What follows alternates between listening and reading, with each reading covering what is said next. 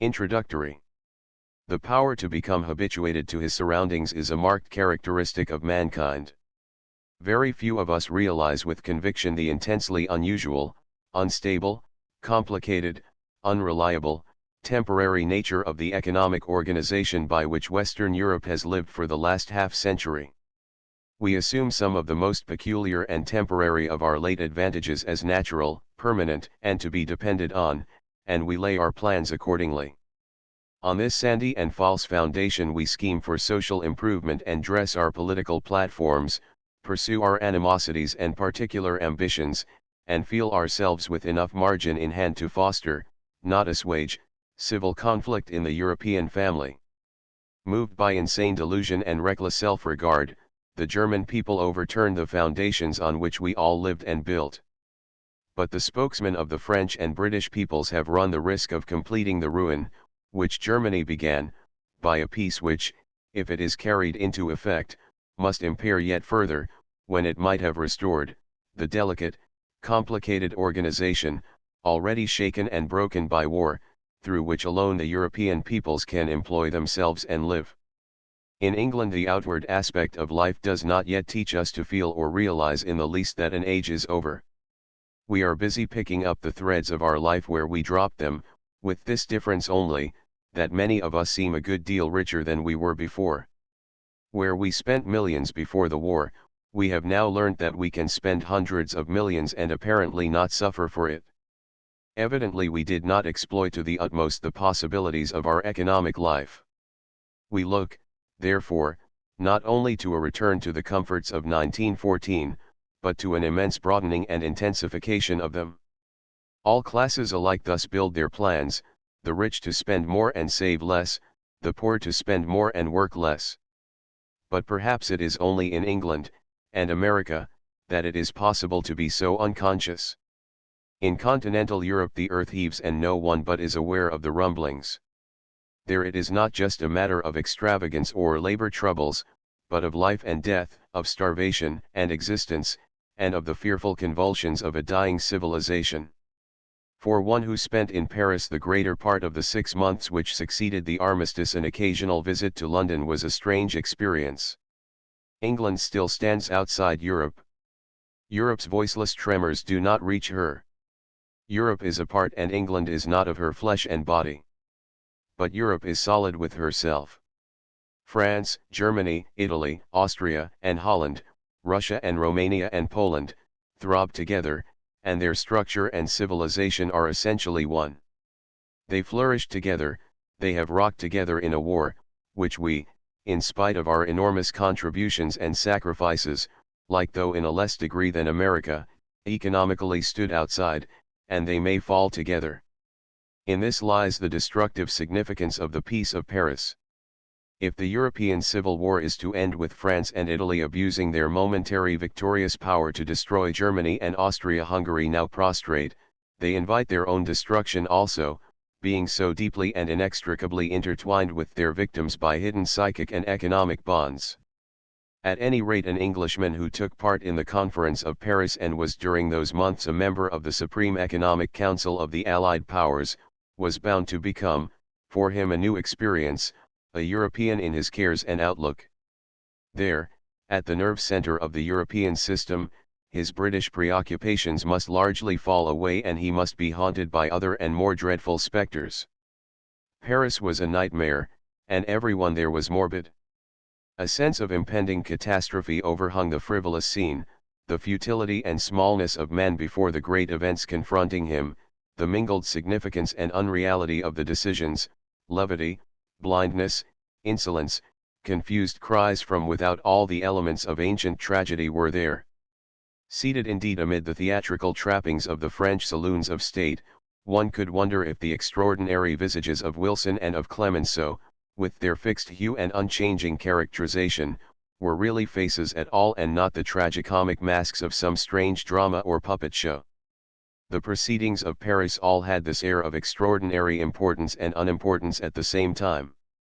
The decision seemed charged with consequences to the future of human society, yet the air whispered that the word was not flesh, that it was futile, insignificant, of no effect, dissociated from events, and one felt most strongly the impression, described by Tolstoy in War and Peace or by Hardy in The Dynasts, of events marching on to their fated conclusion uninfluenced and unaffected by the cerebrations of statesmen in council. Spirit of the years. Observe that all wide sight and self-command. Deserts these throngs now driven to demonry. By the imminent unwrecking. Not remains. But vindictiveness here amid the strong. And there amid the weak and impotent rage. Spirit of the pities. Why prompts the will so senseless shaped a doing? Spirit of the years. I have told thee that it works unwittingly. As one possessed not judging. In Paris, where those connected with the Supreme Economic Council, received almost hourly the reports of the misery, disorder, and decaying organization of all Central and Eastern Europe, allied and enemy alike, and learned from the lips of the financial representatives of Germany and Austria unanswerable evidence, of the terrible exhaustion of their countries, an occasional visit to the hot, dry room in the President's house, where the four fulfilled their destinies in empty and arid intrigue, only added to the sense of nightmare. Yet there in Paris the problems of Europe were terrible and clamant, and an occasional return to the vast unconcern of London a little disconcerting. For in London these questions were very far away, and our own lesser problems alone troubling. London believed that Paris was making a great confusion of its business, but remained uninterested. In this spirit the British people received the treaty without reading it. But it is under the influence of Paris, not London, that this book has been written by one who, though an Englishman, feels himself a European also, and, because of too vivid recent experience, cannot disinterest himself from the further unfolding of the great historic drama of these days which will destroy great institutions, but may also create a new world. 2. Europe before the war. Before 1870 different parts of the small continent of Europe had specialized in their own products, but, taken as a whole, it was substantially self-subsistent. And its population was adjusted to the state of affairs. After 1870 there was developed on a large scale an unprecedented situation, and the economic condition of Europe became during the next 50 years unstable and peculiar. The pressure of population on food, which had already been balanced by the accessibility of supplies from America, became for the first time in recorded history definitely reversed. As numbers increased, food was actually easier to secure. Larger proportional returns from an increasing scale of production became true of agriculture as well as industry. With the growth of the European population there were more emigrants on the one hand to till the soil of the new countries, and, on the other, more workmen were available in Europe to prepare the industrial products and capital goods which were to maintain the emigrant populations in their new homes, and to build the railways and ships which were to make accessible to Europe food and raw products from distant sources. Up to about 1900 a unit of labor applied to industry yielded year by year a purchasing power over an increasing quantity of food. It is possible that about the year 1900 this process began to be reversed, and a diminishing yield of nature to man's effort was beginning to reassert itself. But the tendency of cereals to rise in real cost was balanced by other improvements, and one of many novelties, the resources of tropical Africa then for the first time came into large employ, and a great traffic in oilseeds began to bring to the table of Europe in a new and cheaper form one of the essential foodstuffs of mankind. In this economic El Dorado, in this economic utopia, as the earlier economists would have deemed it, most of us were brought up. That happy age lost sight of a view of the world which filled with deep-seated melancholy the founders of our political economy. Before the 18th century mankind entertained no false hopes. To lay the illusions which grew popular at that age's latter end, Malthus disclosed a devil. For half a century all serious economical writings held that devil in clear prospect. For the next half-century he was chained up and out of sight. Now perhaps we have loosed him again. What an extraordinary episode in the economic progress of man that age was, which came to an end in August, 1914. The greater part of the population, it is true, worked hard and lived at a low standard of comfort, yet were, to all appearances, reasonably contented with this lot. But escape was possible, for any man of capacity or character at all exceeding the average, into the middle and upper classes, for whom life offered, at a low cost and with the least trouble, conveniences, comforts, and amenities beyond the compass of the richest and most powerful monarchs of other ages. The inhabitant of London could order by telephone, sipping his morning tea in bed, the various products of the whole earth, in such quantity as he might see fit, and reasonably expect their early delivery upon his doorstep. He could at the same moment and by the same means adventure his wealth in the natural resources and new enterprises of any quarter of the world, and share, without exertion, or even trouble, in their prospective fruits and advantages, or he could decide to couple the security of his fortunes with the good faith of the townspeople of any substantial municipality in any continent that fancy or information might recommend. He could secure forthwith, if he wished it, cheap and comfortable means of transit to any country or climate without passport or other formality, could dispatch his servant to the neighboring office of a bank for such supply of the precious metals as might seem convenient, and could then proceed abroad to foreign quarters, without knowledge of their religion, language, or customs, bearing coined wealth upon his person, and would consider himself greatly aggrieved and much surprised at the least interference. But, most important of all, he regarded the state of affairs as normal, certain, and permanent, except in the direction of further improvement, and any deviation from it as aberrant, scandalous, and avoidable. The projects and politics of militarism and imperialism, of racial and cultural rivalries, of monopolies, restrictions, and exclusion, which were to play the serpent to this paradise, were little more than the amusements of his daily newspaper, and appeared to exercise almost no influence at all on the ordinary course of social and economic life, the internationalization of which was nearly complete in practice. It will assist us to appreciate the character and consequences of the peace which we have imposed on our enemies, if I elucidate a little further some of the chief unstable elements already present when war broke out, in the economic life of Europe. I. Population. In 1870 Germany had a population of about 40 million. By 1892 this figure had risen to 50 million, and by June 30, 1914, to about 68 million. In the years immediately preceding the war the annual increase was about 850,000, of whom an insignificant proportion emigrated. 1. This great increase was only rendered possible by a far-reaching transformation of the economic structure of the country. From being agricultural and mainly self-supporting, Germany transformed herself into a vast and complicated industrial machine, dependent for its working on the equipoise of many factors outside Germany as well as within.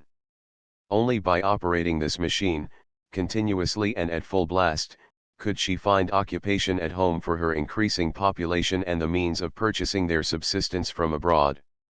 The German machine was like a top which to maintain its equilibrium must spin ever faster and faster.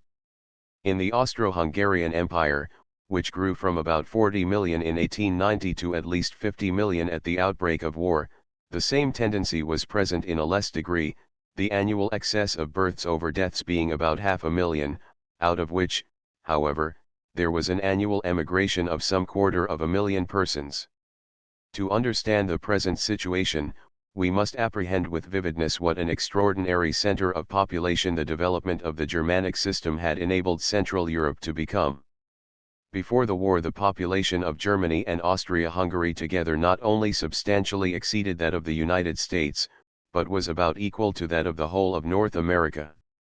In these numbers, situated within a compact territory, lay the military strength of the Central Powers. But these same numbers, for even the war has not appreciably diminished them too if deprived of the means of life, remain a hardly less danger to European order.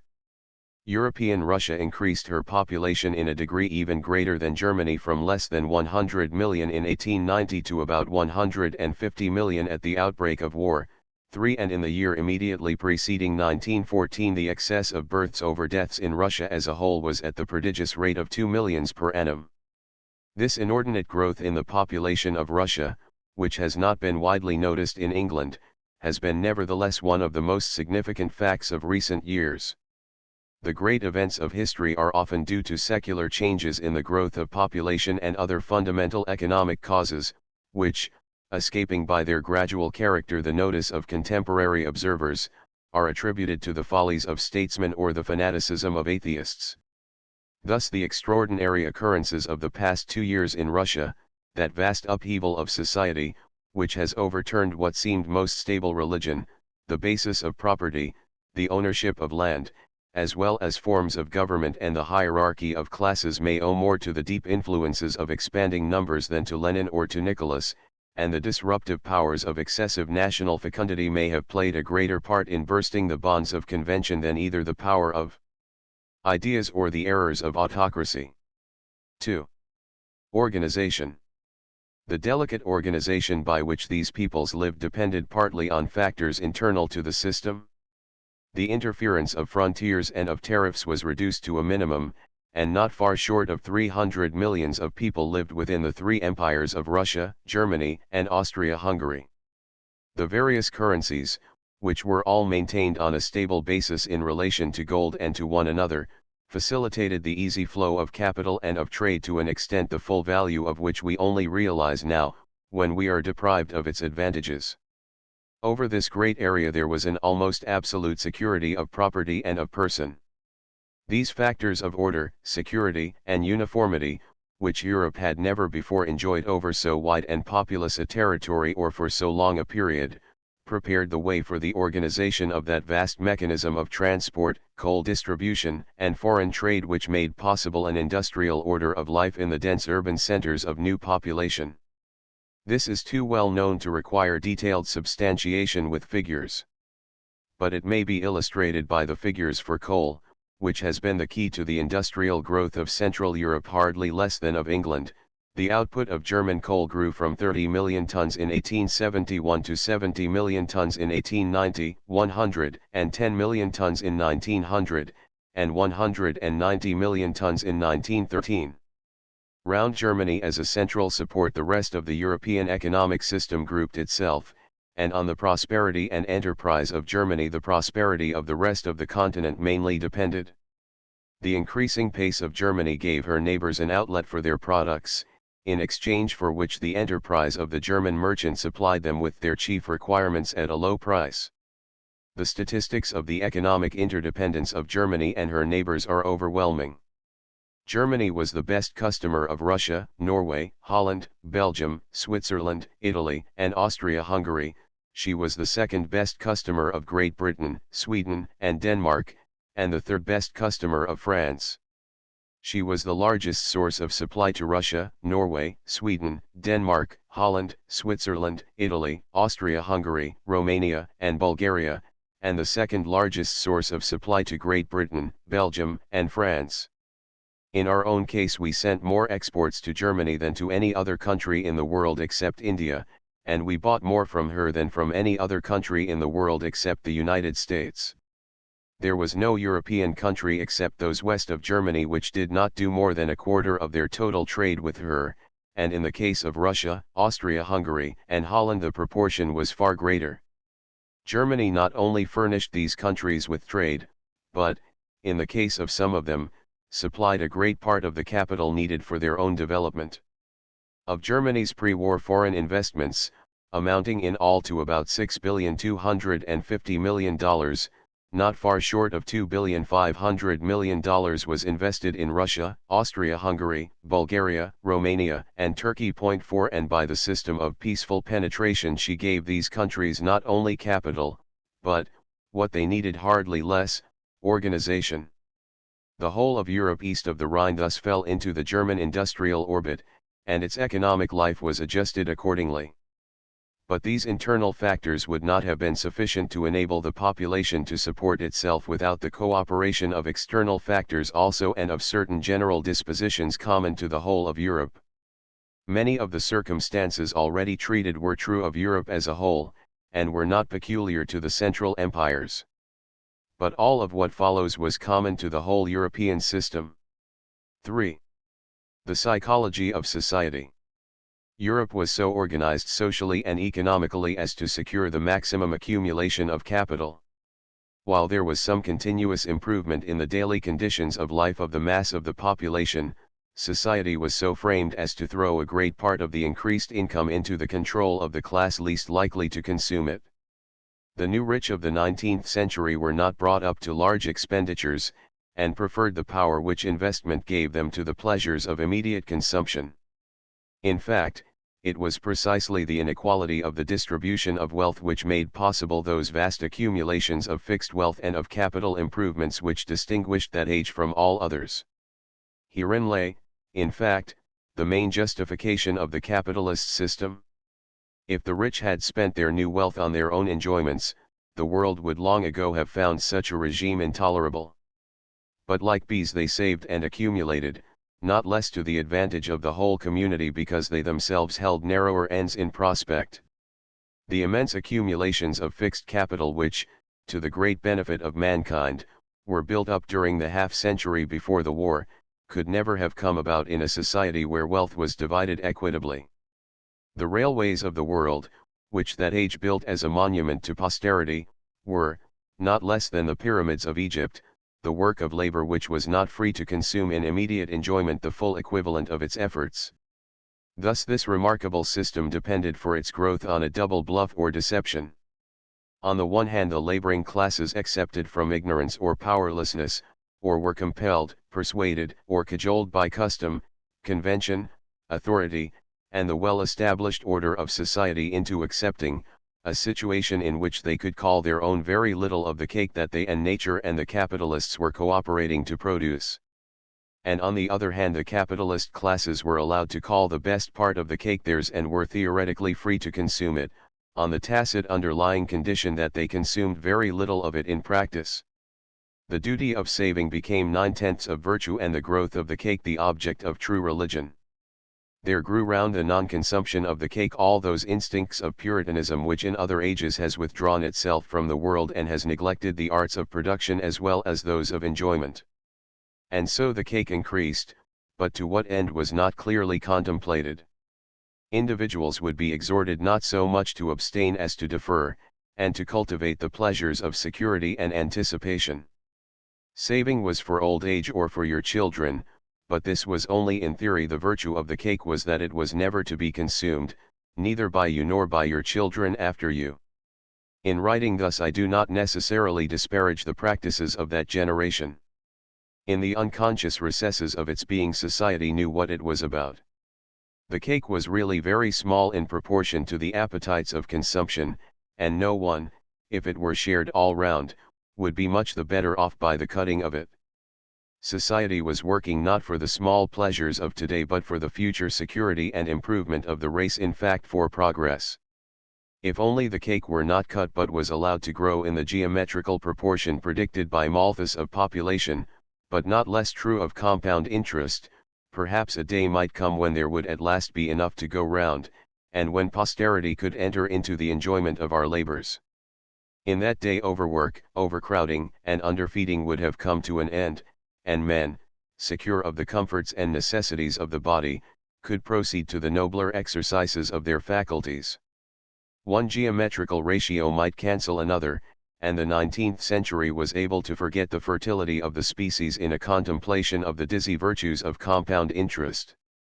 There were two pitfalls in this prospect, lest, population still outstripping accumulation, our self-denials promote not happiness but numbers, and lest the cake be after all consumed, prematurely, in war, the consumer of all such hopes. But these thoughts lead too far from my present purpose.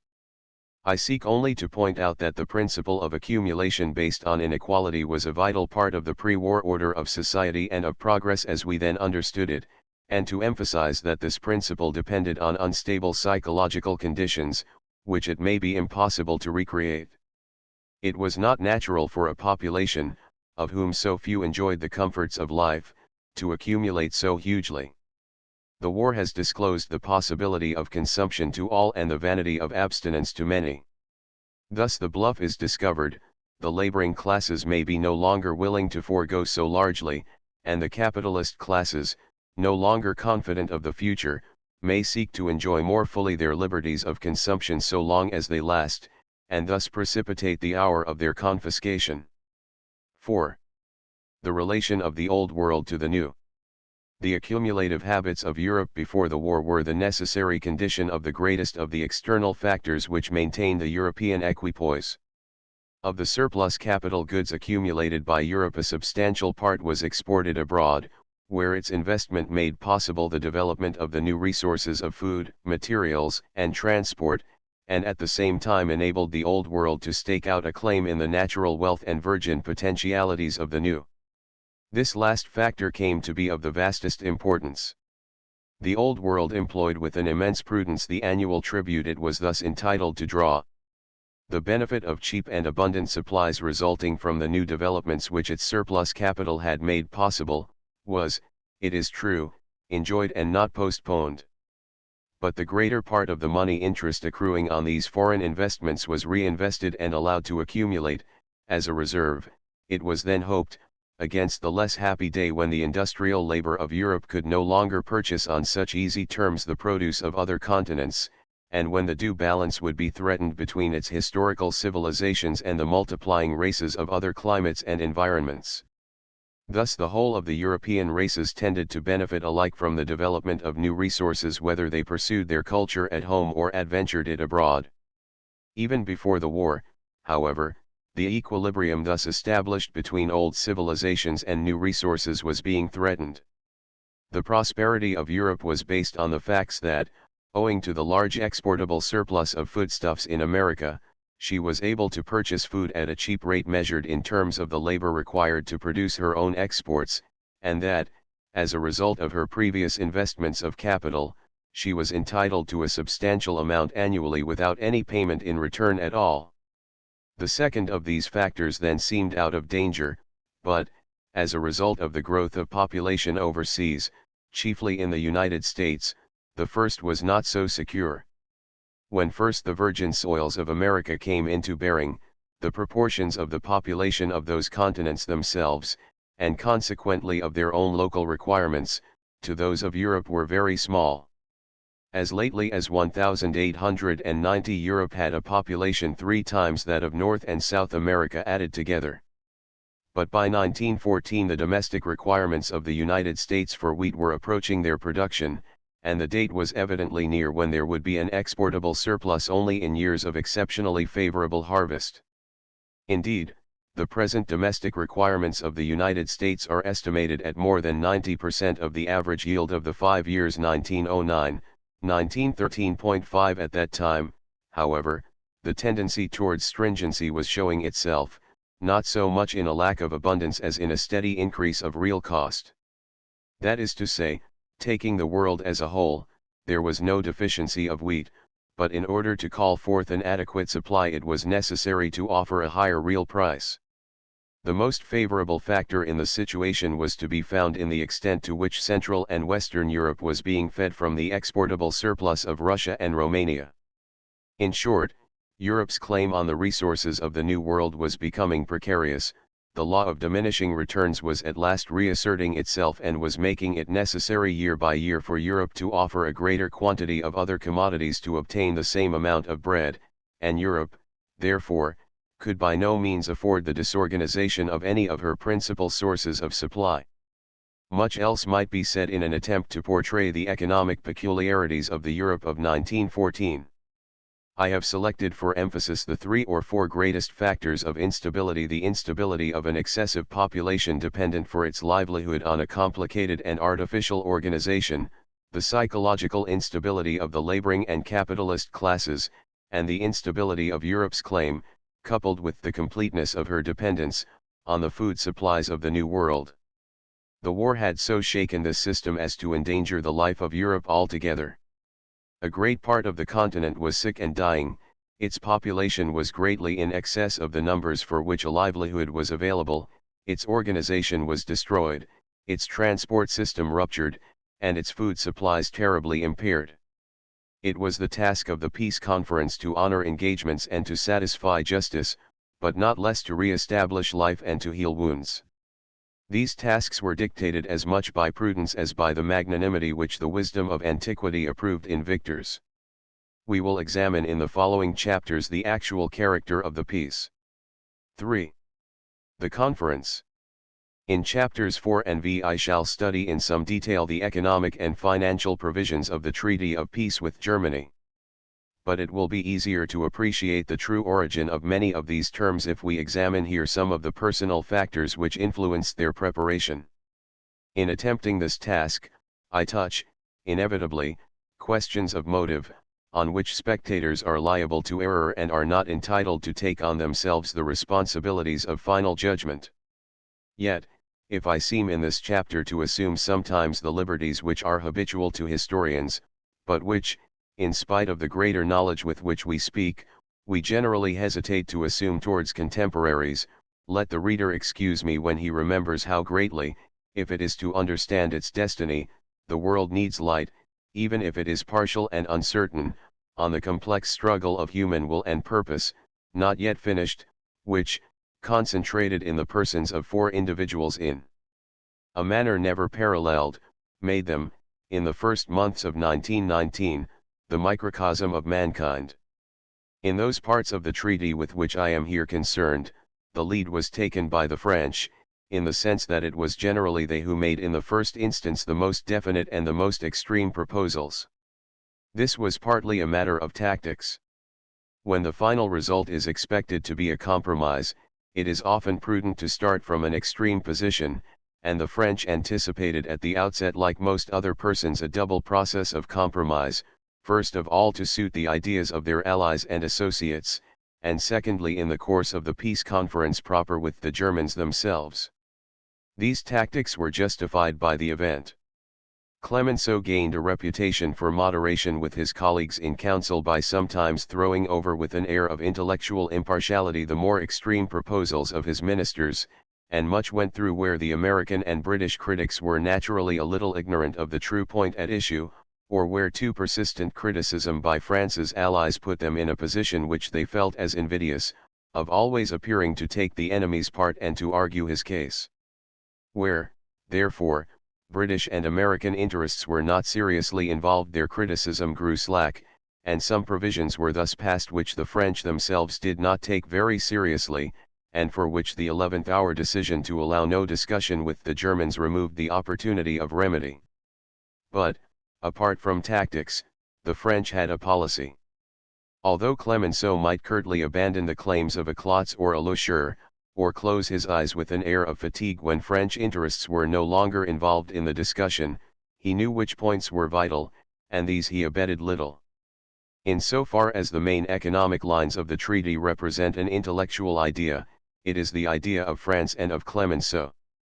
Clemenceau was by far the most eminent member of the Council of Four, and he had taken the measure of his colleagues. He alone both had an idea and had considered it in all its consequences. His age, his character, his wit, and his appearance joined to give him objectivity and a defined outline in an environment of confusion. One could not despise Clemenceau or dislike him, but only take a different view as to the nature of civilized man, or indulge, at least, a different hope. The figure and bearing of Clemenceau are universally familiar.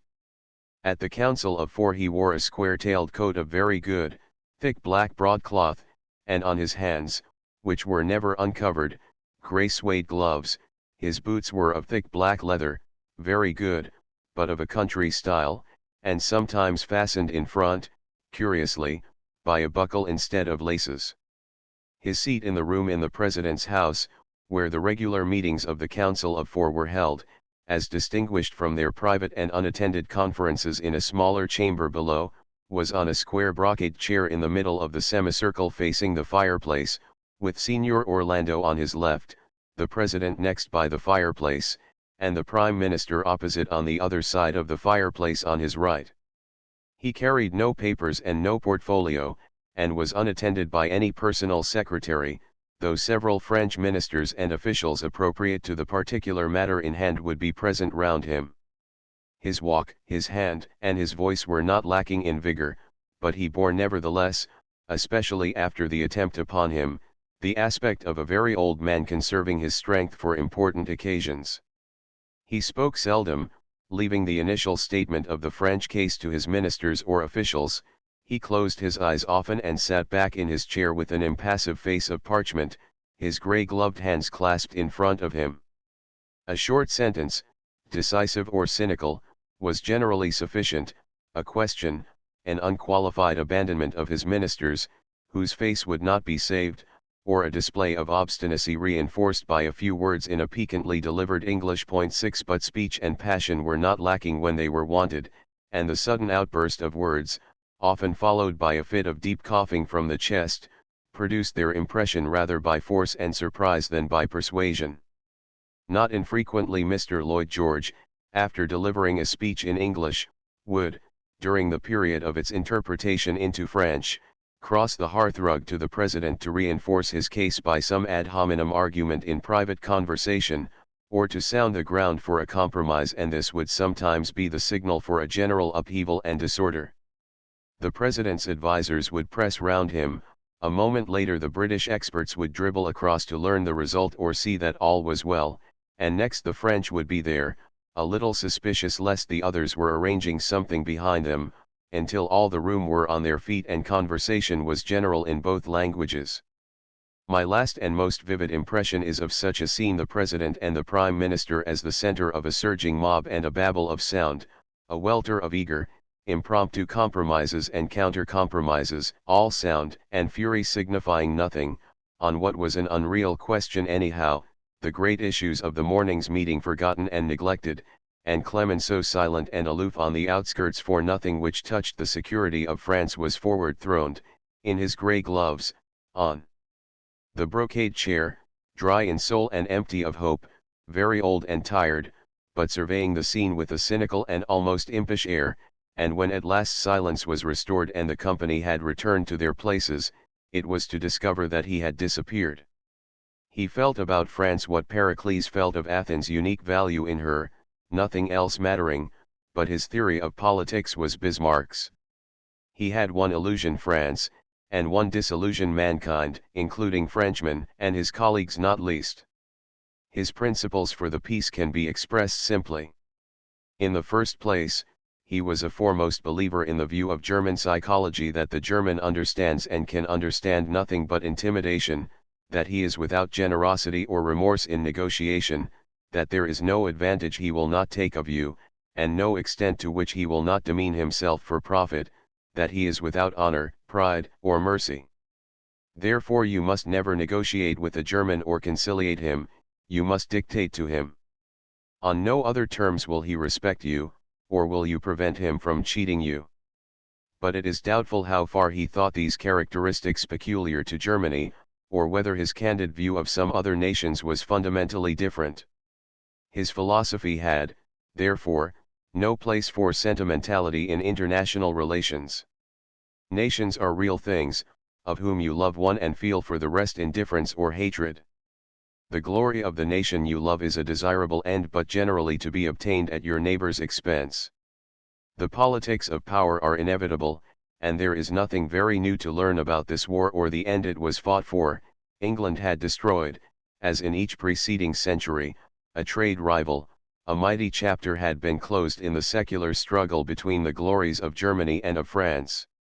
Prudence required some measure of lip service to the ideals of foolish Americans and hypocritical Englishmen, but it would be stupid to believe that there is much room in the world, as it really is, for such affairs as the League of Nations, or any sense in the principle of self-determination except as an ingenious formula for rearranging the balance of power in one's own interests.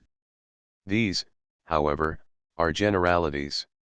In tracing the practical details of the peace which he thought necessary for the power and the security of France, we must go back to the historical causes which had operated during his lifetime. Before the Franco-German War the populations of France and Germany were approximately equal, but the coal and iron and shipping of Germany were in their infancy, and the wealth of France was greatly superior. Even after the loss of Alsace-Lorraine there was no great discrepancy between the real resources of the two countries. But in the intervening period the relative position had changed completely. By 1914 the population of Germany was nearly 70% in excess of that of France, She had become one of the first manufacturing and trading nations of the world. Her technical skill and her means for the production of future wealth were unequaled. France on the other hand had a stationary or declining population, and, relatively to others, had fallen seriously behind in wealth and in the power to produce it. In spite, therefore, of France's victorious issue from the present struggle, with the aid, this time, of England and America, her future position remained precarious in the eyes of one who took the view that European civil war is to be regarded as a normal, or at least a recurrent, state of affairs for the future, and that the sort of conflicts between organized great powers which have occupied the past 100 years will also engage the next. According to this vision of the future, European history is to be a perpetual prize fight, of which France has won this round, but of which this round is certainly not the last. From the belief that essentially the old order does not change, being based on human nature which is always the same, and from a consequent skepticism of all that class of doctrine which the League of Nations stands for, the policy of France and of Clemenceau followed logically. For a piece of magnanimity or of fair and equal treatment, based on such ideology as the 14 points of the President, could only have the effect of shortening the interval of Germany's recovery and hastening the day when she will once again hurl at France her greater numbers and her superior resources and technical skill. Hence the necessity of guarantees, and each guarantee that was taken, by increasing irritation and thus the probability of a subsequent revanche by Germany, made necessary yet further provisions to crush. Thus, as soon as this view of the world is adopted and the other discarded, a demand for a Carthaginian peace is inevitable, to the full extent of the momentary power to impose it. For Clemenceau made no pretense of considering himself bound by the 14 points and left chiefly to others such concoctions as were necessary from time to save the scruples or the face of the President. So far as possible, therefore, it was the policy of France to set the clock back and to undo what, since 1870, the progress of Germany had accomplished. By loss of territory and other measures her population was to be curtailed, but chiefly the economic system, upon which she depended for her new strength, the vast fabric built upon iron, coal, and transport must be destroyed. If France could seize, even in part, what Germany was compelled to drop, the inequality of strength between the two rivals for European hegemony might be remedied for many generations. Hence sprang those cumulative provisions for the destruction of highly organized economic life which we shall examine in the next chapter. This is the policy of an old man, whose most vivid impressions and most lively imagination are of the past and not of the future. He sees the issue in terms of France and Germany, not of humanity and of European civilization struggling forwards to a new order. The war has bitten into his consciousness somewhat differently from ours, and he neither expects nor hopes that we are at the threshold of a new age. It happens, however, that it is not only an ideal question that is at issue. My purpose in this book is to show that the Carthaginian peace is not practically right or possible. Although the school of thought from which it springs is aware of the economic factor, it overlooks, nevertheless, the deeper economic tendencies which are to govern the future. The clock cannot be set back. You cannot restore Central Europe to 1870 without setting up such strains in the European structure and letting loose such human and spiritual forces as, pushing beyond frontiers and races, will overwhelm not only you and your guarantees, but your institutions, and the existing order of your society. By what legerdemain was this policy substituted for the 14 points, and how did the President come to accept it? The answer to these questions is difficult and depends on elements of character and psychology and on the subtle influence of surroundings, which are hard to detect and harder still to describe. But, if ever the action of a single individual matters, the collapse of the President has been one of the decisive moral events of history, and I must make an attempt to explain it. What a place the President held in the hearts and hopes of the world when he sailed to us in the George Washington! What a great man came to Europe in those early days of our victory! In November, 1918, the armies of Foch and the words of Wilson had brought us sudden escape from what was swallowing up all we cared for. The conditions seemed favorable beyond any expectation. The victory was so complete that fear need play no part in the settlement. The enemy had laid down his arms in reliance on a solemn compact as to the general character of the peace, the terms of which seemed to assure a settlement of justice and magnanimity and a fair hope for a restoration of the broken current of life. To make assurance certain, the President was coming himself to set the seal on his work. When President Wilson left Washington, he enjoyed a prestige and a moral influence throughout the world unequaled in history. His bold and measured words carried to the peoples of Europe above and beyond the voices of their own politicians. The enemy peoples trusted him to carry out the compact he had made with them, and the Allied peoples acknowledged him not as a victor only but almost as a prophet. In addition to this moral influence, the realities of power were in his hands. The American armies were at the height of their numbers, discipline, and equipment. Europe was in complete dependence on the food supplies of the United States, and financially she was even more absolutely at their mercy. Europe not only already owed the United States more than she could pay, but only a large measure of further assistance could save her from starvation and bankruptcy. Never had a philosopher held such weapons wherewith to bind the princes of this world. How the crowds of the European capitals pressed about the carriage of the President! With what curiosity, anxiety, and hope we sought a glimpse of the features and bearing of the man of destiny who, coming from the West, was to bring healing to the wounds of the ancient parent of his civilization and lay for us the foundations of the future. The disillusion was so complete, that some of those who had trusted most hardly dared speak of it. Could it be true? They asked of those who returned from Paris. Was the treaty really as bad as it seemed? What had happened to the President? What weakness or what misfortune had led to so extraordinary, so unlooked for a betrayal? Yet the causes were very ordinary and human. The President was not a hero or a prophet, he was not even a philosopher, but a generously intentioned man, with many of the weaknesses of other human beings, and lacking that dominating intellectual equipment which would have been necessary to cope with the subtle and dangerous spellbinders whom a tremendous clash of forces and personalities had brought to the top as triumphant masters in the swift game of give and take, face to face in council, a game of which he had no experience at all. We had indeed quite a wrong idea of the President. We knew him to be solitary and aloof, and believed him very strong-willed and obstinate. We did not figure him as a man of detail, but the clearness with which he had taken hold of certain main ideas would, we thought, in combination with his tenacity, enable him to sweep through cobwebs. Besides these qualities he would have the objectivity, the cultivation, and the wide knowledge of the student. The great distinction of language which had marked his famous notes seemed to indicate a man of lofty and powerful imagination.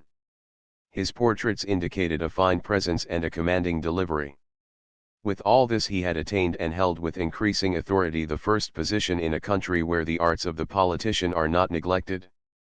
All of which, without expecting the impossible, seemed a fine combination of qualities for the matter in hand. The first impression of Mr. Wilson at close quarters was to impair some but not all of these illusions. His head and features were finely cut and exactly like his photographs, and the muscles of his neck and the carriage of his head were distinguished. But, like Odysseus, the President looked wiser when he was seated, and his hands, though capable and fairly strong, were wanting in sensitiveness and finesse. The first glance at the President suggested not only that, whatever else he might be, his temperament was not primarily that of the student or the scholar, but that he had not much even of that culture of the world which marks M. Clemenceau and Mr. Balfour as exquisitely cultivated gentlemen of their class and generation.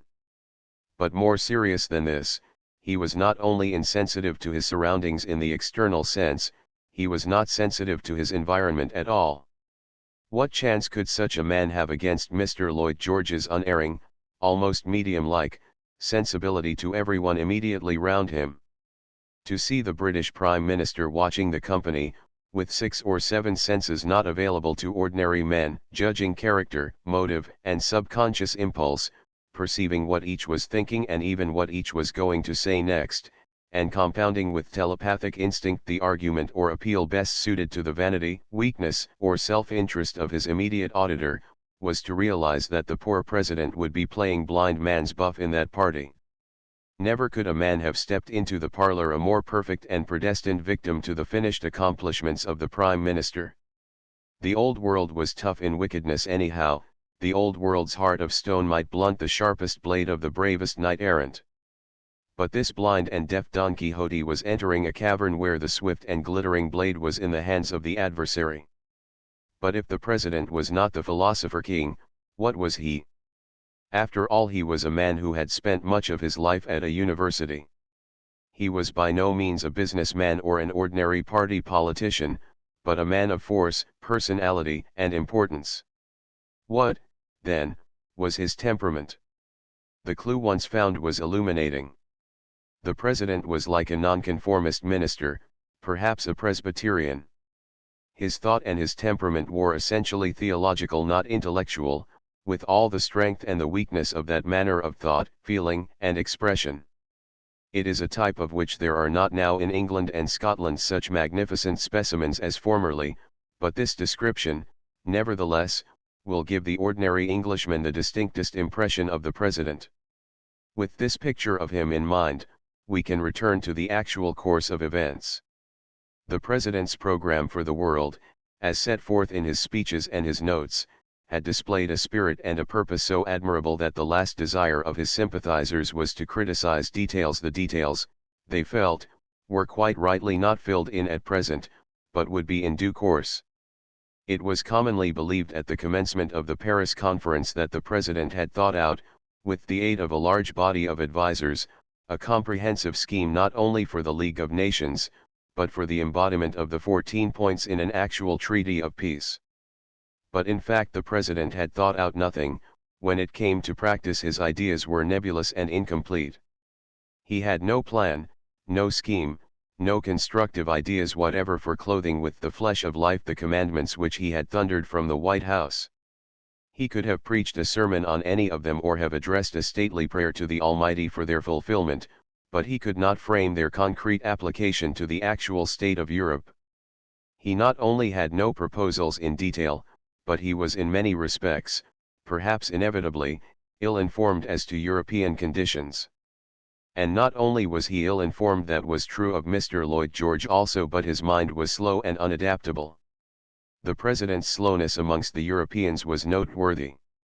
He could not, all in a minute, take in what the rest were saying, size up the situation with a glance, frame a reply, and meet the case by a slight change of ground, and he was liable, therefore, to defeat by the mere swiftness, apprehension, and agility of a Lloyd George. There can seldom have been a statesman of the first rank more incompetent than the president in the agilities of the council chamber. A moment often arrives when substantial victory is yours if by some slight appearance of a concession you can save the face of the opposition or conciliate them by a restatement of your proposal helpful to them and not injurious to anything essential to yourself. The president was not equipped with this simple and usual artfulness. His mind was too slow and unresourceful to be ready with any alternatives. The president was capable of digging his toes in and refusing to budge, as he did over Fiume. But he had no other mode of defense, and it needed as a rule but little manoeuvring by his opponents to prevent matters from coming to such a head until it was too late. By pleasantness and an appearance of conciliation, the president would be manoeuvred off his ground, would miss the moment for digging his toes in, and, before he knew where he had been got to, it was too late. Besides, it is impossible month after month in intimate and ostensibly friendly converse between close associates, to be digging the toes in all the time. Victory would only have been possible to one who had always a sufficiently lively apprehension of the position as a whole to reserve his fire and know for certain the rare exact moments for decisive action. And for that the president was far too slow-minded and bewildered. He did not remedy these defects by seeking aid from the collective wisdom of his lieutenants. He had gathered round him for the economic chapters of the treaty a very able group of businessmen, but they were inexperienced in public affairs, and knew, with one or two exceptions, as little of Europe as he did, and they were only called in irregularly as he might need them for a particular purpose. Thus the aloofness which had been found effective in Washington was maintained, and the abnormal reserve of his nature did not allow near him anyone who aspired to moral equality or the continuous exercise of influence.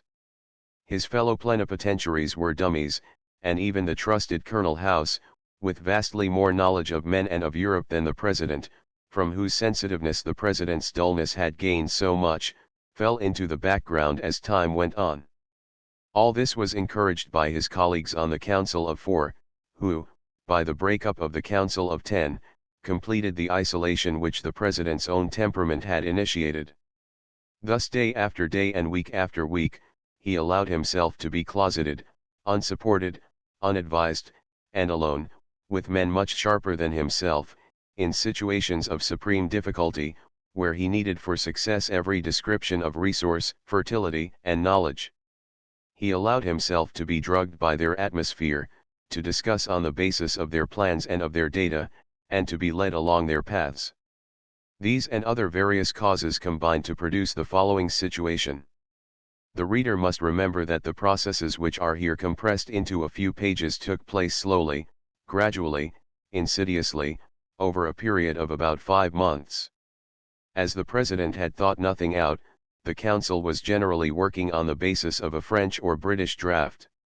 He had to take up, therefore, a persistent attitude of obstruction, criticism, and negation, if the draft was to become at all in line with his own ideas and purpose. If he was met on some points with apparent generosity, for there was always a safe margin of quite preposterous suggestions which no one took seriously, it was difficult for him not to yield on others. Compromise was inevitable, and never to compromise on the essential, very difficult. Besides, he was soon made to appear to be taking the German part and laid himself open to the suggestion, to which he was foolishly and unfortunately sensitive, of being pro-German. After a display of much principle and dignity in the early days of the Council of Ten, he discovered that there were certain very important points in the program of his French, British, or Italian colleague, as the case might be, of which he was incapable of securing the surrender by the methods of secret diplomacy. What then was he to do in the last resort? He could let the conference drag on an endless length by the exercise of sheer obstinacy. He could break it up and return to America in a rage with nothing settled. Or he could attempt an appeal to the world over the heads of the conference. These were wretched alternatives, against each of which a great deal could be said. They were also very risky, especially for a politician. The President's mistaken policy over the congressional election had weakened his personal position in his own country, and it was by no means certain that the American public would support him in a position of intransigency. It would mean a campaign in which the issues would be clouded by every sort of personal and party consideration, and who could say if right would triumph in a struggle which would certainly not be decided on its merits. Besides, any open rupture with his colleagues would certainly bring upon his head the blind passions of anti-German resentment with which the public of all Allied countries were still inspired. They would not listen to his arguments. They would not be cool enough to treat the issue as one of international morality or of the right governance of Europe. The cry would simply be that, for various sinister and selfish reasons, the President wished to let the Hun off. The almost unanimous voice of the French and British press could be anticipated. Thus, if he threw down the gauge publicly, he might be defeated. And if he were defeated, would not the final peace be far worse than if he were to retain his prestige and endeavor to make it as good as the limiting conditions of European politics would allow him? But above all, if he were defeated, would he not lose the League of Nations? And was not this, after all, by far the most important issue for the future happiness of the world? The treaty would be altered and softened by time.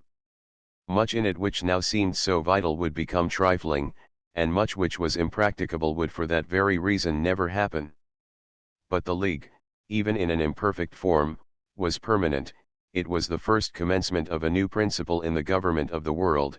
Truth and justice in international relations could not be established in a few months, they must be born in due course by the slow gestation of the League. Clemenceau had been clever enough to let it be seen that he would swallow the League at a price. At the crisis of his fortunes the President was a lonely man. Caught up in the toils of the old world, he stood in great need of sympathy, of moral support, of the enthusiasm of masses. But buried in the conference, stifled in the hot and poisoned atmosphere of Paris, no echo reached him from the outer world, and no throb of passion, sympathy, or encouragement from his silent constituents in all countries. He felt that the blaze of popularity which had greeted his arrival in Europe was already dimmed. The Paris press jeered at him openly, his political opponents at home were taking advantage of his absence to create an atmosphere against him. England was cold, critical, and unresponsive. He had so formed his entourage that he did not receive through private channels the current of faith and enthusiasm of which the public sources seemed dammed up. He needed, but lacked, the added strength of collective faith. The German terror still overhung us, and even the sympathetic public was very cautious. The enemy must not be encouraged, our friends must be supported. This was not the time for discord or agitations, the president must be trusted to do his best. And in this drought the flower of the president's faith withered and dried up. Thus it came to pass that the president countermanded the George Washington, which, in a moment of well-founded rage, he had ordered to be in readiness to carry him from the treacherous halls of Paris back to the seat of his authority, where he could have felt himself again. But as soon, alas, as he had taken the road of compromise, the defects, already indicated, of his temperament and of his equipment, were fatally apparent. He could take the high line, he could practice obstinacy, he could write notes from Sinai or Olympus, he could remain unapproachable in the White House or even in the Council of Ten and be safe. But if he once stepped down to the intimate equality of the four, the game was evidently up. Now it was that what I have called his theological or Presbyterian temperament became dangerous. Having decided that some concessions were unavoidable, he might have sought by firmness and address and the use of the financial power of the United States to secure as much as he could of the substance, even at some sacrifice of the letter. But the president was not capable of so clear an understanding with himself as this implied. He was too conscientious. Although compromises were now necessary, he remained a man of principle and the 14 points a contract absolutely binding upon him. He would do nothing that was not honorable, he would do nothing that was not just and right, he would do nothing that was contrary to his great profession of faith. Thus, without any abatement of the verbal inspiration of the 14 points, they became a document for gloss and interpretation and for all the intellectual apparatus of self-deception, by which, I dare say, the president's forefathers had persuaded themselves that the course they thought it necessary to take was consistent with every syllable of the Pentateuch. The president's attitude to his colleagues had now become, I want to meet you so far as I can, I see your difficulties and I should like to be able to agree to what you propose, but I can do nothing that is not just and right, and you must first of all show me that what you want does really fall within the words of the pronouncements which are binding on me. Then began the weaving of that web of sophistry and Jesuitical exegesis that was finally to clothe with insincerity the language and substance of the whole treaty. The word was issued to the witches of all Paris. Fair is foul, and foul is fair. Hover through the fog and filthy air. The subtlest sophisters and most hypocritical draftsmen were set to work, and produced many ingenious exercises which might have deceived for more than an hour a cleverer man than the president.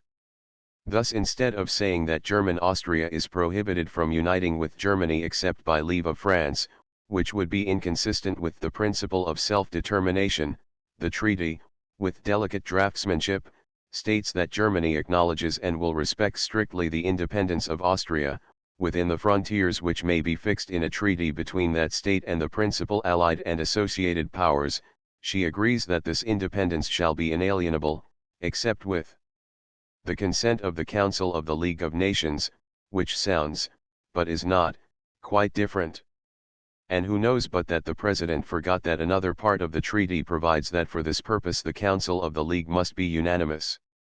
Instead of giving Danzig to Poland, the treaty establishes Danzig as a free city, but includes this free city within the Polish customs frontier, entrusts to Poland the control of the river and railway system, and provides that the Polish government shall undertake the conduct of the foreign relations of the free city of Danzig as well as the diplomatic protection of citizens of that city when abroad. In placing the river system of Germany under foreign control, the treaty speaks of declaring international those river systems which naturally provide more than one state with access to the sea, with or without transshipment from one vessel to another. Such instances could be multiplied. The honest and intelligible purpose of French policy, to limit the population of Germany and weaken her economic system, is clothed, for the President's sake, in the august language of freedom and international equality. But perhaps the most decisive moment, in the disintegration of the President's moral position and the clouding of his mind, was when at last, to the dismay of his advisers, he allowed himself to be persuaded that the expenditure of the Allied governments on pensions and separation allowances could be fairly regarded as damage done to the civilian population of the Allied and associated powers by German aggression by land, by sea, and from the air, in a sense in which the other expenses of the war could not be so regarded. It was a long theological struggle in which, after the rejection of many different arguments, the President finally capitulated before a masterpiece of the sophist's art. At last the work was finished, and the President's conscience was still intact. In spite of everything, I believe that his temperament allowed him to leave Paris a really sincere man, and it is probable that to this day he is genuinely convinced that the treaty contains practically nothing inconsistent with his former professions. But the work was too complete, and to this was due the last tragic episode of the drama. The reply of Brock de Francois inevitably took the line that Germany had laid down her arms on the basis of certain assurances, and that the treaty in many particulars was not consistent with these assurances. But this was exactly what the President could not admit.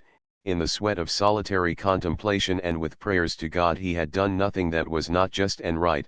For the President to admit that the German reply had force in it was to destroy his self-respect and to disrupt the inner equipoise of his soul, and every instinct of his stubborn nature rose in self-protection.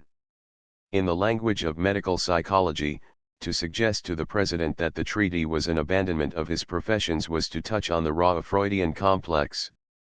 It was a subject intolerable to discuss, and every subconscious instinct plotted to defeat its further exploration. Thus it was that Clemenceau brought to success, what had seemed to be, a few months before, the extraordinary and impossible proposal that the Germans should not be heard.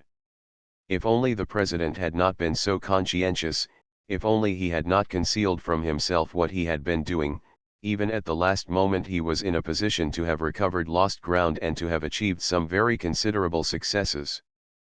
But the President was set. His arms and legs had been spliced by the surgeons to a certain posture, and they must be broken again before they could be altered. To his horror, Mr. Lloyd George, desiring at the last moment all the moderation he dared, discovered that he could not in 5 days persuade the President of error in what it had taken 5 months to prove to him to be just and right. After all, it was harder to bamboozle this old Presbyterian than it had been to bamboozle him, for the former involved his belief in and respect for himself. Thus in the last act the President stood for stubbornness and a refusal of conciliations. 4. The treaty. The thoughts which I have expressed in the second chapter were not present to the mind of Paris. The future life of Europe was not their concern, its means of livelihood was not their anxiety.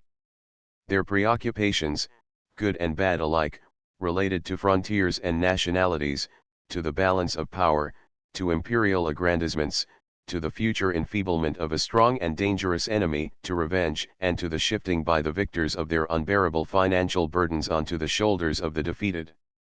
2 rival schemes for the future polity of the world took the field: the 14 points of the President, and the Carthaginian peace of M. Clemenceau. Yet only one of these was entitled to take the field, for the enemy had not surrendered unconditionally, but on agreed terms as to the general character of the peace. This aspect of what happened cannot, unfortunately, be passed over with a word, for in the minds of many Englishmen at least it has been a subject of very great misapprehension. Many persons believe that the armistice terms constituted the first contract concluded between the Allied and associated powers and the German government, and that we entered the conference with our hands free, except so far as these armistice terms might bind us. This was not the case. To make the position plain, it is necessary briefly to review the history of the negotiations, which began with the German Note of October 5, 1918, and concluded with President Wilson's Note of November 5, 1918. On October 5, 1918, the German government addressed a brief note to the President accepting the 14 points and asking for peace negotiations. The President's reply of October 8 asked if he was to understand definitely that the German government accepted the terms laid down in 14 points and in his subsequent addresses, and that its object in entering into discussion would be only to agree upon the practical details of their application. He added that the evacuation of invaded territory must be a prior condition of an armistice. On October 12 the German government returned an unconditional affirmative to these questions. Its object in entering into discussions would be only to agree upon practical details of the application of these terms. On October 14, having received this affirmative answer, the President made a further communication to make clear the points. 1. That the details of the armistice would have to be left to the military advisors of the United States and the Allies, and must provide absolutely against the possibility of Germany's resuming hostilities. 2. That submarine warfare must cease if these conversations were to continue, and 3. That he required further guarantees of the representative character of the government with which he was dealing. On October 20 Germany accepted points 1 and 2, and pointed out, as regards 3, that she now had a constitution and a government dependent for its authority on the Reichstag. On October 23 the President announced that, having received the solemn and explicit assurance of the German government that it unreservedly accepts the terms of peace laid down in his address to the Congress of the United States on January 8, 1918, the 14 points, and the principles of settlement enunciated in his subsequent addresses, particularly the address of September 27, and that it is ready to discuss the details of their application, he has communicated the above correspondence to the governments of the Allied powers with the suggestion that, if these governments are disposed to effect peace upon the terms and principles indicated, they will ask their military advisors to draw up armistice terms of such a character as to ensure to the associated governments the unrestricted power to safeguard and enforce the details of the peace to which the German government has agreed. At the end of this note the President hinted more openly than in that of October 14 at the abdication of the Kaiser. This completes the preliminary negotiations to which the President alone was a party, adding without the governments of the Allied powers. On November 5, 1918, the President transmitted to Germany the reply he had received from the governments associated with him, and added that Marshal Foch had been authorized to communicate the terms of an armistice to properly accredited representatives. In this reply the Allied governments, subject to the qualifications which follow, declare their willingness to make peace with the government of Germany on the terms of peace laid down in the President's address to Congress of January 8, 1918, and the principles of settlement enunciated in his subsequent addresses. The qualifications in question were two in number. The first related to the freedom of the seas, as to which they reserved to themselves complete freedom. The second related to reparation and ran as follows: further, in the conditions of peace laid down in his address to Congress on the January 8, 1918, the President declared that invaded territories must be restored as well as evacuated and made free. The Allied governments feel that no doubt ought to be allowed to exist as to what this provision implies. By it they understand that compensation will be made by Germany for all damage done to the civilian population of the Allies and to their property by the aggression of Germany by land, by sea, and from the air. 7. The nature of the contract between Germany and the Allies resulting from this exchange of documents is plain and unequivocal.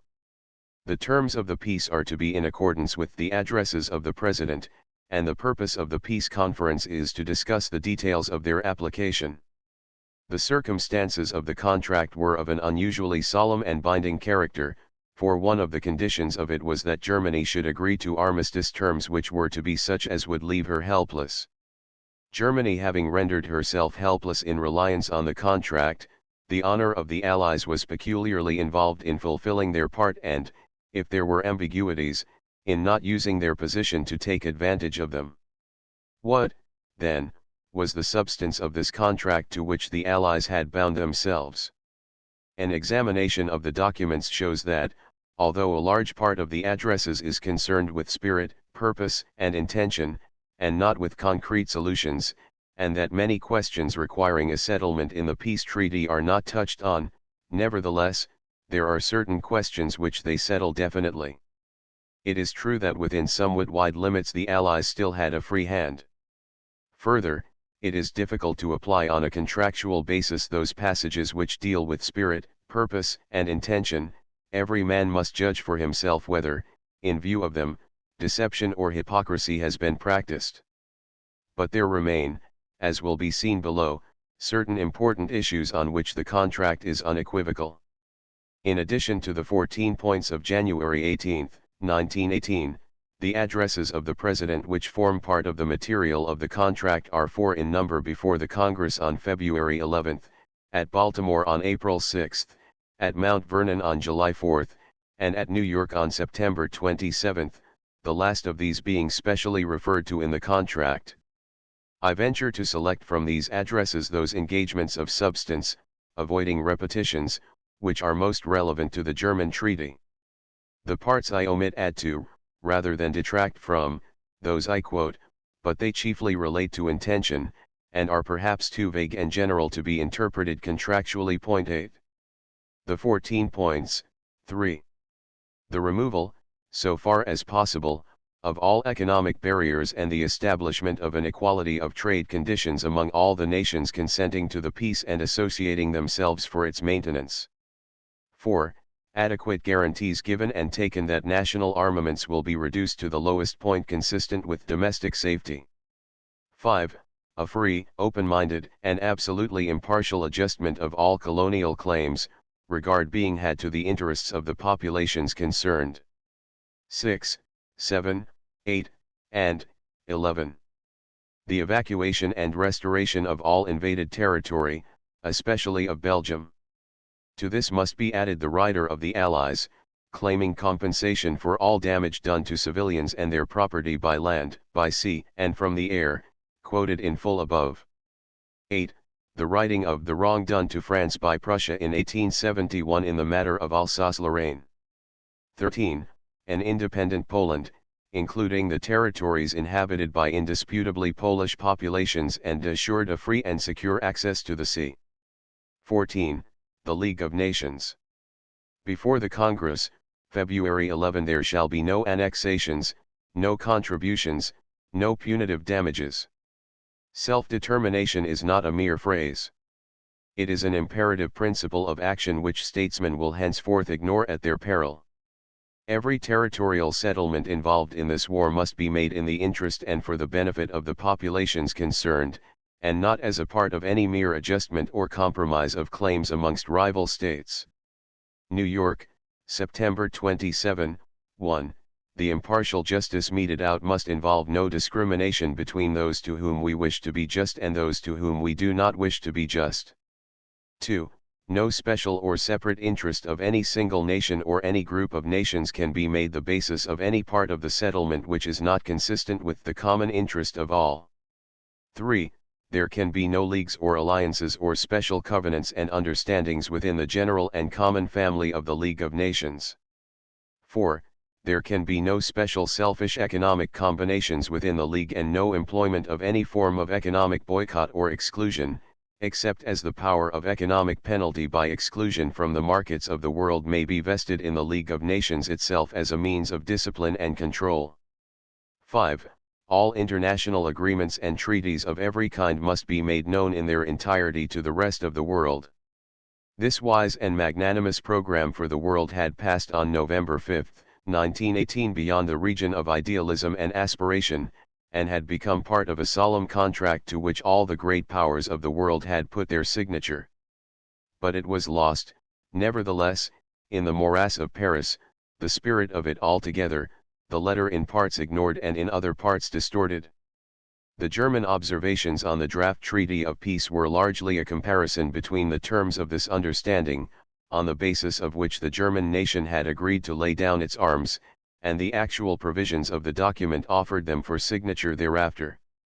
The German commentators had little difficulty in showing that the draft treaty constituted a breach of engagements and of international morality comparable with their own offense in the invasion of Belgium. Nevertheless, the German reply was not in all its parts a document fully worthy of the occasion, because in spite of the justice and importance of much of its contents, a truly broad treatment and high dignity of outlook were a little wanting, and the general effect lacks the simple treatment, with the dispassionate objectivity of despair which the deep passions of the occasion might have evoked. The Allied governments gave it, in any case, no serious consideration, and I doubt if anything which the German delegation could have said at that stage of the proceedings would have much influenced the result.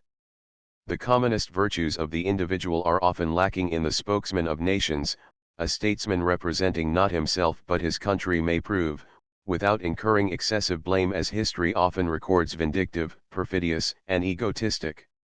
These qualities are familiar in treaties imposed by victors. But the German delegation did not succeed in exposing in burning and prophetic words the quality which chiefly distinguishes this transaction from all its historical predecessors: its insincerity. This theme, however, must be for another pen than mine. I am mainly concerned in what follows, not with the justice of the treaty, neither with the demand for penal justice against the enemy, nor with the obligation of contractual justice on the victor, but with its wisdom and with its consequences. I propose, therefore, in this chapter to set forth baldly the principal economic provisions of the treaty, reserving, however, for the next my comments on the reparation chapter and on Germany's capacity to meet the payments there demanded from her. The German economic system as it existed before the war depended on three main factors: overseas commerce as represented by her mercantile marine, her colonies, her foreign investments, her exports, and the overseas connections of her merchants. 2. The exploitation of her coal and iron and the industries built upon them. 3. Her transport and tariff system. Of these the first, while not the least important, was certainly the most vulnerable. The treaty aims at the systematic destruction of all three, but principally of the first two. 1. Germany has ceded to the Allies all the vessels of her mercantile marine exceeding 1,600 tons gross, half the vessels between 1,000 tons and 1,600 tons, and 1/4 of her trawlers and other fishing boats. 9. The cession is comprehensive, including not only vessels flying the German flag, but also all vessels owned by Germans but flying other flags, and all vessels under construction as well as those afloat. 10. Further, Germany undertakes, if required, to build for the Allies such types of ships as they may specify up to 200,000 tons 11 annually for 5 years, the value of these ships being credited to Germany against what is due from her for reparation. 12. Thus the German mercantile marine is swept from the seas and cannot be restored for many years to come on a scale adequate to meet the requirements of her own commerce. For the present, no lines will run from Hamburg, except such as foreign nations may find it worthwhile to establish out of their surplus tonnage. Germany will have to pay to foreigners for the carriage of her trade such charges as they may be able to exact, and will receive only such conveniences as it may suit them to give her. The prosperity of German ports and commerce can only revive, it would seem, in proportion as she succeeds in bringing under her effective influence the merchant marines of Scandinavia and of Holland. 2.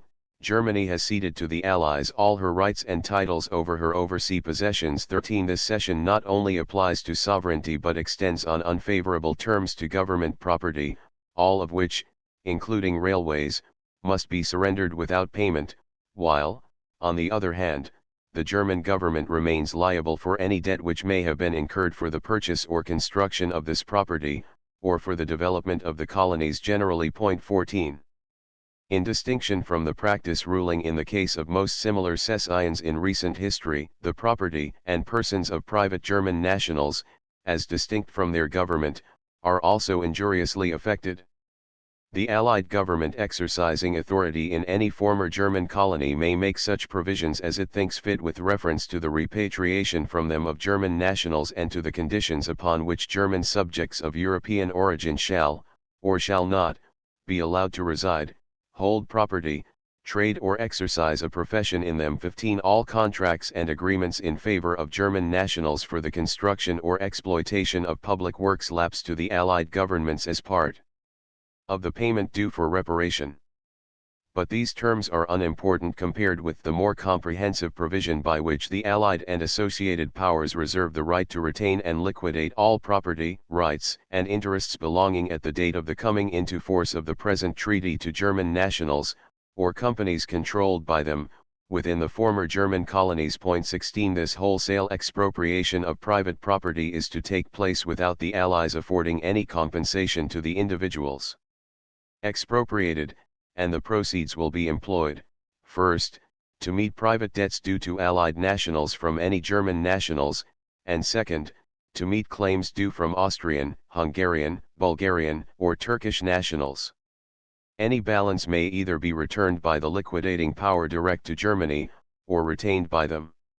If retained, the proceeds must be transferred to the Reparation Commission for Germany's credit in the reparation account. 17.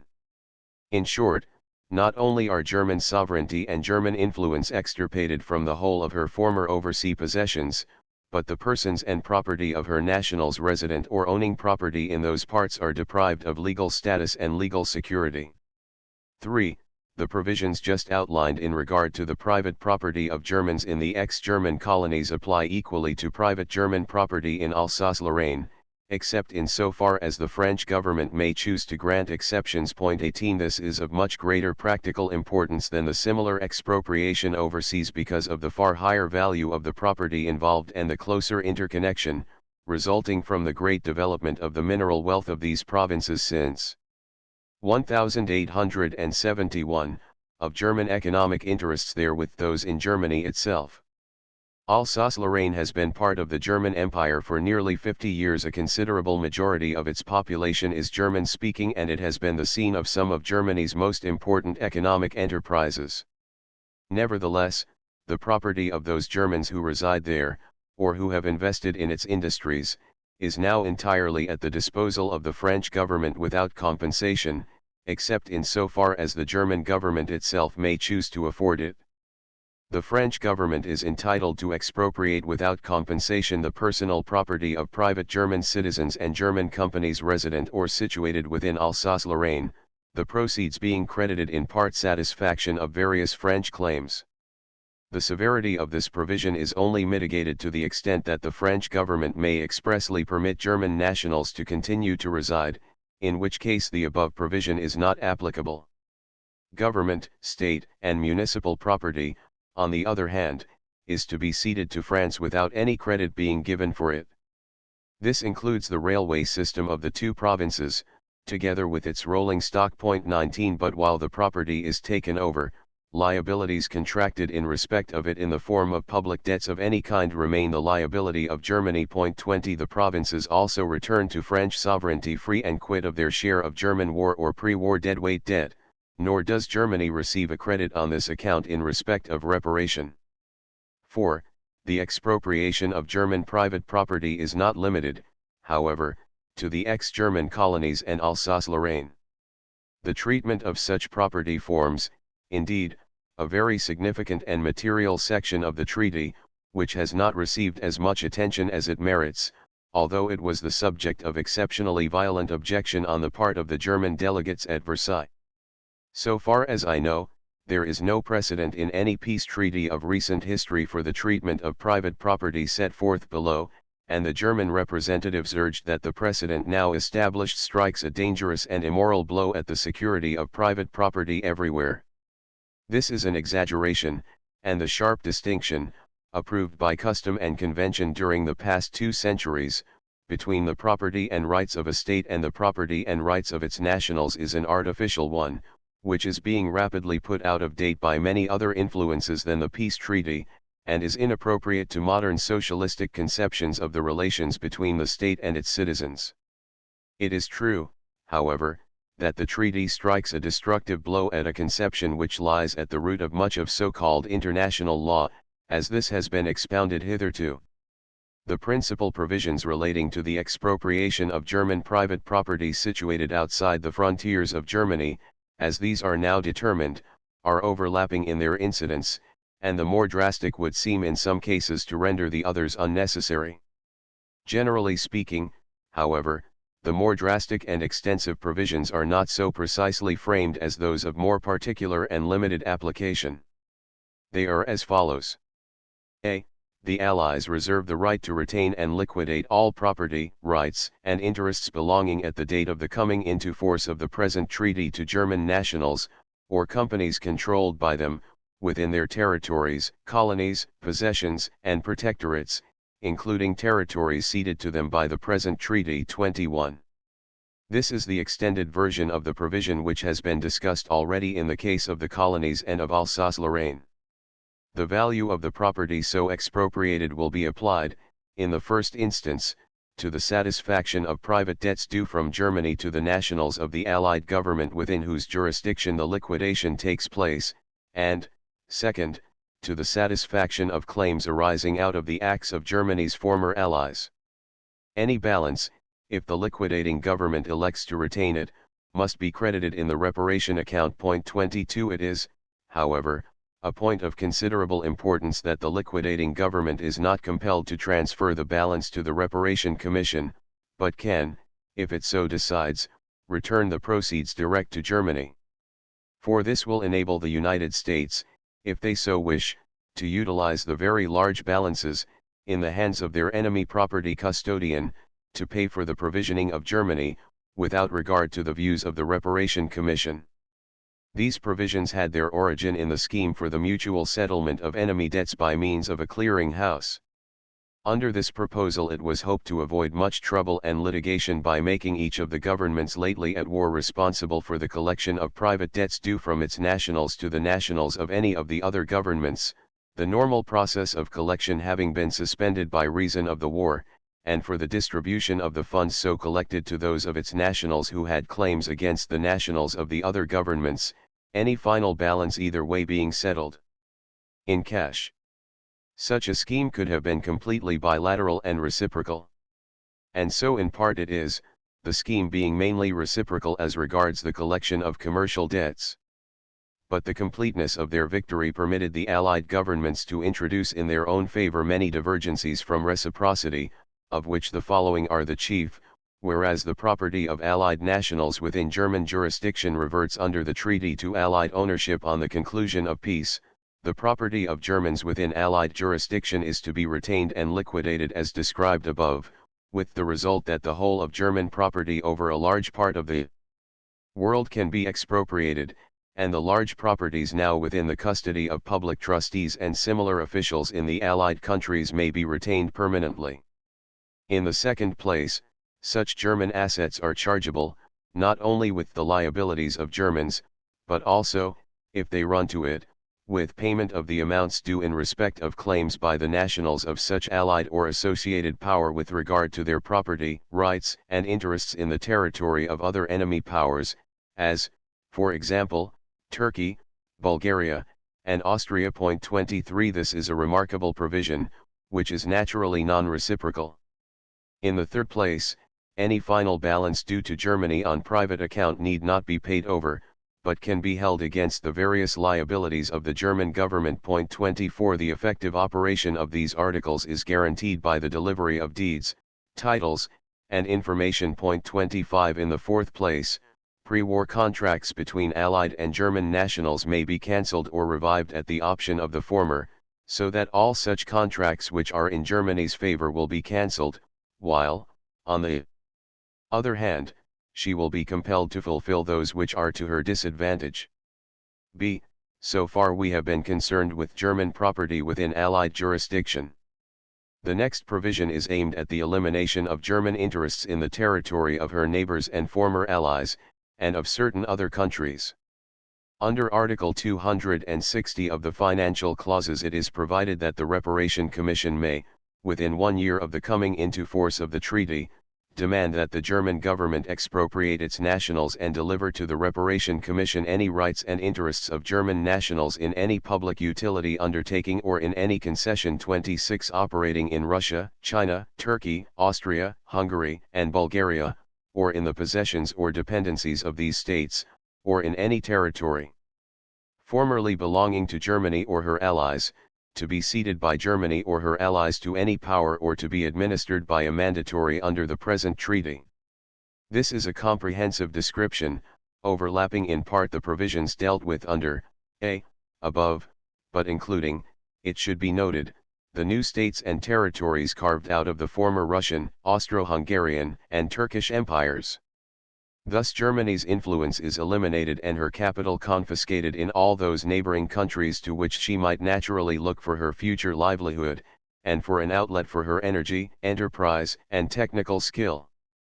The execution of this program in detail will throw on the Reparation Commission a peculiar task, as it will become possessor of a great number of rights and interests over a vast territory owing dubious obedience, disordered by war, disruption, and Bolshevism.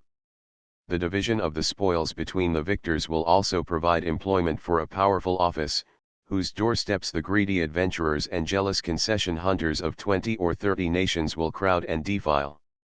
Lest the Reparation Commission fail by ignorance to exercise its rights to the full, it is further provided that the German government shall communicate to it within 6 months of the treaties coming into force a list of all the rights and interests in question, whether already granted, contingent or not yet exercised, and any which are not so communicated within this period will automatically lapse in favor of the Allied governments. 27 How far an edict of this character can be made binding on a German national, whose person and property lie outside the jurisdiction of his own government, is an unsettled question, but all the countries specified in the above list are open to pressure by the Allied authorities, whether by the imposition of an appropriate treaty clause or otherwise. C. There remains a third provision more sweeping than either of the above, neither of which affects German interests in neutral countries.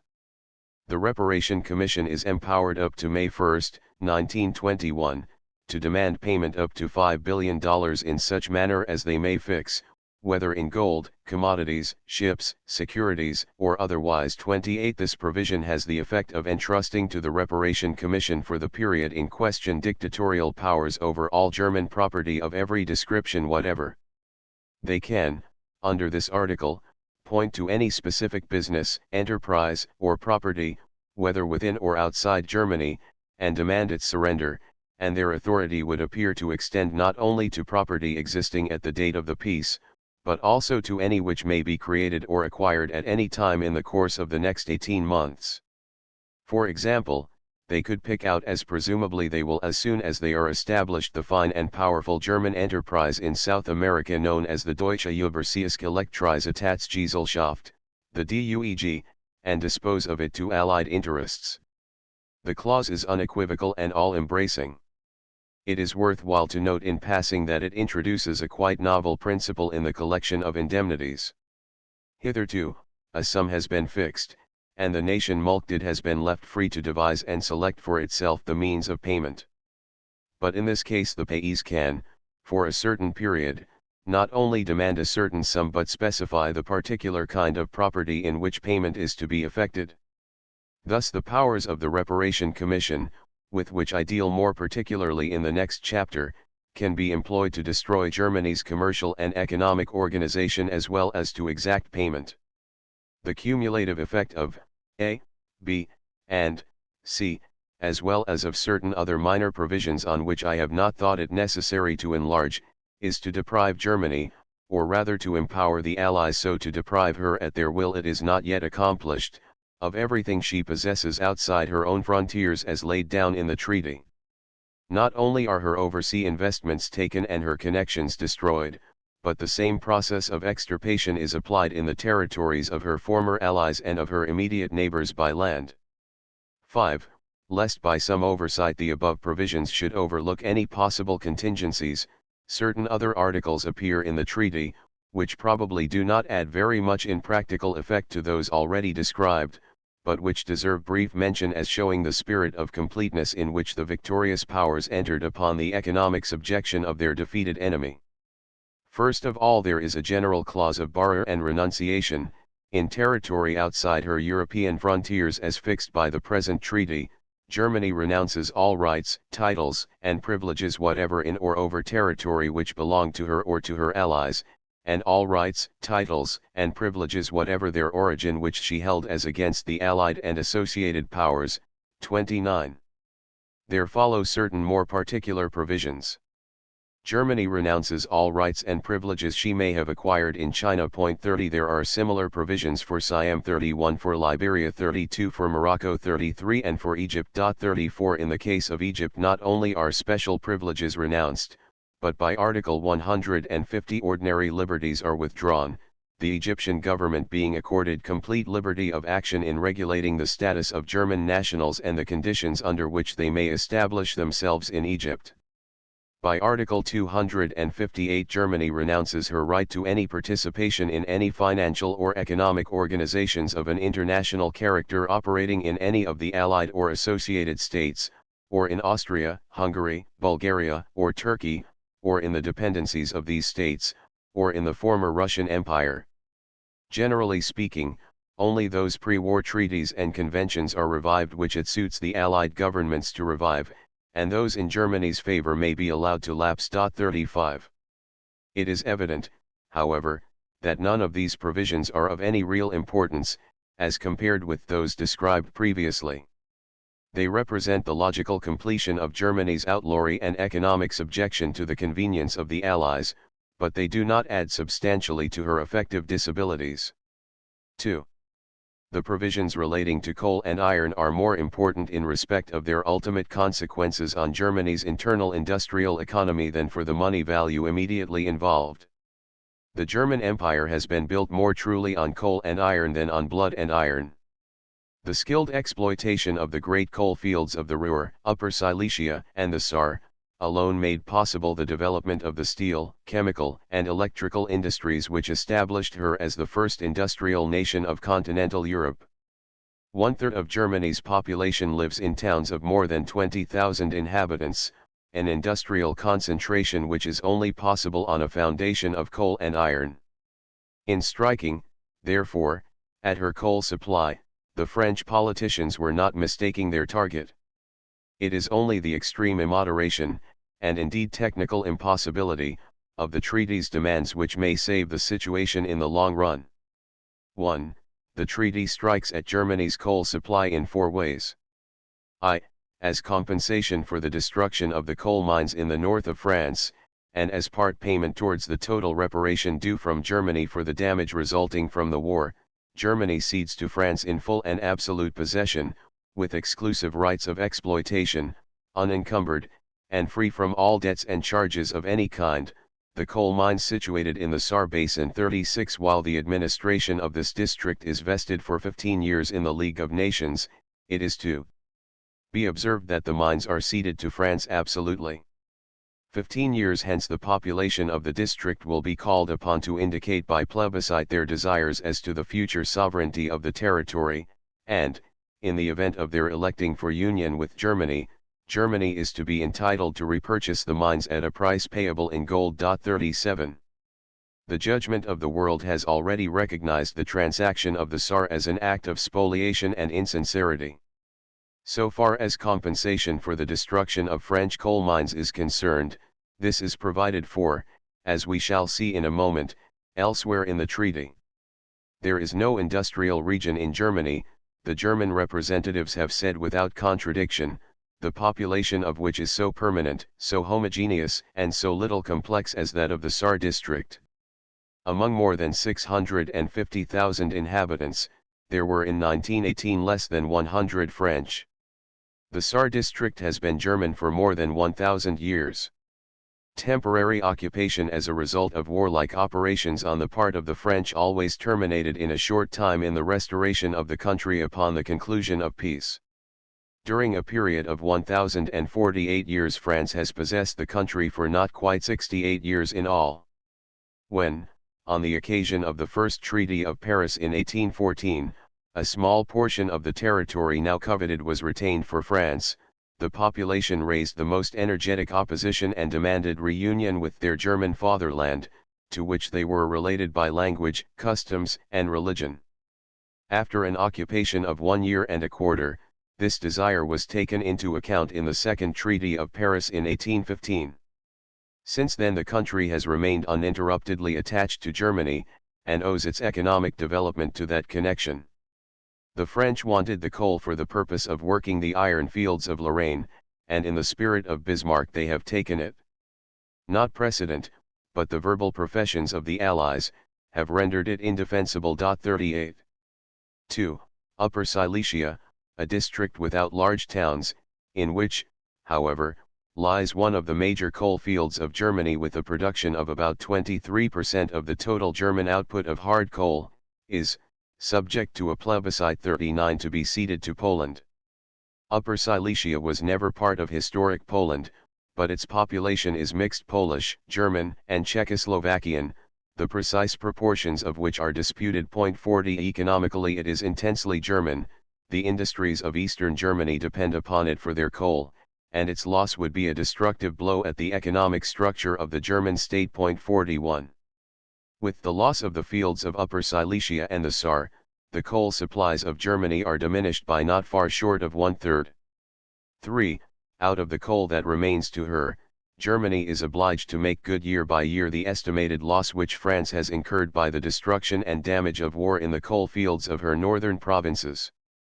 In Para 2 of Annex V to the Reparation Chapter, Germany undertakes to deliver to France annually, for a period not exceeding 10 years, an amount of coal equal to the difference between the annual production before the war of the coal mines of the Nord and Pas-de-Calais, destroyed as a result of the war, and the production of the mines of the same area during the year in question, such delivery not to exceed 20 million tons in any 1 year of the first 5 years, and 8 million tons in any 1 year of the succeeding 5 years.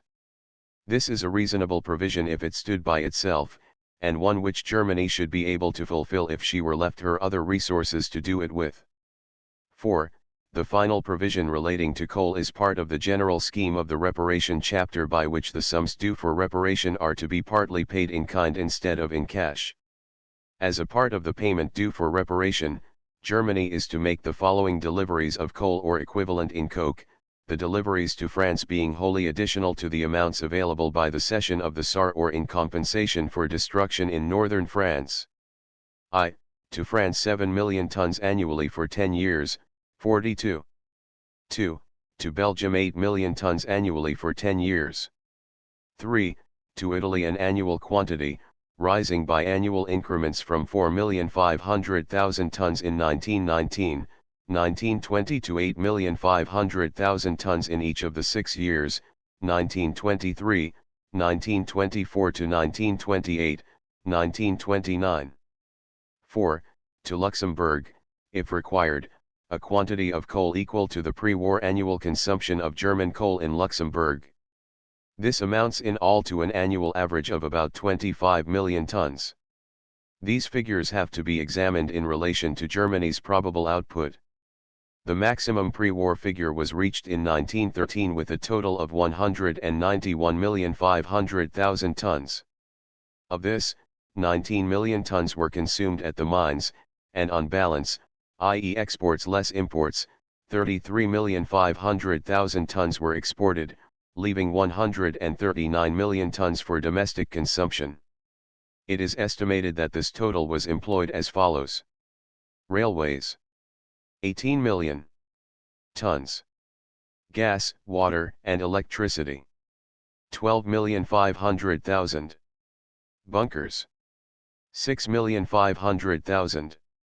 House fuel, small industry and agriculture, 24 million. Industry, 78 million. 139 million. The diminution of production due to loss of territory is Alsace-Lorraine, 3,800,000 tons. Saar Basin, 13,200,000. Upper Silesia, 43,800,000. 60,800,000. There would remain, therefore, on the basis of the 1913 output, 130,700,000 tons, or, deducting consumption at the mines themselves, say, 118 million tons. For some years there must be sent out of this supply upwards of 20 million tons to France as compensation for damage done to French mines, and 25 million tons to France, Belgium, Italy, and Luxembourg, 43 as the former figure is a maximum, and the latter figure is to be slightly less in the earliest years. We may take the total export to Allied countries which Germany has undertaken to provide as 40 million tons, leaving, on the above basis, 78 million tons for her own use as against a pre-war consumption of 139 million tons. This comparison, however, requires substantial modification to make it accurate. On the one hand, it is certain that the figures of pre-war output cannot be relied on as a basis of present output. During 1918 the production was 161,500,000 tons as compared with 191,500,000 tons in 1913, and during the first half of 1919 it was less than 50 million tons, exclusive of Alsace-Lorraine and the Saar but including Upper Silesia, corresponding to an annual production of about 100 million tons. 44 The causes of so low an output were in part temporary and exceptional, but the German authorities agree, and have not been confused, that some of them are bound to persist for some time to come. In part they are the same as elsewhere. The daily shift has been shortened from 8.5 to 7 hours, and it is improbable that the powers of the central government will be adequate to restore them to their former figure. But in addition, the mining plant is in bad condition, due to the lack of certain essential materials during the blockade. The physical efficiency of the men is greatly impaired by malnutrition, which cannot be cured if a tithe of the reparation demands are to be satisfied. The standard of life will have rather to be lowered, and the casualties of the war have diminished the numbers of efficient miners. The analogy of English conditions is sufficient by itself to tell us that a pre-war level of output cannot be expected in Germany. German authorities put the loss of output at somewhat above 30%, divided about equally between the shortening of the shift and the other economic influences. This figure appears on general grounds to be plausible, but I have not the knowledge to endorse or to criticize it. The pre-war figure of 118 million tons net, i.e. after allowing for loss of territory and consumption at the mines, is likely to fall, therefore, at least as low as to 100,000,000,00045 tons, having regard to the above factors. If 40 million tons of this are to be exported to the Allies, there remain 60 million tons for Germany herself to meet her own domestic consumption. Demand as well as supply will be diminished by loss of territory, but at the most extravagant estimate this could not be put above 29 million tons. 46 are hypothetical calculations, therefore, leave us with post-war German domestic requirements, on the basis of a pre-war efficiency of railways and industry, of 110 million tons against an output not exceeding 100 million tons, of which 40 million tons are mortgaged to the Allies. The importance of the subject has led me into a somewhat lengthy statistical analysis. It is evident that too much significance must not be attached to the precise figures arrived at, which are hypothetical and dubious. 47 But the general character of the facts presents itself irresistibly. Allowing for the loss of territory and the loss of efficiency, Germany cannot export coal in the near future, and will even be dependent on her treaty rights to purchase in Upper Silesia, if she is to continue as an industrial nation. Every million tons she is forced to export must be at the expense of closing down an industry. With results to be considered later, this within certain limits is possible. But it is evident that Germany cannot and will not furnish the Allies with a contribution of 40 million tons annually. Those Allied ministers, who have told their peoples that she can, have certainly deceived them for the sake of allaying for the moment the misgivings of the European peoples as to the path along which they are being led. The presence of these illusory provisions, amongst others, in the clauses of the Treaty of Peace is especially charged with danger for the future. The more extravagant expectations as to reparation receipts, by which finance ministers have deceived their publics, will be heard of no more when they have served their immediate purpose of postponing the hour of taxation and retrenchment. But the coal clauses will not be lost sight of so easily, for the reason that it will be absolutely vital in the interests of France and Italy that these countries should do everything in their power to exact their bond. As a result of the diminished output due to German destruction in France, of the diminished output of mines in the United Kingdom and elsewhere, and of many secondary causes, such as the breakdown of transport and of organization and the inefficiency of new governments, the coal position of all Europe is nearly desperate. 48 and France and Italy, entering the scramble with certain treaty rights, will not lightly surrender them. As is generally the case in real dilemmas, the French and Italian case will possess great force, indeed unanswerable force from a certain point of view. The position will be truly represented as a question between German industry on the one hand and French and Italian industry on the other. It may be admitted that the surrender of the coal will destroy German industry, but it may be equally true that its non-surrender will jeopardize French and Italian industry. In such a case, must not the victors with their treaty rights prevail, especially when much of the damage has been ultimately due to the wicked acts of those who are now defeated? Yet if these feelings and these rights are allowed to prevail beyond what wisdom would recommend, the reactions on the social and economic life of Central Europe will be far too strong to be confined within their original limits. But this is not yet the whole problem. If France and Italy are to make good their own deficiencies in coal from the output of Germany, then Northern Europe, Switzerland, and Austria, which previously drew their coal in large part from Germany's exportable surplus, must be starved of their supplies. Before the war, 13,600,000 tons of Germany's coal exports went to Austria-Hungary. Inasmuch as nearly all the coal fields of the former empire lie outside what is now German Austria, the industrial ruin of this latter state, if she cannot obtain coal from Germany, will be complete. The case of Germany's neutral neighbors, who were formerly supplied in part from Great Britain but in large part from Germany, will be hardly less serious. They will go to great lengths in the direction of making their own supplies to Germany of materials which are essential to her, conditional on these being paid for in coal. Indeed, they are already doing so. 49 With the breakdown of money economy, the practice of international barter is becoming prevalent. Nowadays, money in Central and Southeastern Europe is seldom a true measure of value in exchange, and will not necessarily buy anything, with the consequence that one country, possessing a commodity essential to the needs of another, sells it not for cash but only against a reciprocal engagement on the part of the latter country to furnish in return some article not less necessary to the former. This is an extraordinary complication as compared with the former almost perfect simplicity of international trade. But in the no less extraordinary conditions of today's industry, it is not without advantages as a means of stimulating production. The butter shifts of the Ruhr 50 show how far modern Europe has retrograded in the direction of barter, and afford a picturesque illustration of the low economic organization to which the breakdown of currency and free exchange between individuals and nations is quickly leading us. But they may produce the coal where other devices would fail. 51.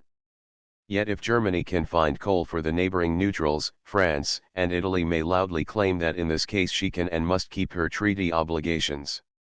In this there will be a great show of justice, and it will be difficult to weigh against such claims the possible facts that, while German miners will work for butter, there is no available means of compelling them to get coal, the sale of which will bring in nothing, and that if Germany has no coal to send to her neighbors she may fail to secure imports essential to her economic existence. If the distribution of the European coal supplies is to be a scramble in which France is satisfied first, Italy next, and everyone else takes their chance, the industrial future of Europe is black and the prospects of revolution very good. It is a case where particular interests and particular claims, however well founded in sentiment or in justice, must yield to sovereign expediency. If there is any approximate truth in Mr. Hoover's calculation that the coal output of Europe has fallen by 1/3, a situation confronts us where distribution must be effected with even-handed impartiality in accordance with need, and no incentive can be neglected towards increased production and economical methods of transport. The establishment by the Supreme Council of the Allies in August, 1919, of a European Coal Commission, consisting of delegates from Great Britain, France, Italy, Belgium, Poland, and Czechoslovakia was a wise measure which, properly employed and extended, may prove of great assistance. But I reserve constructive proposals for Chapter 7. Here I am only concerned with tracing the consequences, per impossibile, of carrying out the treaty opide de lettre. 52. 2. The provisions relating to iron ore require less detailed attention, though their effects are destructive. They require less attention, because they are in large measure inevitable. Almost exactly 75% of the iron ore raised in Germany in 1913 came from Alsace-Lorraine. 53. In this the chief importance of the stolen provinces lay. There is no question but that Germany must lose these ore fields. The only question is how far she is to be allowed facilities for purchasing their produce. The German delegation made strong efforts to secure the inclusion of a provision by which coal and coke to be furnished by them to France should be given in exchange for minette from Lorraine. But they secured no such stipulation, and the matter remains at France's option. The motives which will govern France's eventual policy are not entirely concordant. While Lorraine comprised 75% of Germany's iron ore, only 25% of the blast furnaces lay within Lorraine and the Saar Basin together, a large proportion of the ore being carried into Germany proper. Approximately the same proportion of Germany's iron and steel foundries, namely 25%, were situated in Alsace-Lorraine. For the moment, therefore, the most economical and profitable course would certainly be to export to Germany, as hitherto, a considerable part of the output of the mines. On the other hand, France, having recovered the deposits of Lorraine, may be expected to aim at replacing as far as possible the industries, which Germany had based on them, by industries situated within her own frontiers. Much time must elapse before the plant and the skilled labor could be developed within France, and even so she could hardly deal with the ore unless she could rely on receiving the coal from Germany. The uncertainty, too, as to the ultimate fate of the Saar will be disturbing to the calculations of capitalists who contemplate the establishment of new industries in France. In fact, here, as elsewhere, political considerations cut disastrously across economic. In a regime of free trade and free economic intercourse it would be of little consequence that iron lay on one side of a political frontier, and labor, coal, and blast furnaces on the other. But as it is, men have devised ways to impoverish themselves and one another, and prefer collective animosities to individual happiness. It seems certain, calculating on the present passions and impulses of European capitalistic society, that the effective iron output of Europe will be diminished by a new political frontier, which sentiment and historic justice require, because nationalism and private interest are thus allowed to impose a new economic frontier along the same lines. These latter considerations are allowed, in the present governance of Europe, to prevail over the intense need of the continent for the most sustained and efficient production to repair the destructions of war, and to satisfy the insistence of labor for a larger reward. 54. The same influences are likely to be seen, though on a lesser scale, in the event of the transference of Upper Silesia to Poland. While Upper Silesia contains but little iron, the presence of coal has led to the establishment of numerous blast furnaces. What is to be the fate of these? If Germany is cut off from her supplies of ore on the west, will she export beyond her frontiers on the east any part of the little which remains to her? The efficiency and output of the industry seem certain to diminish. Thus the treaty strikes at organization, and by the destruction of organization impairs yet further the reduced wealth of the whole community.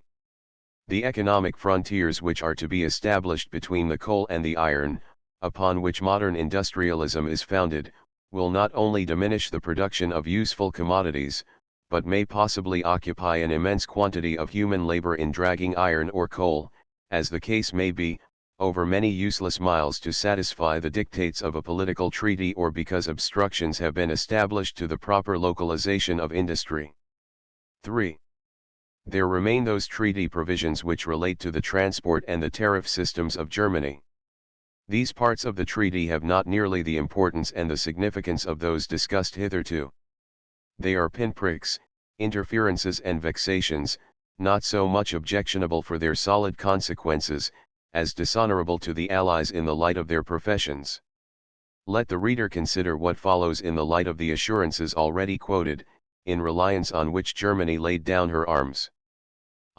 The miscellaneous economic clauses commence with a number of provisions which would be in accordance with the spirit of the third of the 14 points if they were reciprocal.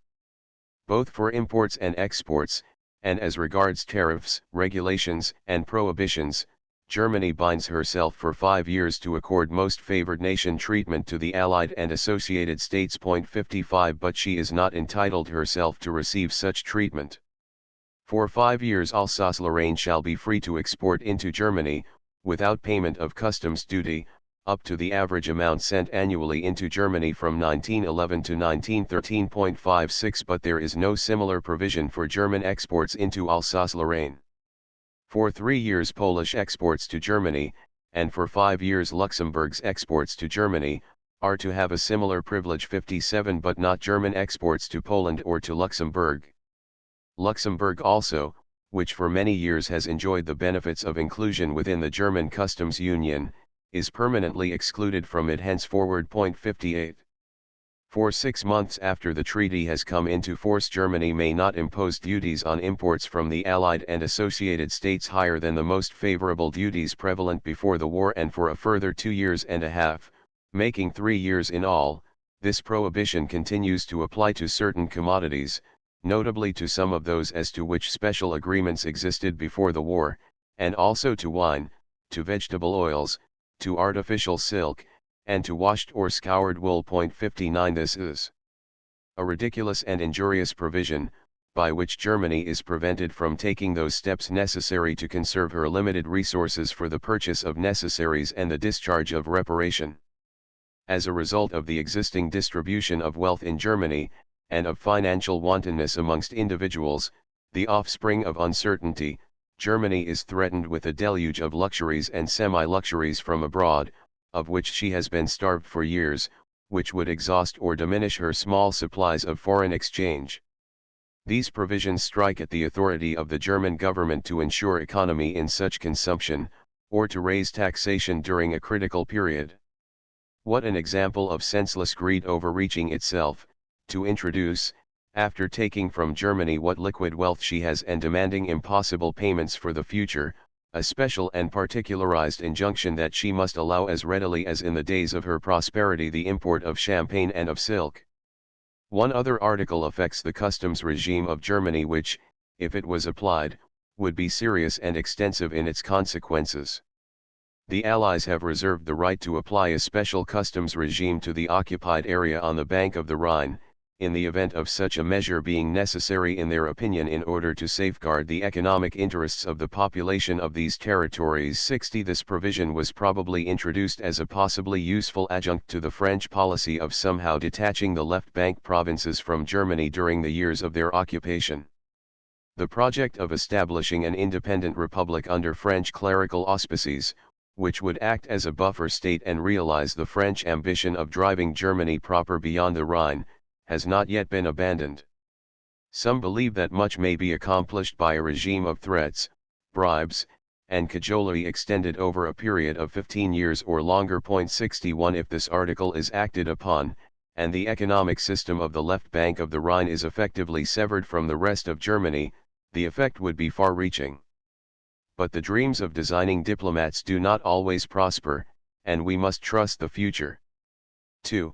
The clauses relating to railways, as originally presented to Germany, were substantially modified in the final treaty, and are now limited to a provision by which goods, coming from Allied territory to Germany, or in transit through Germany, shall receive the most favored treatment as regards rail freight rates, etc., applied to goods of the same kind carried on any German lines under similar conditions of transport, for example, as regards length of Route 62 as a non-reciprocal provision. This is an act of interference in internal arrangements which it is difficult to justify, but the practical effect of this 63 and of an analogous provision relating to passenger traffic 64 will much depend on the interpretation of the phrase, similar conditions of transport 65. For the time being, Germany's transport system will be much more seriously disordered by the provisions relating to the cession of rolling stock. Under paragraph 7 of the armistice conditions, Germany was called on to surrender 5,000 locomotives and 150,000 wagons, in good working order, with all necessary spare parts and fittings. Under the treaty, Germany is required to confirm this surrender and to recognize the title of the Allies to the material. 66 She is further required, in the case of railway systems in ceded territory, to hand over these systems complete with their full complement of rolling stock in a normal state of upkeep as shown in the last inventory before November 11, 1918. 67 That is to say, ceded railway systems are not to bear any share in the general depletion and deterioration of the German rolling stock as a whole. This is a loss which in course of time can doubtless be made good. But lack of lubricating oils and the prodigious wear and tear of the war, not compensated by normal repairs, had already reduced the German railway system to a low state of efficiency. The further heavy losses under the treaty will confirm this state of affairs for some time to come, and are a substantial aggravation of the difficulties of the coal problem and of export industry generally. 3. There remain the clauses relating to the river system of Germany. These are largely unnecessary and are so little related to the supposed aims of the Allies that their purport is generally unknown. Yet they constitute an unprecedented interference with the country's domestic arrangements and are capable of being so operated as to take from Germany all effective control over her own transport system. In their present form they are incapable of justification, but some simple changes might transform them into a reasonable instrument.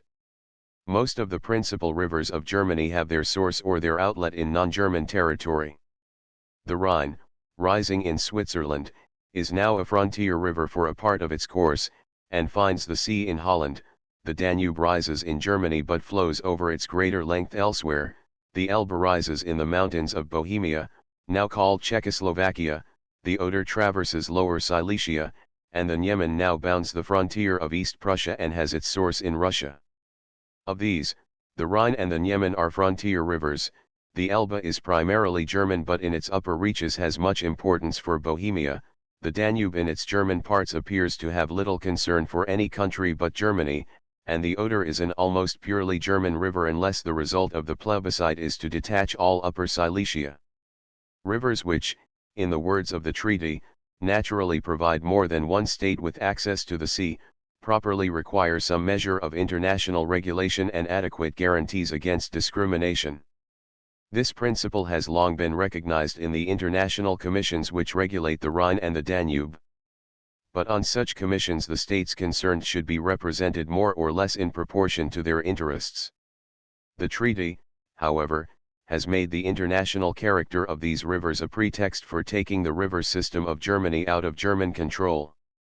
After certain articles which provide suitably against discrimination and interference with freedom of transit 68 the treaty proceeds to hand over the administration of the Elbe, the Oder, the Danube, and the Rhine to international commissions. 69 The ultimate powers of these commissions are to be determined by a general convention drawn up by the Allied and associated powers, and approved by the League of Nations. 70 In the meantime the commissions are to draw up their own constitutions and are apparently to enjoy powers of the most extensive description, particularly in regard to the execution of works of maintenance, control, and improvement on the river system, the financial regime, the fixing and collection of charges, and regulations for navigation. 71.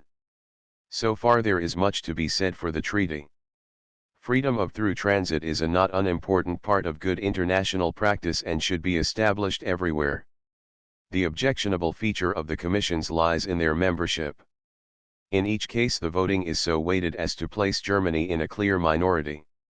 On the Elbe Commission Germany has 4 votes out of 10, on the Oder Commission 3 out of 9, on the Rhine Commission 4 out of 19, on the Danube Commission, which is not yet definitely constituted, she will be apparently in a small minority. On the government of all these rivers France and Great Britain are represented, and on the Elbe for some undiscoverable reason there are also representatives of Italy and Belgium. Thus the great waterways of Germany are handed over to foreign bodies with the widest powers, and much of the local and domestic business of Hamburg, Magdeburg, Dresden, Stettin, Frankfurt, Breslau, and Ulm will be subject to a foreign jurisdiction.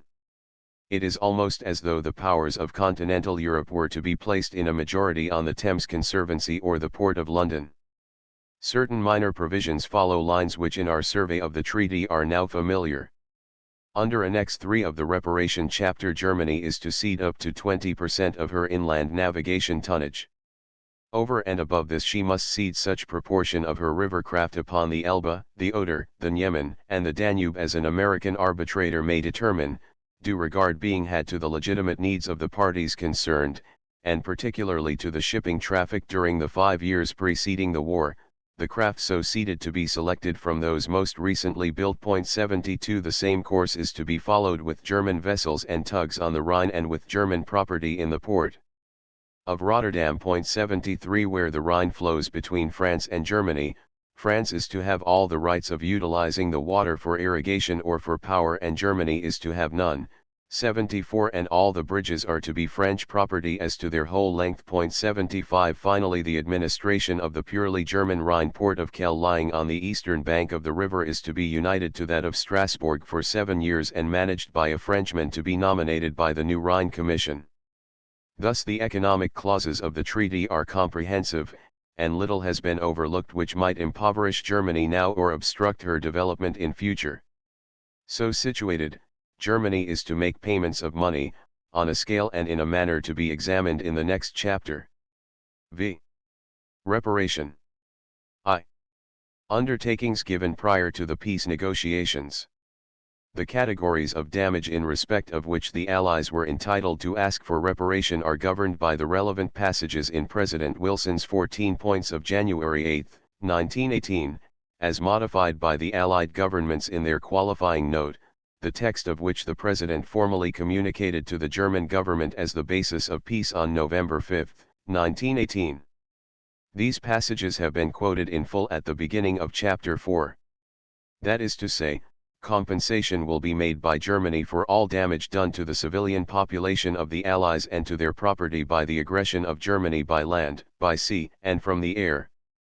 The limiting quality of this sentence is reinforced by the passage in the President's speech before Congress on February 11, 1918, the terms of this speech being an express part of the contract with the enemy, that there shall be no contributions and no punitive damages. It has sometimes been argued that the preamble to paragraph 1976 of the armistice terms, to the effect that any future claims and demands of the Allies and the United States of America remain unaffected, wiped out all precedent conditions, and left the Allies free to make whatever demands they chose. But it is not possible to maintain that this casual protective phrase, to which no one at the time attached any particular importance, did away with all the formal communications which passed between the President and the German government as to the basis of the terms of peace during the days preceding the armistice, abolished the 14 points, and converted the German acceptance of the armistice terms into unconditional surrender, so far as it affects the financial clauses. It is merely the usual phrase of the draftsman, who, about to rehearse a list of certain claims, wishes to guard himself from the implication that such list is exhaustive. In any case, this contention is disposed of by the Allied reply to the German observations on the first draft of the treaty, where it is admitted that the terms of the reparation chapter must be governed by the President's note of November 5. Assuming then that the terms of this note are binding, we are left to elucidate the precise force of the phrase "all damage done to the civilian population of the Allies and to their property by the aggression of Germany by land, by sea, and from the air." Few sentences in history have given so much work to the sophists and the lawyers, as we shall see in the next section of this chapter, as this apparently simple and unambiguous statement. Some have not scrupled to argue that it covers the entire cost of the war, for, they point out, the entire cost of the war has to be met by taxation, and such taxation is damaging to the civilian population. They admit that the phrase is cumbrous, and that it would have been simpler to have said all loss and expenditure of whatever description, and they allow that the apparent emphasis of damage to the persons and property of civilians is unfortunate, but errors of draftsmanship should not, in their opinion, shut off the Allies from the rights inherent in victors. But there are not only the limitations of the phrase in its natural meaning and the emphasis on civilian damages as distinct from military expenditure generally, it must also be remembered that the context of the term is in elucidation of the meaning of the term restoration in the President's 14 points. The 14 points provide for damage in invaded territory: Belgium, France, Romania, Serbia, and Montenegro, Italy being unaccountably omitted, but they do not cover losses at sea by submarine, bombardments from the sea, as at Scarborough, or damage done by air raids. It was to repair these omissions, which involved losses to the life and property of civilians not really distinguishable in kind from those affected in occupied territory, that the Supreme Council of the Allies in Paris proposed to President Wilson their qualifications. At that time, the last days of October, 1918, I do not believe that any responsible statesman had in mind the exaction from Germany of an indemnity for the general costs of the war. They sought only to make it clear, a point of considerable importance to Great Britain, that reparation for damage done to non-combatants and their property was not limited to invaded territory, as it would have been by the 14 points unqualified, but applied equally to all such damage, whether by land, by sea, or from the air. It was only at a later stage that a general popular demand for an indemnity, covering the full costs of the war, made it politically desirable to practice dishonesty and to try to discover in the written word what was not there. What damages, then, can be claimed from the enemy on a strict interpretation of our engagements? 77. In the case of the United Kingdom, the bill would cover the following items. A. Damage to civilian life and property by the acts of an enemy government, including damage by air raids, naval bombardments, submarine warfare, and mines. B. Compensation for improper treatment of interned civilians. It would not include the general costs of the war, or, e.g., indirect damage due to loss of trade. The French claim would include, as well as items corresponding to the above. C. Damage done to the property and persons of civilians in the war area, and by aerial warfare behind the enemy lines. D. Compensation for loot of food, raw materials, livestock, machinery, household effects, timber, and the like by the enemy governments or their nationals in territory occupied by them. E. Repayment of fines and requisitions levied by the enemy governments or their officers on French municipalities or nationals. F. Compensation to French nationals deported or compelled to do forced labor. In addition to the above, there is a further item of more doubtful character, namely, G. The expenses of the Relief Commission in providing necessary food and clothing to maintain the civilian French population in the enemy-occupied districts. The Belgian claim would include similar items. 78. If it were argued that in the case of Belgium something more nearly resembling an indemnity for general war costs can be justified, this could only be on the ground of the breach of international law involved in the invasion of Belgium, whereas, as we have seen, the 14 points include no special demands on this ground. 79. As the cost of Belgian relief under G, as well as her general war costs, has been met already by advances from the British, French, and United States governments, Belgium would presumably employ any repayment of them by Germany in part discharge of her debt to these governments, so that any such demands are, in effect, an addition to the claims of the three lending governments. The claims of the other allies would be compiled on similar lines. But in their case the question arises more acutely how far Germany can be made contingently liable for damage done, not by herself, but by her co-belligerents, Austria-Hungary, Bulgaria, and Turkey. This is one of the many questions to which the 14 points give no clear answer. On the one hand, they cover explicitly in point 11 damage done to Romania, Serbia, and Montenegro, without qualification as to the nationality of the troops inflicting the damage. On the other hand, the note of the Allies speaks of German aggression when it might have spoken of the aggression of Germany and her allies. On a strict and literal interpretation, I doubt if claims lie against Germany for damage done e.g. by the Turks to the Suez Canal, or by Austrian submarines in the Adriatic. But it is a case where, if the Allies wished to strain a point, they could impose contingent liability on Germany without running seriously contrary to the general intention of their engagements. As between the Allies themselves the case is quite different. It would be an act of gross unfairness and infidelity if France and Great Britain were to take what Germany could pay and leave Italy and Serbia to get what they could out of the remains of Austria-Hungary. As amongst the Allies themselves it is clear that assets should be pooled and shared out in proportion to aggregate claims. In this event, and if my estimate is accepted, as given below, that Germany's capacity to pay will be exhausted by the direct and legitimate claims which the Allies hold against her, the question of her contingent liability for her allies becomes academic. Prudent and honorable statesmanship would therefore have given her the benefit of the doubt, and claimed against her nothing but the damage she had herself caused. What, on the above basis of claims, would the aggregate demand amount to? No figures exist on which to base any scientific or exact estimate, and I give my own guess for what it is worth, prefacing it with the following observations. The amount of the material damage done in the invaded districts has been the subject of enormous, if natural, exaggeration. A journey through the devastated areas of France is impressive to the eye and the imagination beyond description. During the winter of 1918-19, before nature had cast over the scene her ameliorating mantle, the horror and desolation of war was made visible to sight on an extraordinary scale of blasted grandeur. The completeness of the destruction was evident. For mile after mile nothing was left.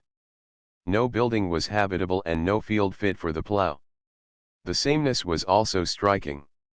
One devastated area was exactly like another, a heap of rubble, a morass of shell holes, and a tangle of wire. 80 The amount of human labor which would be required to restore such a countryside seemed incalculable, and to the returned traveler any number of milliards of dollars was inadequate to express in matter the destruction thus impressed upon his spirit. Some governments for a variety of intelligible reasons have not been ashamed to exploit these feelings a little. Popular sentiment is most at fault, I think, in the case of Belgium. In any event Belgium is a small country, and in its case the actual area of devastation is a small proportion of the whole. The first onrush of the Germans in 1914 did some damage locally. After that the battle line in Belgium did not sway backwards and forwards, as in France, over a deep belt of country. It was practically stationary, and hostilities were confined to a small corner of the country, much of which in recent times was backward, poor, and sleepy, and did not include the active industry of the country. There remains some injury in the small flooded area, the deliberate damage done by the retreating Germans to buildings, plant and transport, and the loot of machinery, cattle and other movable property. But Brussels, Antwerp and even Ostend are substantially intact, and the great bulk of the land, which is Belgium's chief wealth, is nearly as well cultivated as before. The traveler by motor can pass through and from end to end of the devastated area of Belgium almost before he knows it, whereas the destruction in France is on a different kind of scale altogether. Industrially, the loot has been serious and for the moment paralyzing, but the actual money cost of replacing machinery mounts up slowly, and a few tens of millions would have covered the value of every machine of every possible description that Belgium ever possessed. Besides, the cold statistician must not overlook the fact that the Belgian people possess the instinct of individual self-protection unusually well developed, and the great mass of German banknotes 81 held in the country at the date of the armistice, shows that certain classes of them at least found a way, in spite of all the severities and barbarities of German rule, to profit at the expense of the invader. Belgian claims against Germany, such as I have seen, amounting to a sum in excess of the total estimated pre-war wealth of the whole country, are simply irresponsible. 82. It will help to guide our ideas to quote the official survey of Belgian wealth, published in 1913 by the Finance Ministry of Belgium, which was as follows. Land: $1,320,000,000. Buildings: $1,175,000,000. Personal wealth: $2,725,000,000. Cash: $85 million. Furniture, etc. $600 million. $5,905,000,000. This total yields an average of $780 per inhabitant, which Dr. Stamp, the highest authority on the subject, is disposed to consider as prima facie too low, though he does not accept certain much higher estimates lately current, the corresponding wealth per head, to take Belgium's immediate neighbors, being $835 for Holland, $1,220 for Germany, and $1,515 for France. 83, a total of $7,500,000,000, giving an average of about $1,000 per head, would, however, be fairly liberal. The official estimate of land and buildings is likely to be more accurate than the rest. On the other hand, allowance has to be made for the increased costs of construction. Having regard to all these considerations, I do not put the money value of the actual physical loss of Belgian property by destruction and loot above $750 million as a maximum, and while I hesitate to put yet lower an estimate which differs so widely from those generally current, I shall be surprised if it proves possible to substantiate claims even to this amount. Claims in respect of levies, fines, requisitions, and so forth might possibly amount to a further $500 million. If the sums advanced to Belgium by her allies for the general costs of the war are to be included, a sum of about $1,250,000,000 has to be added, which includes the cost of relief, bringing the total to $2,500,000,000. The destruction in France was on an altogether more significant scale, not only as regards the length of the battle line, but also on account of the immensely deeper area of country over which the battle swayed from time to time. It is a popular delusion to think of Belgium as the principal victim of the war. It will turn out, I believe, that taking account of casualties, loss of property and burden of future debt, Belgium has made the least relative sacrifice of all the belligerents except the United States. Of the Allies, Serbia's sufferings and loss have been proportionately the greatest, and after Serbia, France. France in all essentials was just as much the victim of German ambition as was Belgium, and France's entry into the war was just as unavoidable. France, in my judgment, in spite of her policy at the peace conference, a policy largely traceable to her sufferings, has the greatest claims on our generosity.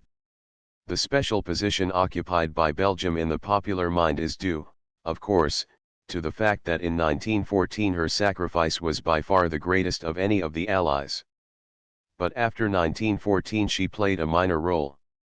Consequently, by the end of 1918, her relative sacrifices, apart from those sufferings from invasion which cannot be measured in money, had fallen behind, and in some respects they were not even as great, for example, as Australia's. I say this with no wish to evade the obligations towards Belgium under which the pronouncements of our responsible statesmen at many different dates have certainly laid us.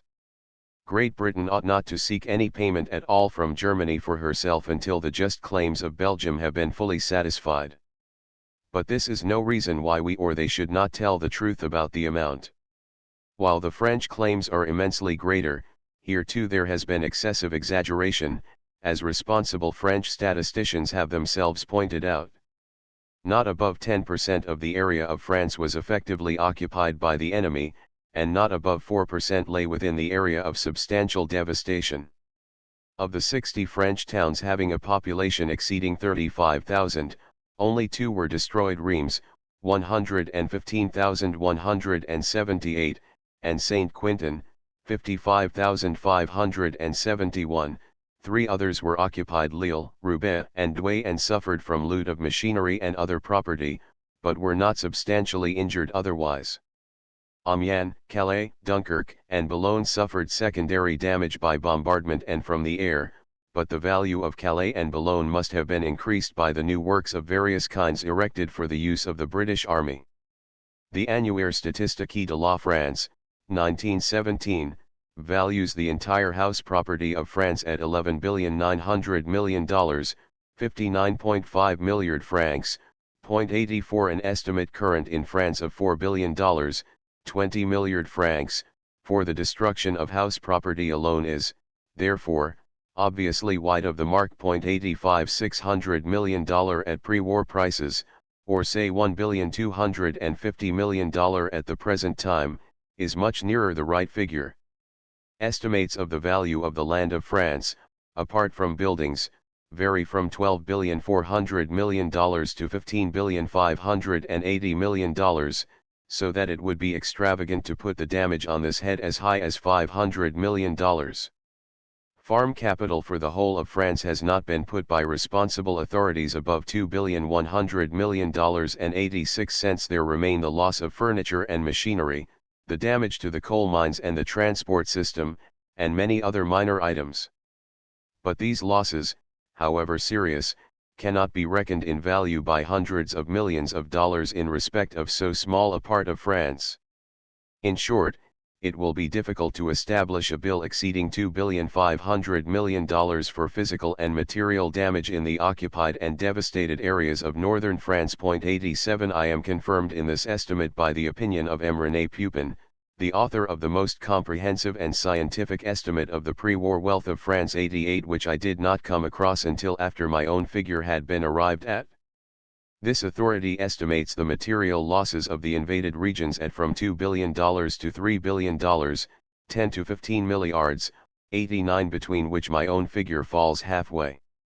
Nevertheless, M. Dubois, speaking on behalf of the Budget Commission of the Chamber, has given the figure of $13 billion, 65 milliard francs, as a minimum without counting war levies, losses at sea, the roads, or the loss of public monuments.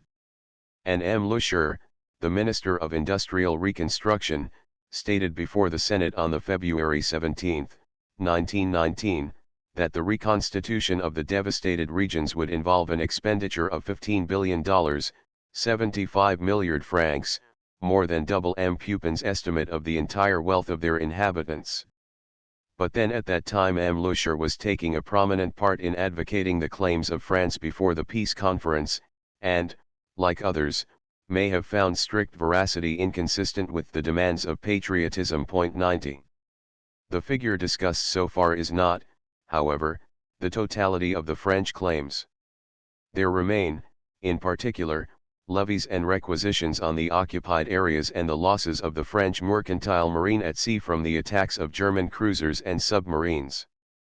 Probably $1 billion would be ample to cover all such claims, but to be on the safe side, we will, somewhat arbitrarily, make an addition to the French claim of $1,500 million on all heads, bringing it to $4 billion in all. The statements of M. Dubois and M. Leclerc were made in the early spring of 1919. A speech delivered by M. Klotz before the French Chamber 6 months later, September 5, 1919, was less excusable. In this speech the French Minister of Finance estimated the total French claims for damage to property, presumably inclusive of losses at sea, etc., but apart from pensions and allowances, at $26,800 million, 134 milliard francs, or more than 6 times my estimate.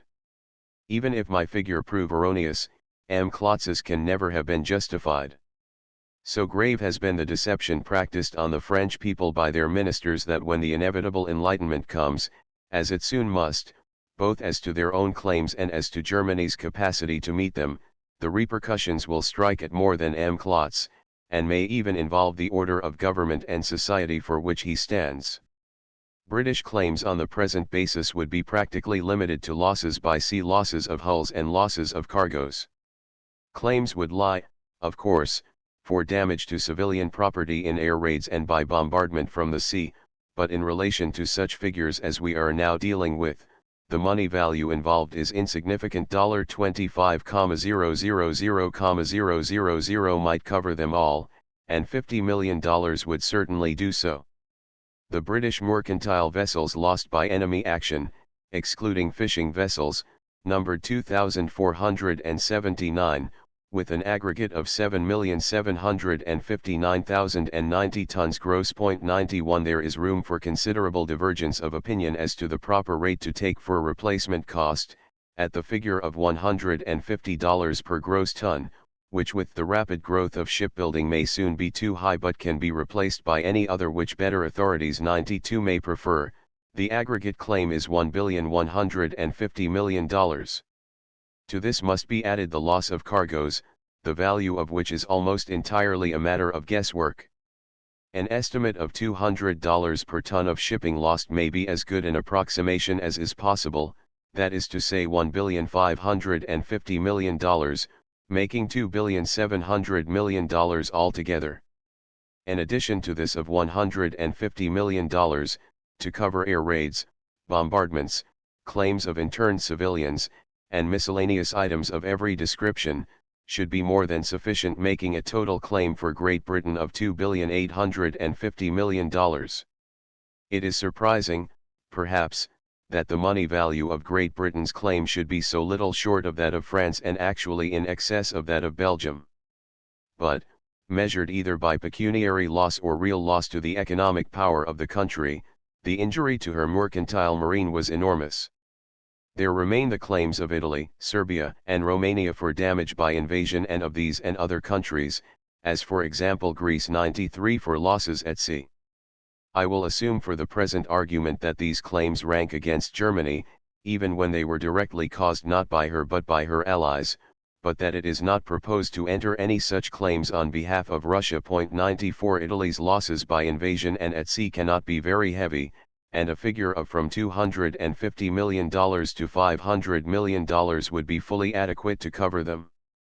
The losses of Serbia, although from a human point of view her sufferings were the greatest of all 95, are not measured pecuniarily by very great figures, on account of her low economic development.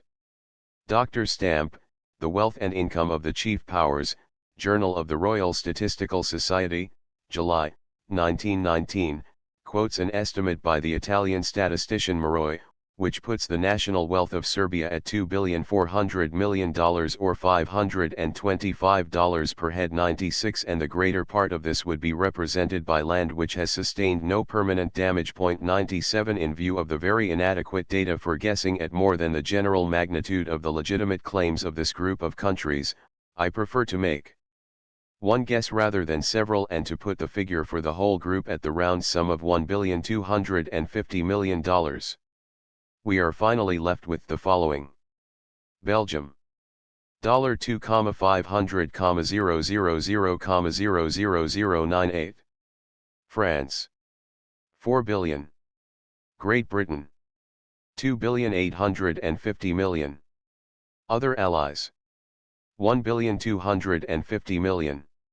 Total $10,600,000,000. I need not impress on the reader that there is much guesswork in the above, and the figure for France in particular is likely to be criticized. But I feel some confidence that the general magnitude, as distinct from the precise figures, is not hopelessly erroneous, and this may be expressed by the statement that a claim against Germany, based on the interpretation of the pre-armistice engagements of the Allied powers which is adopted above, would assuredly be found to exceed $8 billion and to fall short of $15 billion. This is the amount of the claim which we were entitled to present to the enemy. For reasons which will appear more fully later on, I believe that it would have been a wise and just act to have asked the German government at the peace negotiations to agree to a sum of $10 billion in final settlement, without further examination of particulars. This would have provided an immediate and certain solution, and would have required from Germany a sum which, if she were granted certain indulgences, it might not have proved entirely impossible for her to pay. This sum should have been divided up amongst the allies themselves on a basis of need and general equity. But the question was not settled on its merits. 2. The conference and the terms of the treaty. I do not believe that, at the date of the armistice, responsible authorities in the Allied countries expected any indemnity from Germany beyond the cost of reparation for the direct material damage which had resulted from the invasion of Allied territory and from the submarine campaign. At that time there were serious doubts as to whether Germany intended to accept our terms, which in other respects were inevitably very severe, and it would have been thought an unstatesmanlike act to risk a continuance of the war by demanding a money payment which Allied opinion was not then anticipating and which probably could not be secured in any case. The French, I think, never quite accepted this point of view, but it was certainly the British attitude, and in this atmosphere the pre-armistice conditions were framed. A month later the atmosphere had changed completely. We had discovered how hopeless the German position really was, a discovery which some, though not all, had anticipated, but which no one had dared reckon on as a certainty. It was evident that we could have secured unconditional surrender if we had determined to get it. But there was another new factor in the situation which was of greater local importance. The British Prime Minister had perceived that the conclusion of hostilities might soon bring with it the breakup of the political bloc upon which he was depending for his personal ascendancy, and that the domestic difficulties which would be attendant on demobilization, the turnover of industry from war to peace conditions, the financial situation, and the general psychological reactions of men's minds, would provide his enemies with powerful weapons, if he were to leave them time to mature. The best chance, therefore, of consolidating his power, which was personal and exercised, as such, independently of party or principle, to an extent unusual in British politics, evidently lay in active hostilities before the prestige of victory had abated, and in an attempt to found on the emotions of the moment a new basis of power which might outlast the inevitable reactions of the near future. Within a brief period, therefore, after the armistice, the popular victor, at the height of his influence and his authority, decreed a general election. It was widely recognized at the time as an act of political immorality. There were no grounds of public interest which did not call for a short delay until the issues of the new age had a little defined themselves and until the country had something more specific before it on which to declare its mind and to instruct its new representatives. But the claims of private ambition determined otherwise. For a time all went well. But before the campaign was far advanced, government candidates were finding themselves handicapped by the lack of an effective cry. The War Cabinet was demanding a further lease of authority on the ground of having won the war. But partly because the new issues had not yet defined themselves, partly out of regard for the delicate balance of a coalition party, the Prime Minister's future policy was the subject of silence or generalities. The campaign seemed, therefore, to fall a little flat. In the light of subsequent events it seems improbable that the coalition party was ever in real danger. But party managers are easily rattled. The Prime Minister's more neurotic advisers told him that he was not safe from dangerous surprises, and the Prime Minister lent an ear to them. The party managers demanded more ginger. The Prime Minister looked about for some. On the assumption that the return of the Prime Minister to power was the primary consideration, the rest followed naturally. At that juncture there was a clamor from certain quarters that the government had given by no means sufficiently clear undertakings that they were not going to let the Hun off.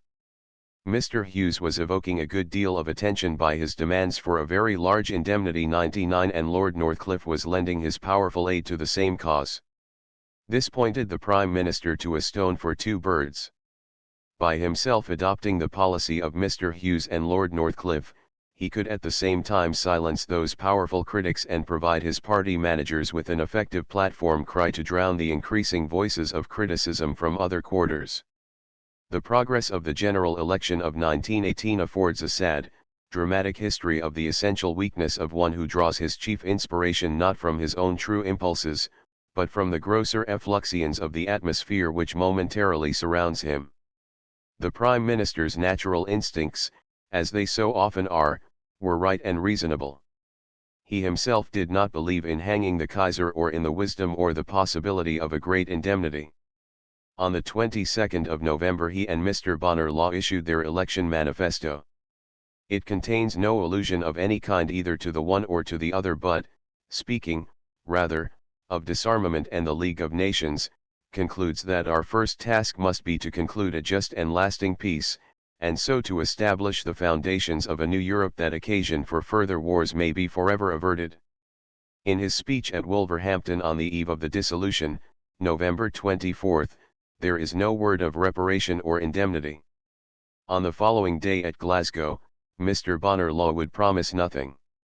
"We are going to the conference," he said, "as one of a number of allies, and you cannot expect a member of the government, whatever he may think, to state in public before he goes into that conference, what line he is going to take in regard to any particular question.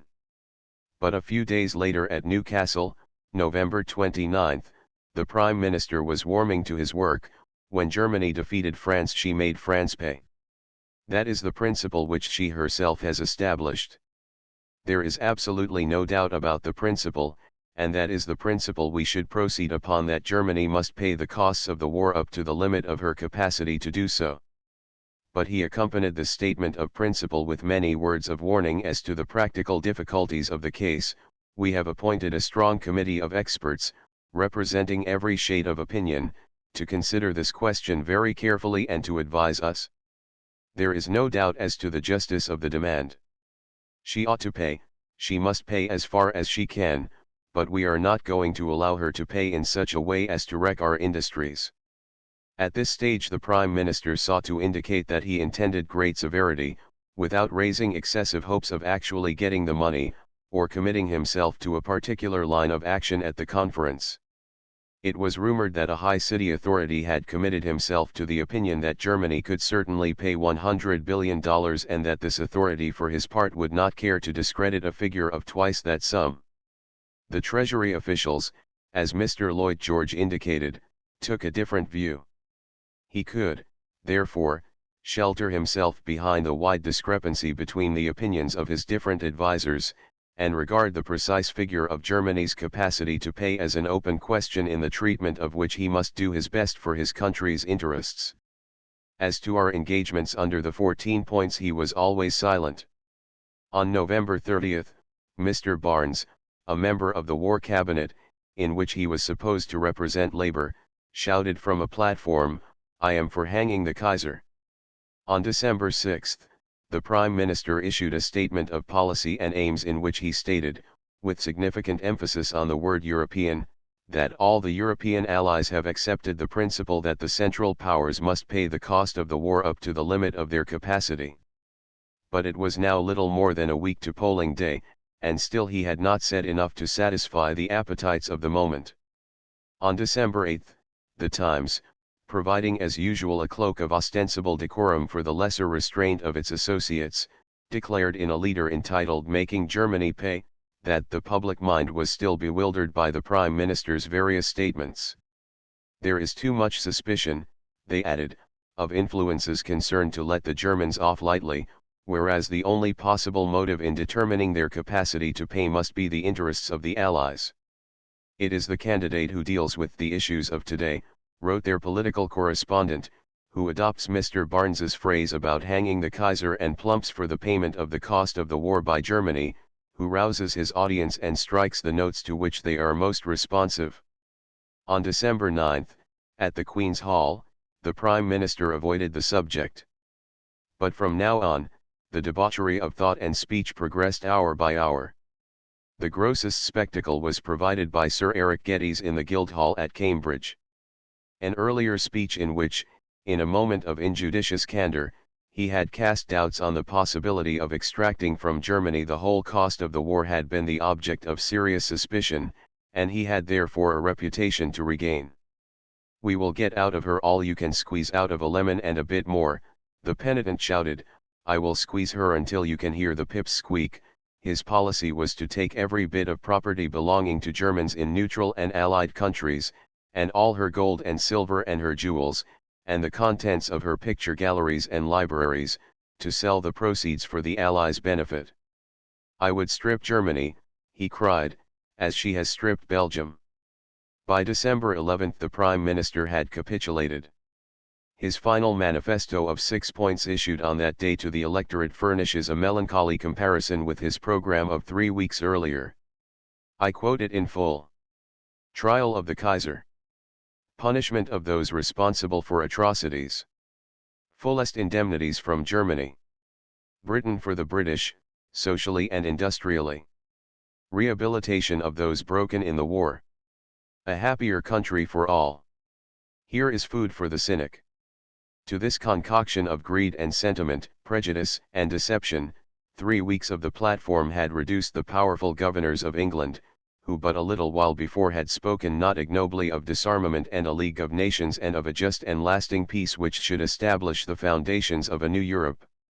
On the same evening the Prime Minister at Bristol withdrew in effect his previous reservations and laid down 4 principles to govern his indemnity policy, of which the chief were: first, we have an absolute right to demand the whole cost of the war; second, we propose to demand the whole cost of the war; and third, a committee appointed by direction of the Cabinet believe that it can be done. 104 days later he went to the polls. The Prime Minister never said that he himself believed that Germany could pay the whole cost of the war. But the program became in the mouths of his supporters on the hustings a great deal more than concrete. The ordinary voter was led to believe that Germany could certainly be made to pay the greater part, if not the whole cost of the war. Those whose practical and selfish fears for the future the expenses of the war had aroused, and those whose emotions its horrors had disordered, were both provided for. A vote for a coalition candidate meant the crucifixion of Antichrist and the assumption by Germany of the British national debt. It proved an irresistible combination, and once more Mr. George's political instinct was not at fault. No candidate could safely denounce this program, and none did so. The old Liberal Party, having nothing comparable to offer to the electorate, was swept out of existence. 101 A new House of Commons came into being, a majority of whose members had pledged themselves to a great deal more than the Prime Minister's guarded promises. Shortly after their arrival at Westminster I asked a Conservative friend, who had known previous houses, what he thought of them. "They are a lot of hard-faced men," he said, "who look as if they had done very well out of the war."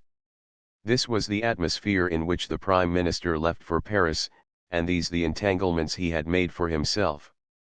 He had pledged himself and his government to make demands of a helpless enemy inconsistent with solemn engagements on our part, on the faith of which this enemy had laid down his arms. There are few episodes in history which posterity will have less reason to condone a war ostensibly waged in defense of the sanctity of international engagements ending in a definite breach of one of the most sacred possible of such engagements on the part of victorious champions of these ideals. 102. Apart from other aspects of the transaction, I believe that the campaign for securing out of Germany the general costs of the war was one of the most serious acts of political unwisdom for which our statesmen have ever been responsible. To what a different future Europe might have looked forward if either Mr. Lloyd George or Mr. Wilson had apprehended that the most serious of the problems which claimed their attention were not political or territorial but financial and economic, and that the perils of the future lay not in frontiers or sovereignties but in food, coal, and transport. Neither of them paid adequate attention to these problems at any stage of the conference. But in any event the atmosphere for the wise and reasonable consideration of them was hopelessly befogged by the commitments of the British delegation on the question of indemnities. The hopes to which the Prime Minister had given rise not only compelled him to advocate an unjust and unworkable economic basis to the treaty with Germany, but set him at variance with the President, and on the other hand with competing interests to those of France and Belgium. The clearer it became that but little could be expected from Germany, the more necessary it was to exercise patriotic greed and sacred egotism and snatch the bone from the juster claims and greater need of France or the well-founded expectations of Belgium. Yet the financial problems which were about to exercise Europe could not be solved by greed. The possibility of their cure lay in magnanimity. Europe, if she is to survive her troubles, will need so much magnanimity from America, that she must herself practice it. It is useless for the Allies, hot from stripping Germany and one another, to turn for help to the United States to put the states of Europe, including Germany, onto their feet again. If the general election of December, 1918, had been fought on lines of prudent generosity instead of imbecile greed, how much better the financial prospect of Europe might now be. I still believe that before the main conference, or very early in its proceedings, the representatives of Great Britain should have entered deeply, with those of the United States, into the economic and financial situation as a whole, and that the former should have been authorized to make concrete proposals on the general lines: 1. That all inter-allied indebtedness be cancelled outright; 2. That the sum to be paid by Germany be fixed at $10 billion; 3. that Great Britain renounce all claim to participation in the sum, and that any share to which she proves entitled be placed at the disposal of the conference for the purpose of aiding the finances of the new states about to be established. 4. That in order to make some basis of credit immediately available, an appropriate proportion of the German obligations representing the sum to be paid by her should be guaranteed by all parties to the treaty, and 5. That the ex-enemy powers should also be allowed, with a view to their economic restoration, to issue a moderate amount of bonds carrying a similar guarantee. Such proposals involved an appeal to the generosity of the United States. But that was inevitable, and, in view of her far less financial sacrifices, it was an appeal which could fairly have been made to her. Such proposals would have been practicable. There is nothing in them quixotic or utopian. And they would have opened up for Europe some prospect of financial stability and reconstruction. The further elaboration of these ideas, however, must be left to Chapter 7, and we must return to Paris. I have described the entanglements which Mr. Lloyd George took with him. The position of the finance ministers of the other allies was even worse. We in Great Britain had not based our financial arrangements on any expectations of an indemnity. Receipts from such a source would have been more or less in the nature of a windfall, and, in spite of subsequent developments, there was an expectation at that time of balancing our budget by normal methods. But this was not the case with France or Italy. Their peace budgets made no pretense of balancing and had no prospects of doing so, without some far-reaching revision of the existing policy. Indeed, the position was and remains nearly hopeless. These countries were heading for national bankruptcy. This fact could only be concealed by holding out the expectation of vast receipts from the enemy. As soon as it was admitted that it was in fact impossible to make Germany pay the expenses of both sides, and that the unloading of their liabilities upon the enemy was not practicable, the position of the ministers of finance of France and Italy became untenable. Thus a scientific consideration of Germany's capacity to pay was from the outset out of court. The expectations which the exigencies of politics had made it necessary to raise were so very remote from the truth that a slight distortion of figures was no use, and it was necessary to ignore the facts entirely.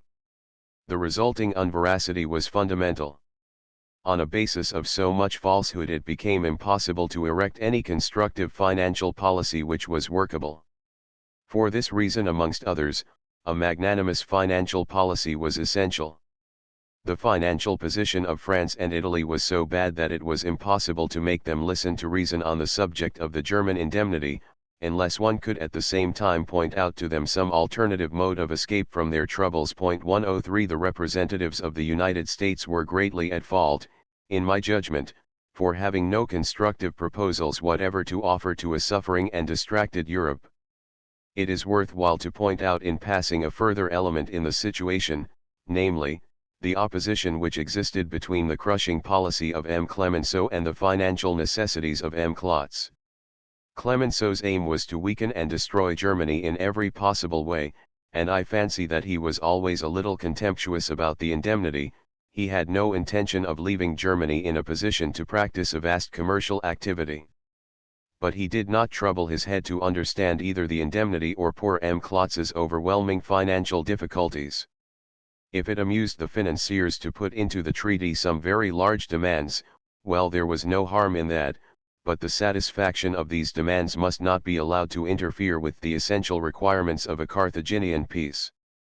The combination of the real policy of M. Clemenceau on unreal issues, with M. Klotz's policy of pretense on what were very real issues indeed, introduced into the treaty a whole set of incompatible provisions, over and above the inherent impracticabilities of the reparation proposals. I cannot here describe the endless controversy and intrigue between the Allies themselves, which at last after some months culminated in the presentation to Germany of the reparation chapter in its final form. There can have been few negotiations in history so contorted, so miserable, so utterly unsatisfactory to all parties. I doubt if anyone who took much part in that debate can look back on it without shame. I must be content with an analysis of the elements of the final compromise which is known to all the world. The main point to be settled was, of course, that of the items for which Germany could fairly be asked to make payment. Mr. Lloyd George's election pledge to the effect that the Allies were entitled to demand from Germany the entire costs of the war was from the outset clearly untenable, or rather, to put it more impartially, it was clear that to persuade the President of the conformity of this demand with our pro-armistice engagements was beyond the powers of the most plausible. The actual compromise finally reached is to be read as follows in the paragraphs of the treaty as it has been published to the world. Article 231 reads, "The Allied and associated governments affirm and Germany accepts the responsibility of Germany and her allies for causing all the loss and damage to which the Allied and associated governments and their nationals have been subjected as a consequence of the war imposed upon them by the aggression of Germany and her allies."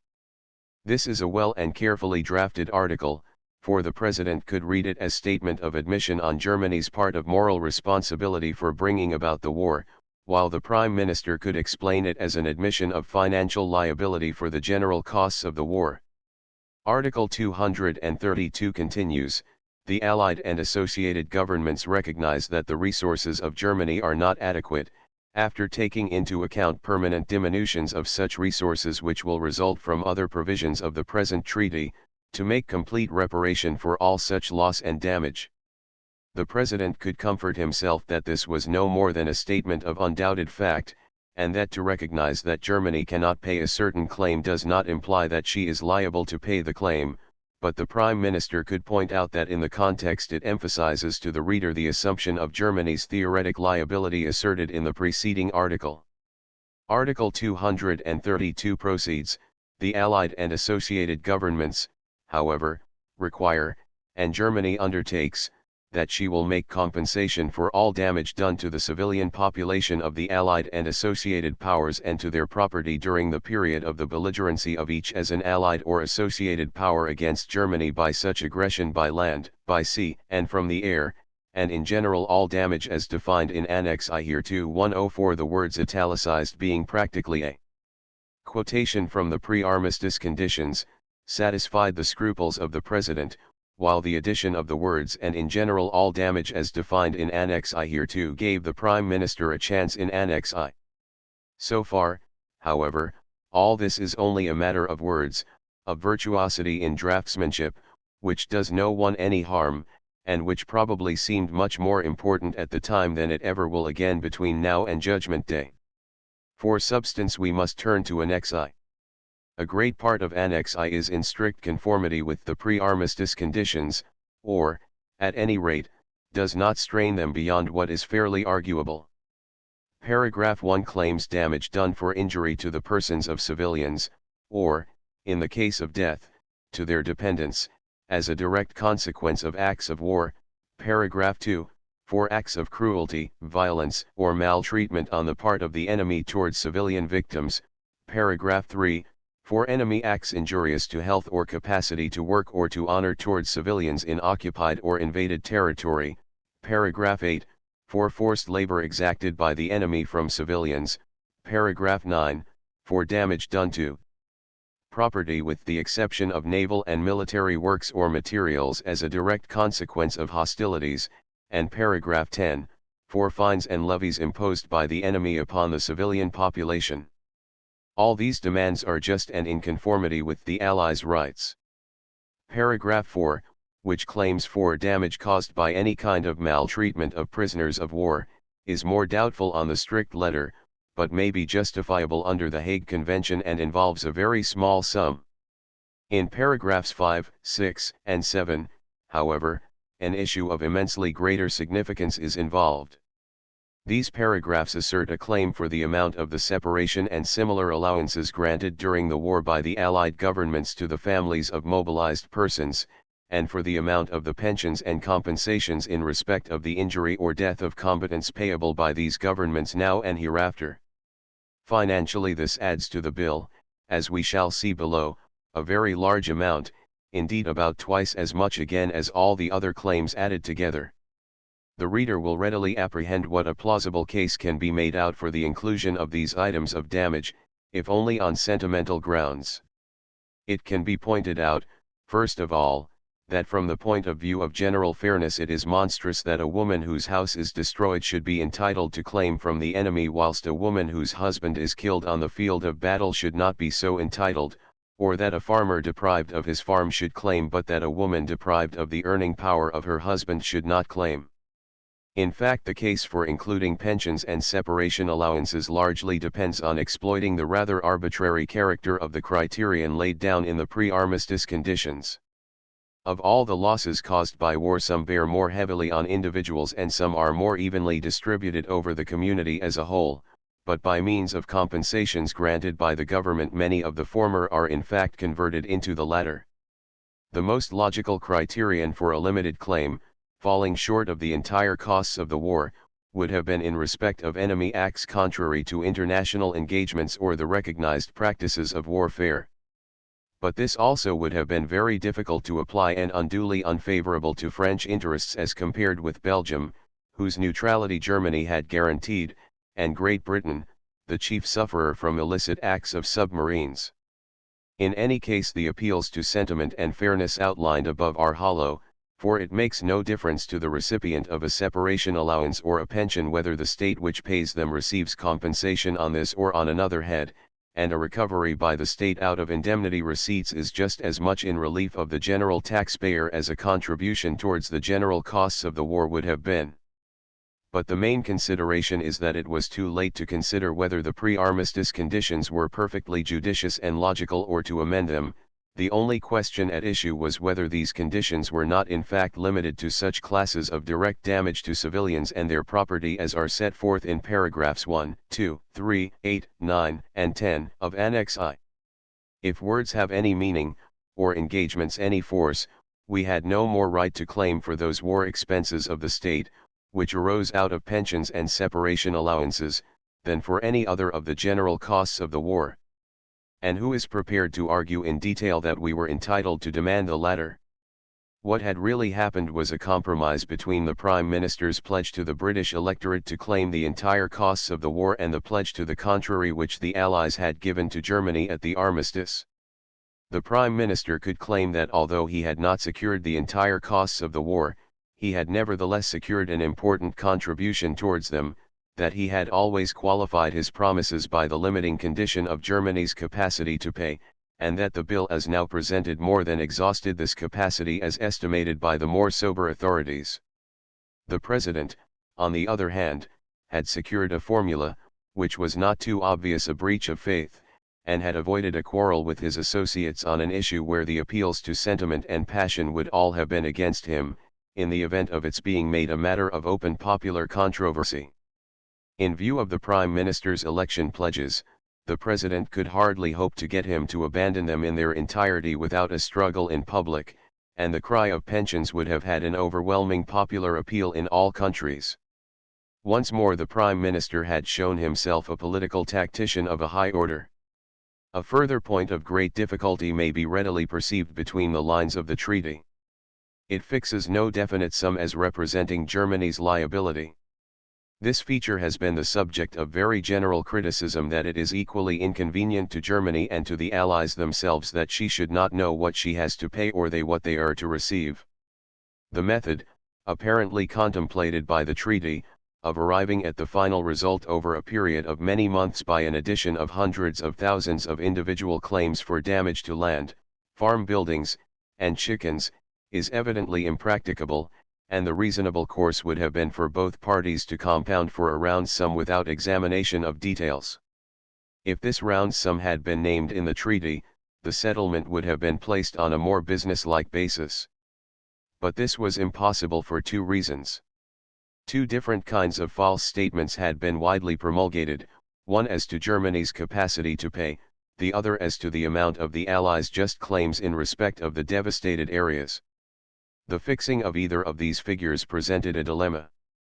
A figure for Germany's prospective capacity to pay, not too much in excess of the estimates of most candid and well-informed authorities, would have fallen hopelessly far short of popular expectations both in England and in France. On the other hand, a definitive figure for damage done which would not disastrously disappoint the expectations which had been raised in France and Belgium might have been incapable of substantiation under Challenge 105 and open to damaging criticism on the part of the Germans, who were believed to have been prudent enough to accumulate considerable evidence as to the extent of their own misdoings. By far the safest course for the politicians was, therefore, to mention no figure at all, and from this necessity a great deal of the complication of the reparation chapter essentially springs. The reader may be interested, however, to have my estimate of the claim which can in fact be substantiated under Annex I of the reparation chapter. In the first section of this chapter I have already guessed the claims other than those for pensions and separation allowances at $15 billion, to take the extreme upper limit of my estimate.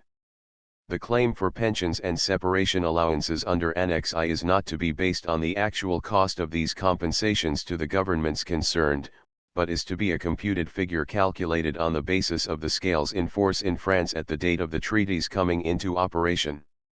This method avoids the invidious course of valuing an American or a British life at a higher figure than a French or an Italian.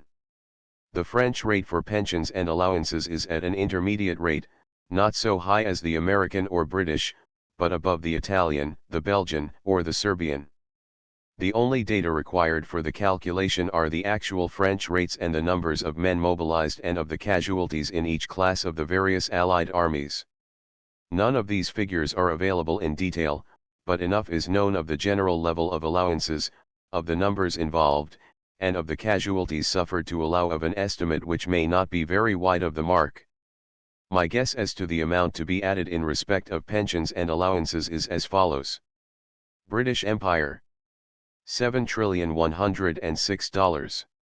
France, $12 billion. Italy, $2,500,000,000. Others, including United States, $3,500,000,000. Total, $25 billion.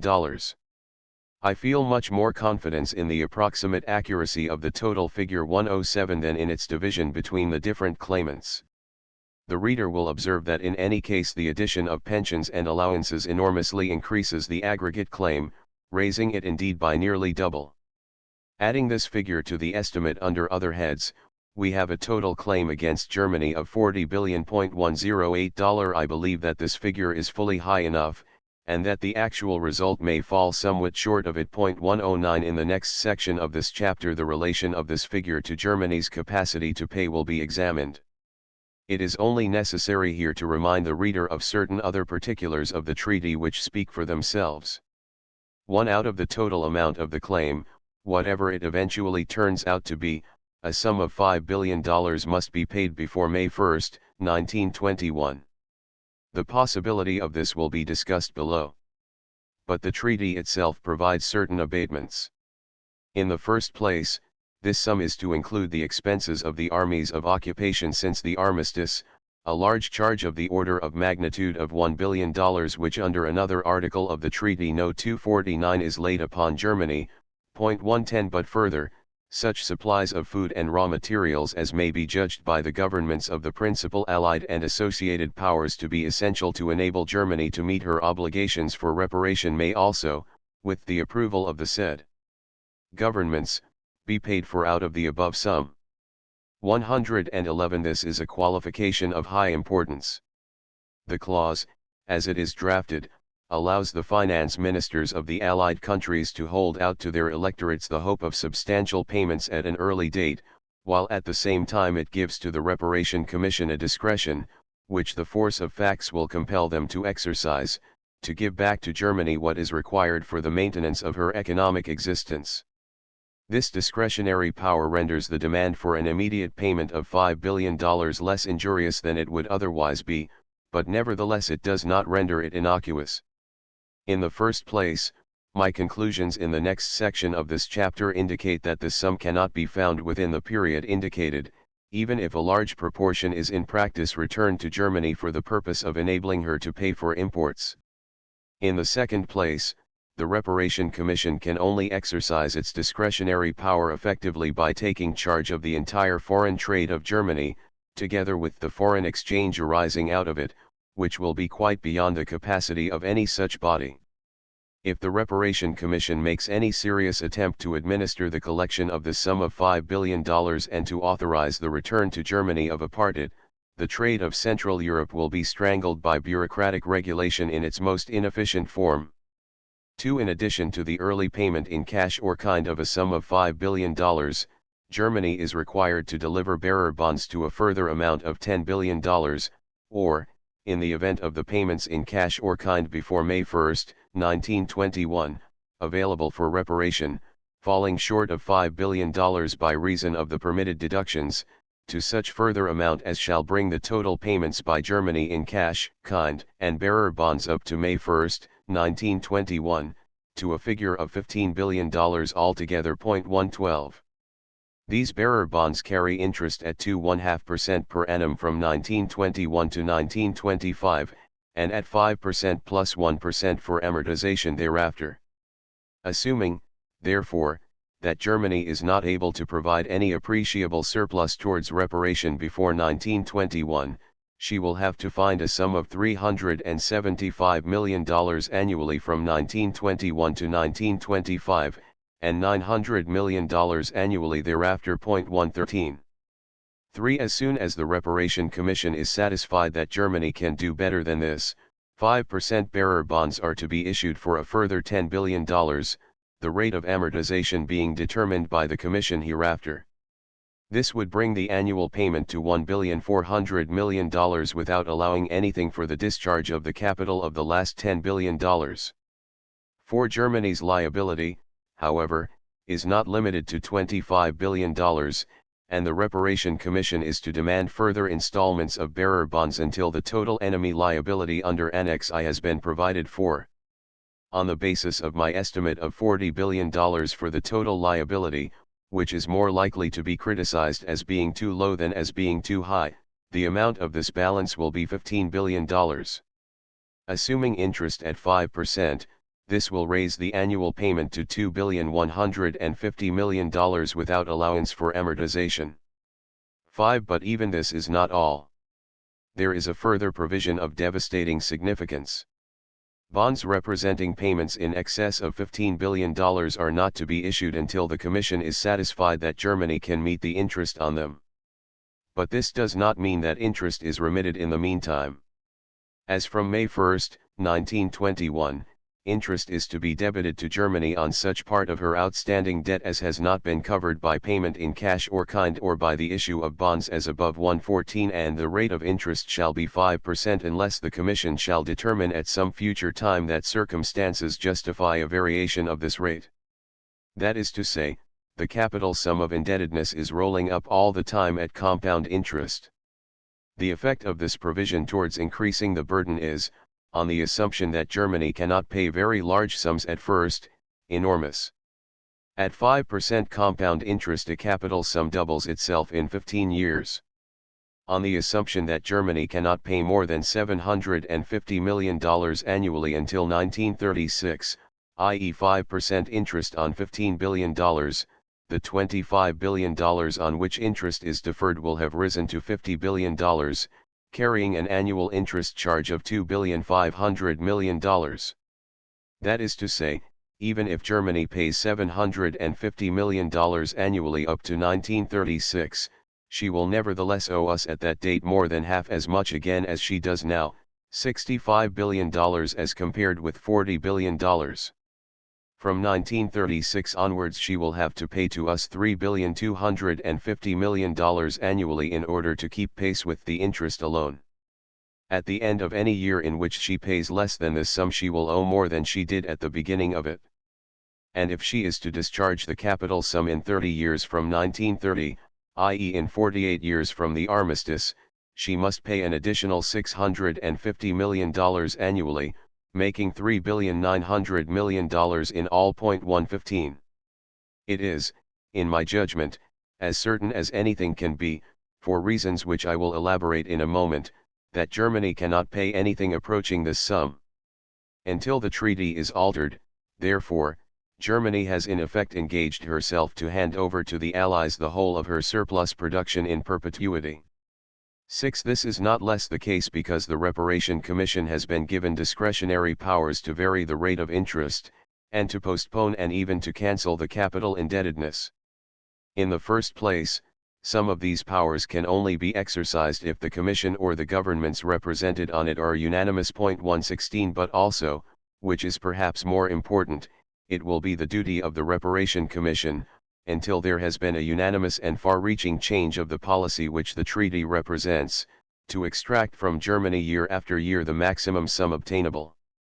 There is a great difference between fixing a definite sum, which though large is within Germany's capacity to pay and yet to retain a little for herself, and fixing a sum far beyond her capacity, which is then to be reduced at the discretion of a foreign commission acting with the object of obtaining each year the maximum which the circumstances of that year permit.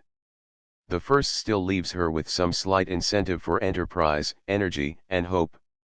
The latter skins her alive year by year in perpetuity, and however skillfully and discreetly the operation is performed, with whatever regard for not killing the patient in the process, it would represent a policy which, if it were really entertained and deliberately practiced, the judgment of men would soon pronounce to be one of the most outrageous acts of a cruel victor in civilized history. There are other functions and powers of high significance which the treaty accords to the Reparation Commission. But these will be most conveniently dealt with in a separate section. 3. Germany's capacity to pay. The forms in which Germany can discharge the sum which she has engaged herself to pay are 3 in number. Immediately transferable wealth in the form of gold, ships, and foreign securities. The value of property in ceded territory, or surrendered under the armistice. Annual payments spread over a term of years, partly in cash and partly in materials such as coal products, potash, and dyes. There is excluded from the above the actual restitution of property removed from territory occupied by the enemy, as, for example, Russian gold, Belgian and French securities, cattle, machinery, and works of art. In so far as the actual goods taken can be identified and restored, they must clearly be returned to their rightful owners, and cannot be brought into the general reparation pool. This is expressly provided for in Article 238 of the treaty. 1. Immediately transferable wealth. A. Gold after deduction of the gold to be returned to Russia, the official holding of gold as shown in the Reichsbank's return of the November 30, 1918, amounted to $577,089,500. This was a very much larger amount than had appeared in the Reichsbank's return prior to the war 117 and was the result of the vigorous campaign carried on in Germany during the war for the surrender to the Reichsbank not only of gold coin but of gold ornaments of every kind. Private hoards doubtless still exist, but, in view of the great efforts already made, it is unlikely that either the German government or the Allies will be able to unearth them. The return can therefore be taken as probably representing the maximum amount which the German government are able to extract from their people. In addition to gold, there was in the Reichsbank a sum of about $5 million in silver. There must be, however, a further substantial amount in circulation, for the holdings of the Reichsbank were as high as $45,500,000 on the December 31, 1917, and stood at about $30 million up to the latter part of October, 1918, when the internal run began on currency of every kind. 118 We may, therefore, take a total of, say, $625 million for gold and silver together at the date of the armistice. These reserves, however, are no longer intact. During the long period which elapsed between the armistice and the peace, it became necessary for the Allies to facilitate the provisioning of Germany from abroad. The political condition of Germany at that time and the serious menace of Spartakism rendered the step necessary in the interests of the Allies themselves if they desired the continuance in Germany of a stable government to treat with. The question of how such provisions were to be paid for presented, however, the gravest difficulties. A series of conferences was held at Treves, at Spa, at Brussels, and subsequently at Chateau Villette and Versailles, between representatives of the Allies and of Germany, with the object of finding some method of payment as little injurious as possible to the future prospects of reparation payments. The German representatives maintained from the outset that the financial exhaustion of their country was for the time being so complete that a temporary loan from the Allies was the only possible expedient. This the Allies could hardly admit at a time when they were preparing demands for the immediate payment by Germany of immeasurably larger sums. But, apart from this, the German claim could not be accepted as strictly accurate so long as their gold was still untapped and their remaining foreign securities unmarketed. In any case, it was out of the question to suppose that in the spring of 1919 public opinion in the Allied countries or in America would have allowed the grant of a substantial loan to Germany. On the other hand, the Allies were naturally reluctant to exhaust on the provisioning of Germany the gold which seemed to afford one of the few obvious and certain sources for reparation.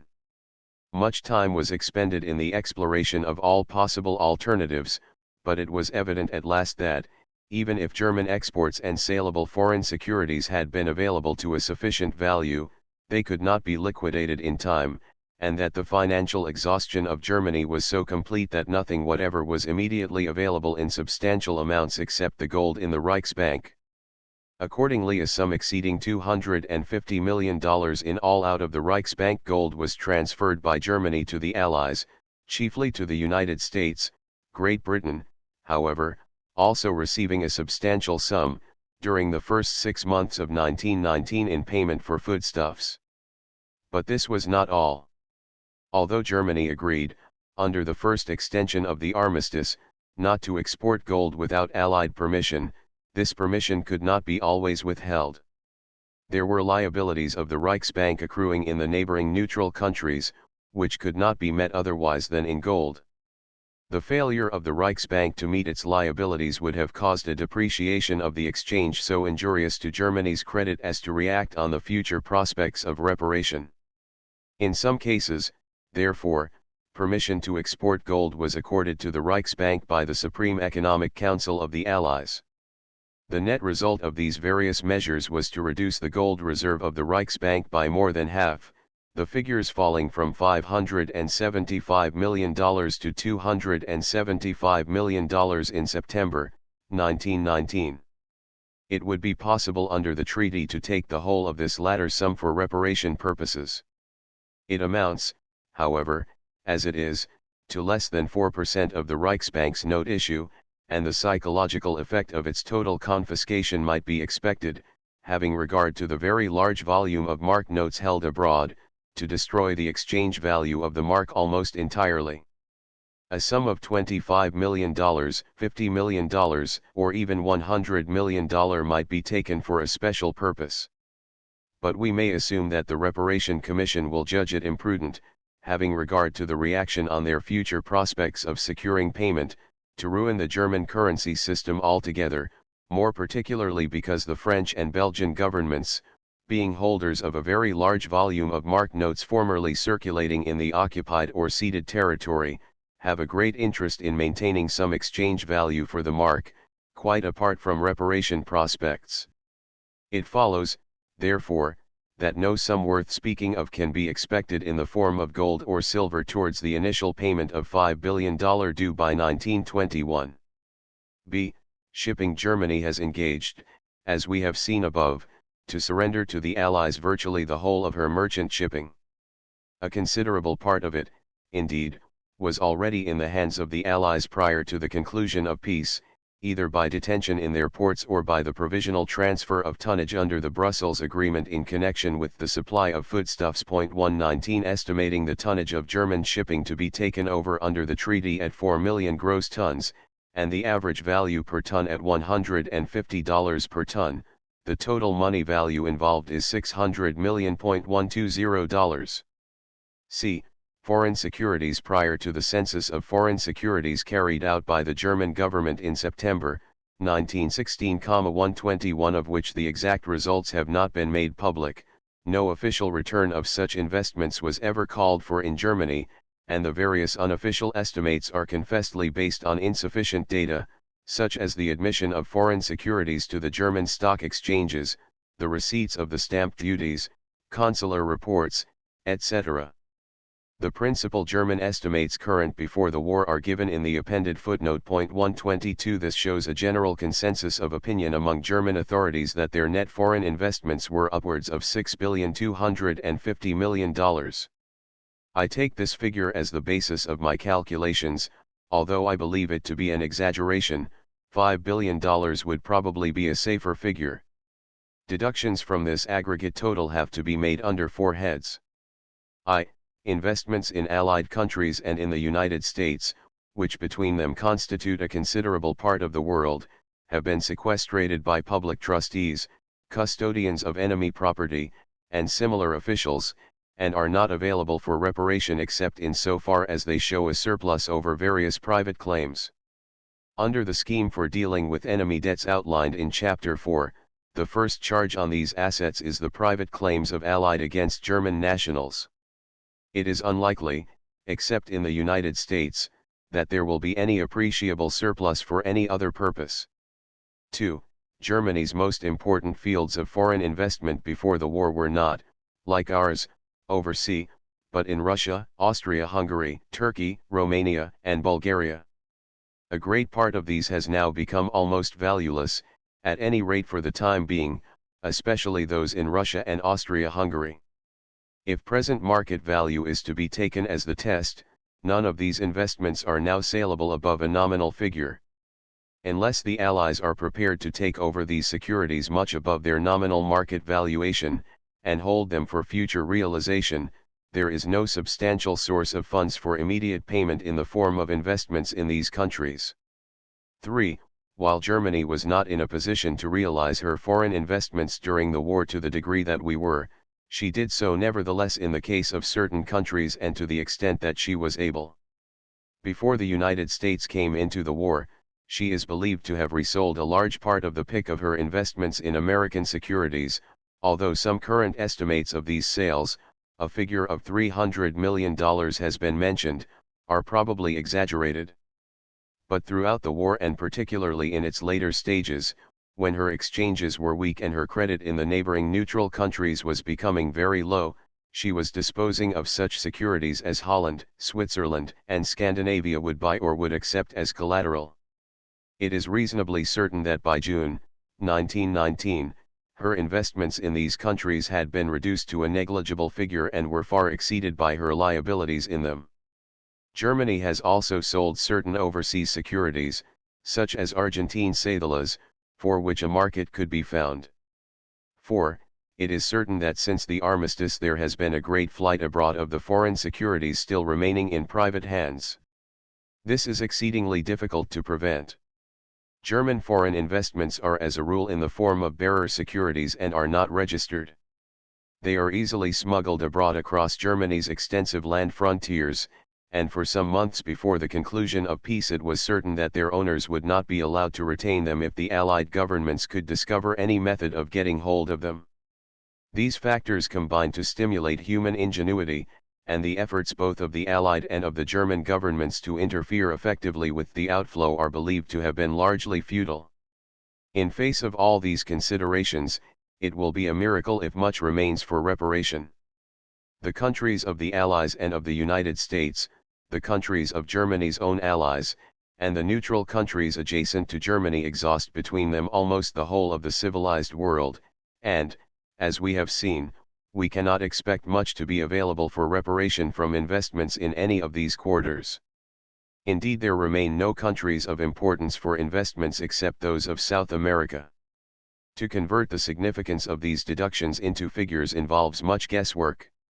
I give the reader the best personal estimate I can form after pondering the matter in the light of the available figures and other relevant data. I put the deduction under, at $1,500 million, of which $500 million may be ultimately available after meeting private debts, etc. As regards, 2, according to a census taken by the Austrian Ministry of Finance on the December 31, 1912, the nominal value of the Austro-Hungarian securities held by Germans was $986,500,000. Germany's pre-war investments in Russia outside government securities have been estimated at $475 million, which is much lower than would be expected, and in 1906 Sartorius v. Waltershausen estimated her investments in Russian government securities at $750 million. This gives a total of $1,225 million, which is to some extent borne out by the figure of $1 billion given in 1911 by Dr. Ishchanian as a deliberately modest estimate. A Romanian estimate, published at the time of that country's entry in the war, gave the value of Germany's investments in Romania at $20 million to $22 million, of which $14 million to $16 million were in government securities. An Association for the Defense of French Interests in Turkey, as reported in the Temps, September 8, 1919, has estimated the total amount of German capital invested in Turkey at about $295 million, of which, according to the latest report of the Council of Foreign Bondholders, $162,500,000 was held by German nationals in the Turkish external debt.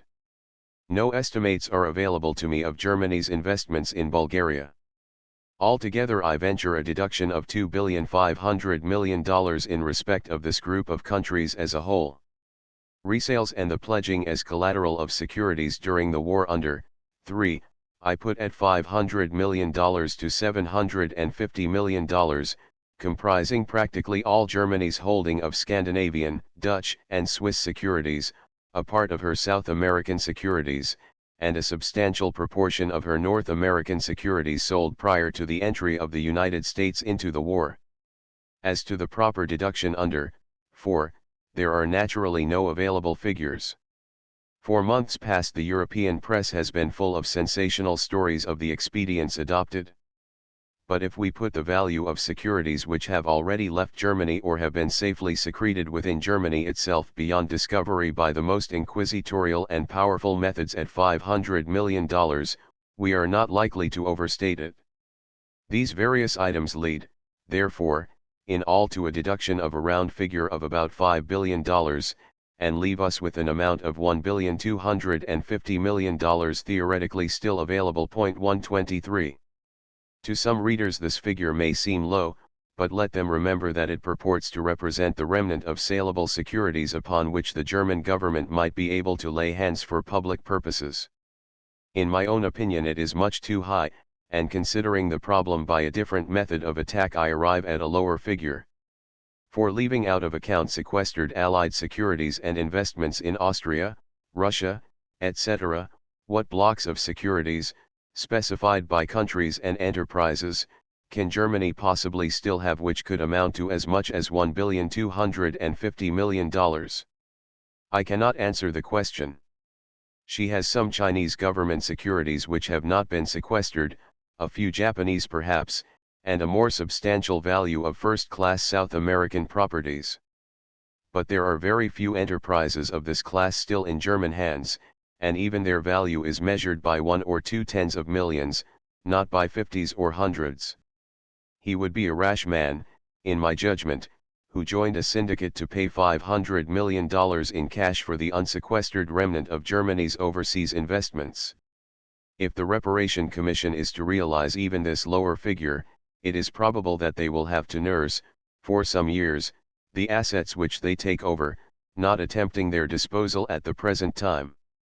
We have, therefore, a figure of from $500 million to $1,250 million as the maximum contribution from Germany's foreign securities. Her immediately transferable wealth is composed, then, of a. Gold and silver say $300 million. b.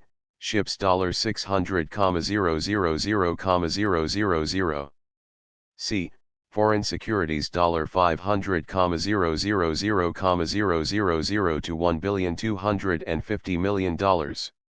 Of the gold and silver, it is not, in fact, practicable to take any substantial part without consequences to the German currency system injurious to the interests of the Allies themselves. The contribution from all these sources together which the Reparation Commission can hope to secure by May, 1921, may be put, therefore, at from $1,250 million to $1,750 million as a maximum. 124. 2. Property in ceded territory or surrendered under the armistice. As the treaty has been drafted, Germany will not receive important credits available towards meeting reparation in respect of her property in ceded territory. Private property in most of the ceded territory is utilized towards discharging private German debts to Allied nationals, and only the surplus, if any, is available towards reparation. The value of such property in Poland and the other new states is payable direct to the owners. Government property in Alsace-Lorraine, in territory ceded to Belgium, and in Germany's former colonies transferred to a mandatory, is to be forfeited without credit given. Buildings, forests, and other state property which belong to the former Kingdom of Poland are also to be surrendered without credit. There remain, therefore, government properties, other than the above, surrendered to Poland, government properties in Schleswig surrendered to Denmark. 125. The value of the charcoal fields, the value of certain river craft, etc., to be surrendered under the ports, waterways, and railways chapter, and the value of the German submarine cables transferred under Annex 7 of the reparation chapter. Whatever the treaty may say, the Reparation Commission will not secure any cash payments from Poland.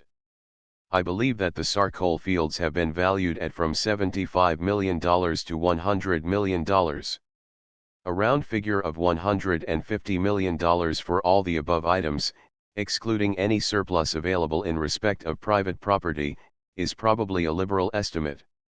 Then remains the value of material surrendered under the armistice. Article 250 provides that a credit shall be assessed by the Reparation Commission for rolling stock surrendered under the armistice as well as for certain other specified items, and generally for any material so surrendered for which the Reparation Commission think that credit should be given, as having non-military value. The rolling stock, 150,000 wagons and 5,000 locomotives, is the only very valuable item. A round figure of $250 million, for all the armistice surrenders, is probably again a liberal estimate. We have, therefore, $400 million to add in respect of this heading to our figure of $1,250 million to $1,750 million under the previous heading.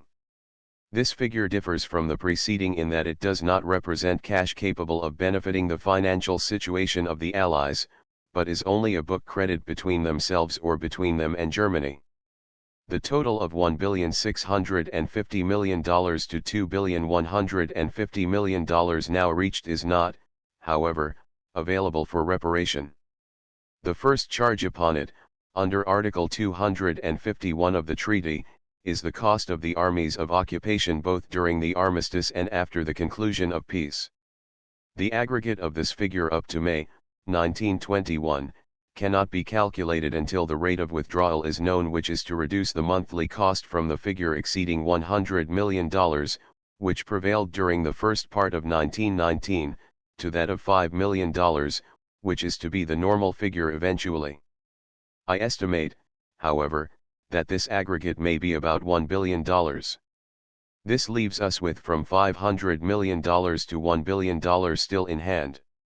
Out of this, and out of exports of goods, and payments in kind under the treaty prior to May 1921, for which I have not as yet made any allowance, the Allies have held out the hope that they will allow Germany to receive back such sums for the purchase of necessary food and raw materials as the former deem it essential for her to have. It is not possible at the present time to form an accurate judgment either as to the money value of the goods which Germany will require to purchase from abroad in order to re-establish her economic life, or as to the degree of liberality with which the Allies will exercise their discretion. If her stocks of raw materials and food were to be restored to anything approaching their normal level by May 1921, Germany would probably require foreign purchasing power of from $500 million to $1 billion at least, in addition to the value of her current exports. While this is not likely to be permitted, I venture to assert as a matter beyond reasonable dispute that the social and economic condition of Germany cannot possibly permit a surplus of exports over imports during the period prior to May 1921, and that the value of any payments in kind with which she may be able to furnish the Allies under the treaty in the form of coal, dyes, timber, or other materials will have to be returned to her to enable her to pay for imports essential to her existence. Point 126.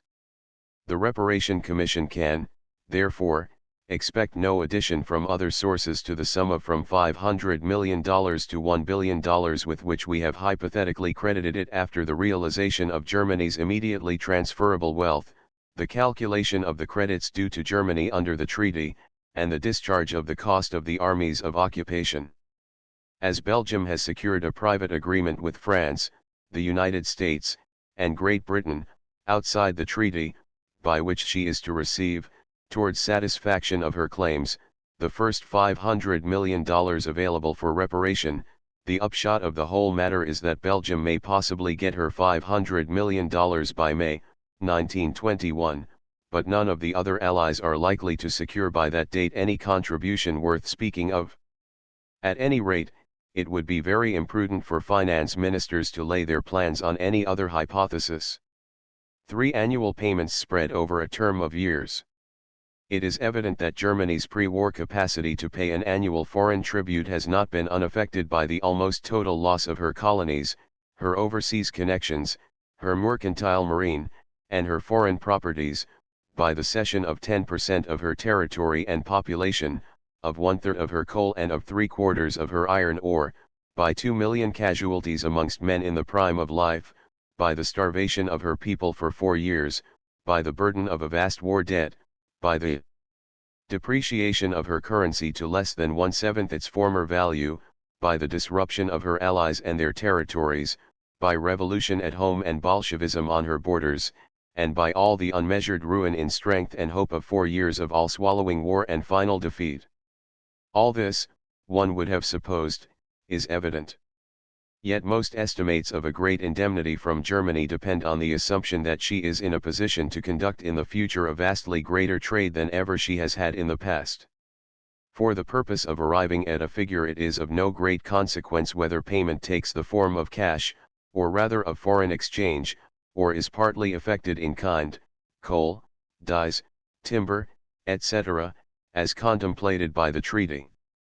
In any event, it is only by the export of specific commodities that Germany can pay, and the method of turning the value of these exports to account for reparation purposes is, comparatively, a matter of detail. We shall lose ourselves in mere hypothesis unless we return in some degree to first principles, and, whenever we can, to such statistics as there are.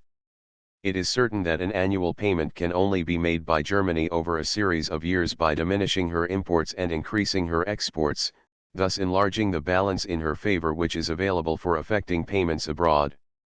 Germany can pay in the long run in goods, and in goods only, whether these goods are furnished direct to the Allies, or whether they are sold to neutrals and the neutral credits so arising are then made over to the Allies. The most solid basis for estimating the extent to which this process can be carried is to be found, therefore, in an analysis of her trade returns before the war. Only on the basis of such an analysis, supplemented by some general data as to the aggregate wealth-producing capacity of the country, can a rational guess be made as to the maximum degree to which the exports of Germany could be brought to exceed her imports. In the year 1913 Germany's imports amounted to $2,690 million, and her exports to $2,525 million, exclusive of transit trade and bullion. That is to say, imports exceeded exports by about $165 million. On the average of the 5 years ending 1913, however, her imports exceeded her exports by a substantially larger amount, namely, $370 million. It follows, therefore, that more than the whole of Germany's pre-war balance for new foreign investment was derived from the interest on her existing foreign securities, and from the profits of her shipping, foreign banking, etc. As her foreign properties and her mercantile marine are now to be taken from her, and as her foreign banking and other miscellaneous sources of revenue from abroad have been largely destroyed, it appears that, on the pre-war basis of exports and imports, Germany, so far from having a surplus wherewith to make a foreign payment, would be not nearly self-supporting. Her first task, therefore, must be to effect a readjustment of consumption and production to cover this deficit. Any further economy she can effect in the use of imported commodities, and any further stimulation of exports will then be available for reparation.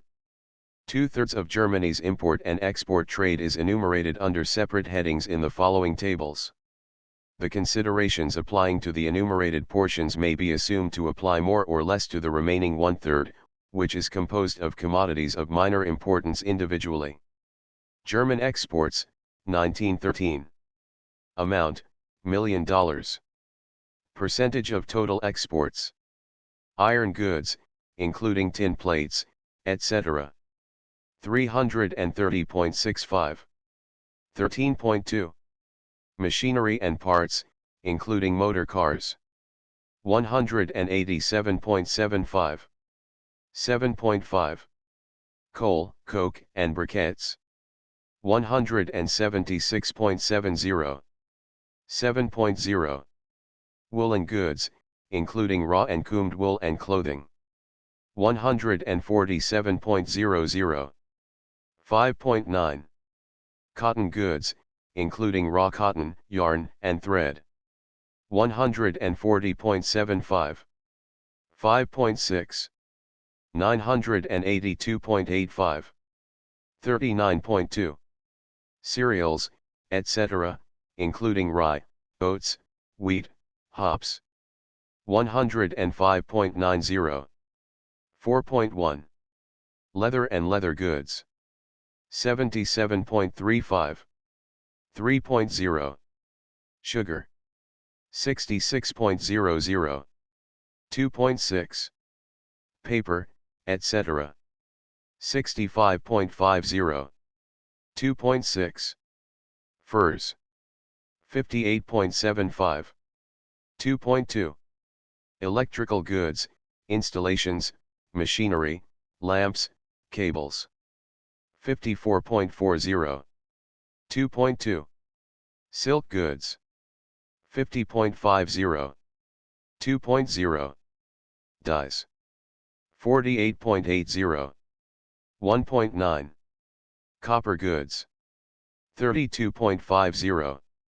1.3. Toys. 25.75. 1.0. Rubber and rubber goods. 21.35. 0.9. Books, maps, and music. 18.55. 0.8. Potash. 15.90.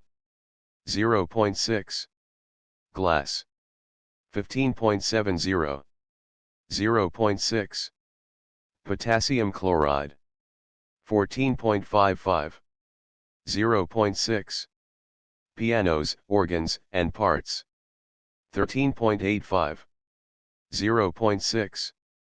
Raw zinc. 13.70. 0.5. Porcelain. 12.65. 0.5. 711.70. 67.2. Other goods, enumerated.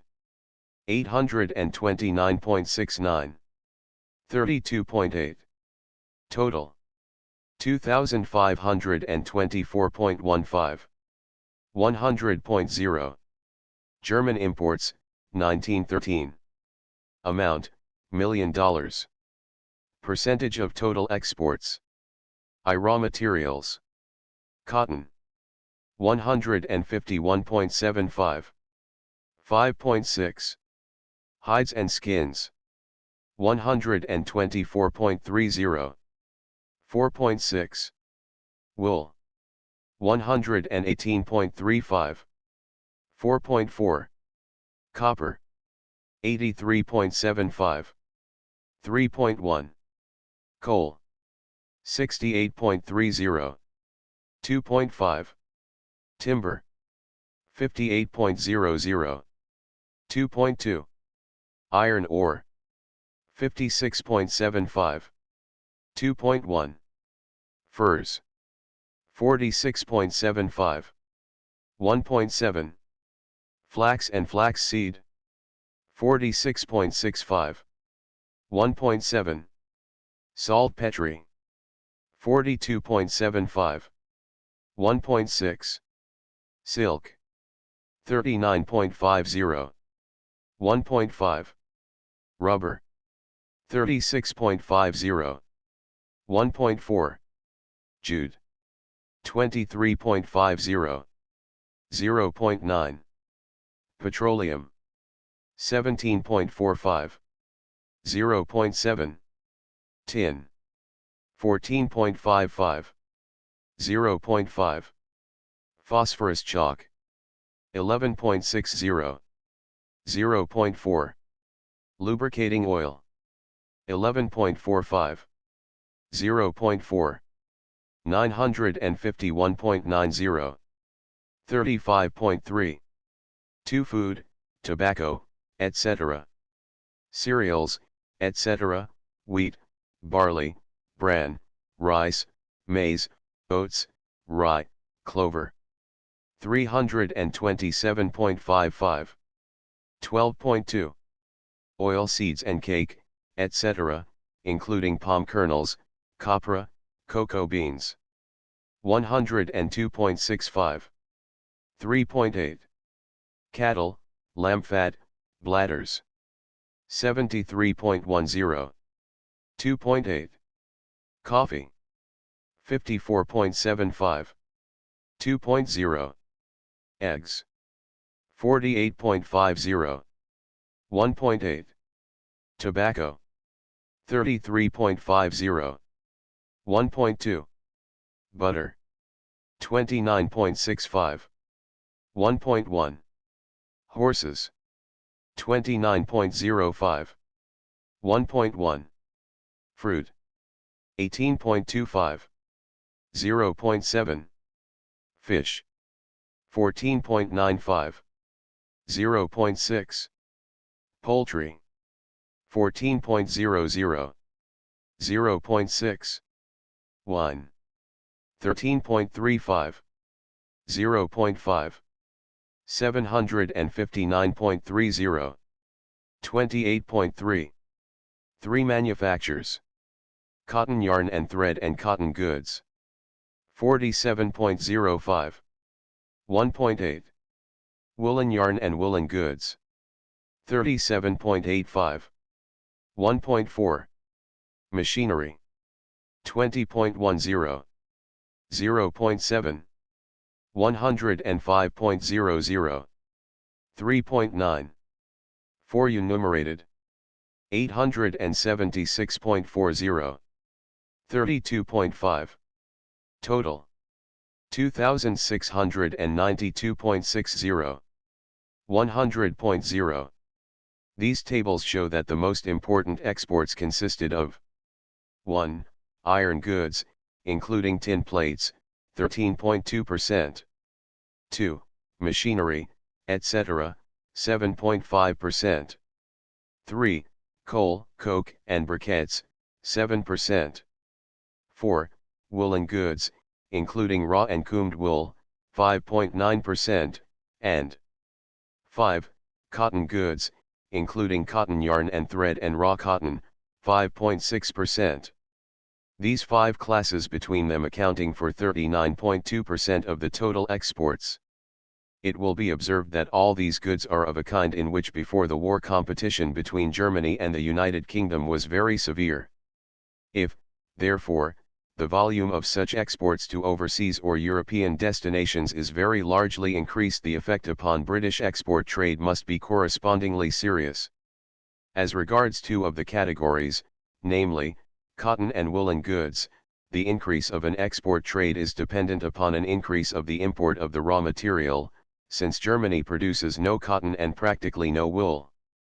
These trades are therefore incapable of expansion unless Germany is given facilities for securing these raw materials, which can only be at the expense of the Allies, in excess of the pre-war standard of consumption, and even then the effective increase is not the gross value of the exports, but only the difference between the value of the manufactured exports and of the imported raw material.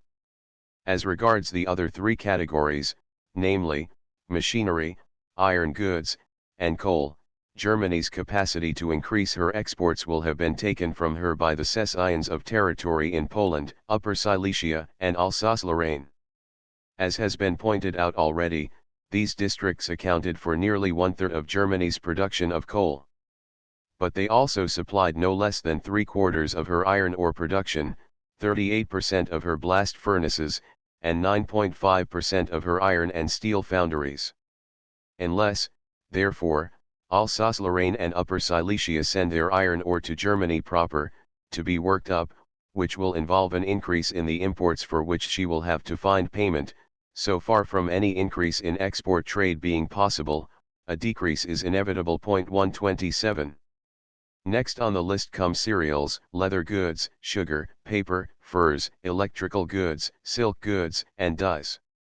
Cereals are not a net export and are far more than balanced by imports of the same commodities. As regards sugar, nearly 90% of Germany's pre-war exports came to the United Kingdom. 128 An increase in this trade might be stimulated by a grant of a preference in this country to German sugar or by an arrangement by which sugar was taken in part payment for the indemnity on the same lines as has been proposed for coal, dyes, etc. Paper exports also might be capable of some increase. Leather goods, furs, and silks depend upon corresponding imports on the other side of the account. Silk goods are largely in competition with the trade of France and Italy. The remaining items are individually very small. I have heard it suggested that the indemnity might be paid to a great extent in potash and the like. But potash before the war represented 0.6% of Germany's export trade, and about $15 million in aggregate value.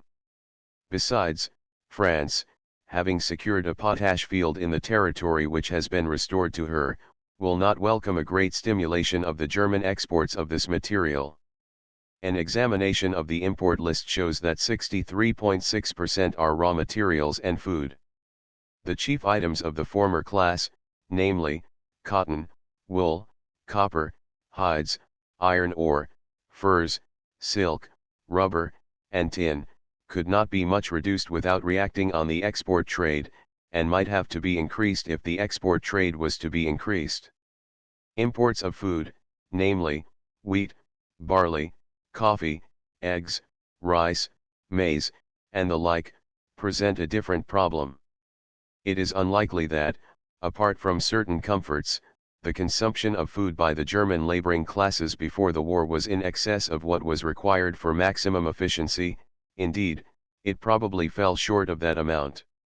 Any substantial decrease in the imports of food would therefore react on the efficiency of the industrial population, and consequently on the volume of surplus exports which they could be forced to produce. It is hardly possible to insist on a greatly increased productivity of German industry if the workmen are to be underfed. But this may not be equally true of barley, coffee, eggs, and tobacco. If it were possible to enforce a regime in which for the future no German drank beer or coffee, or smoked any tobacco, a substantial saving could be effected. Otherwise there seems little room for any significant reduction. The following analysis of German exports and imports, according to destination and origin, is also relevant. From this it appears that of Germany's exports in 1913, 18% went to the British Empire, 17% to France, Italy, and Belgium, 10% to Russia and Romania, and 7% to the United States, that is to say, more than half of the exports found their market in the countries of the Entente nations. Of the balance, 12% went to Austria-Hungary, Turkey, and Bulgaria, and 35% elsewhere. Unless, therefore, the present Allies are prepared to encourage the importation of German products, a substantial increase in total volume can only be effected by the wholesale swamping of neutral markets. German trade, 1913, according to destination and origin. Destination of Germany's exports. Origin of Germany's imports. $1 million. Percent. $1 million. Percent. Great Britain. 359.65. 14.2. 219.00. 8.1. India. 37.65. 1.5. 135.20. 5.0. Egypt. 10.85. 0.4. 29.60. 1.1. Canada. 15.10. 0.6. 16.00. 0.6. Australia. 22.10. 0.9. 74.00. 2.8. South Africa. 11.70. 0.5. 17.40. 0.6.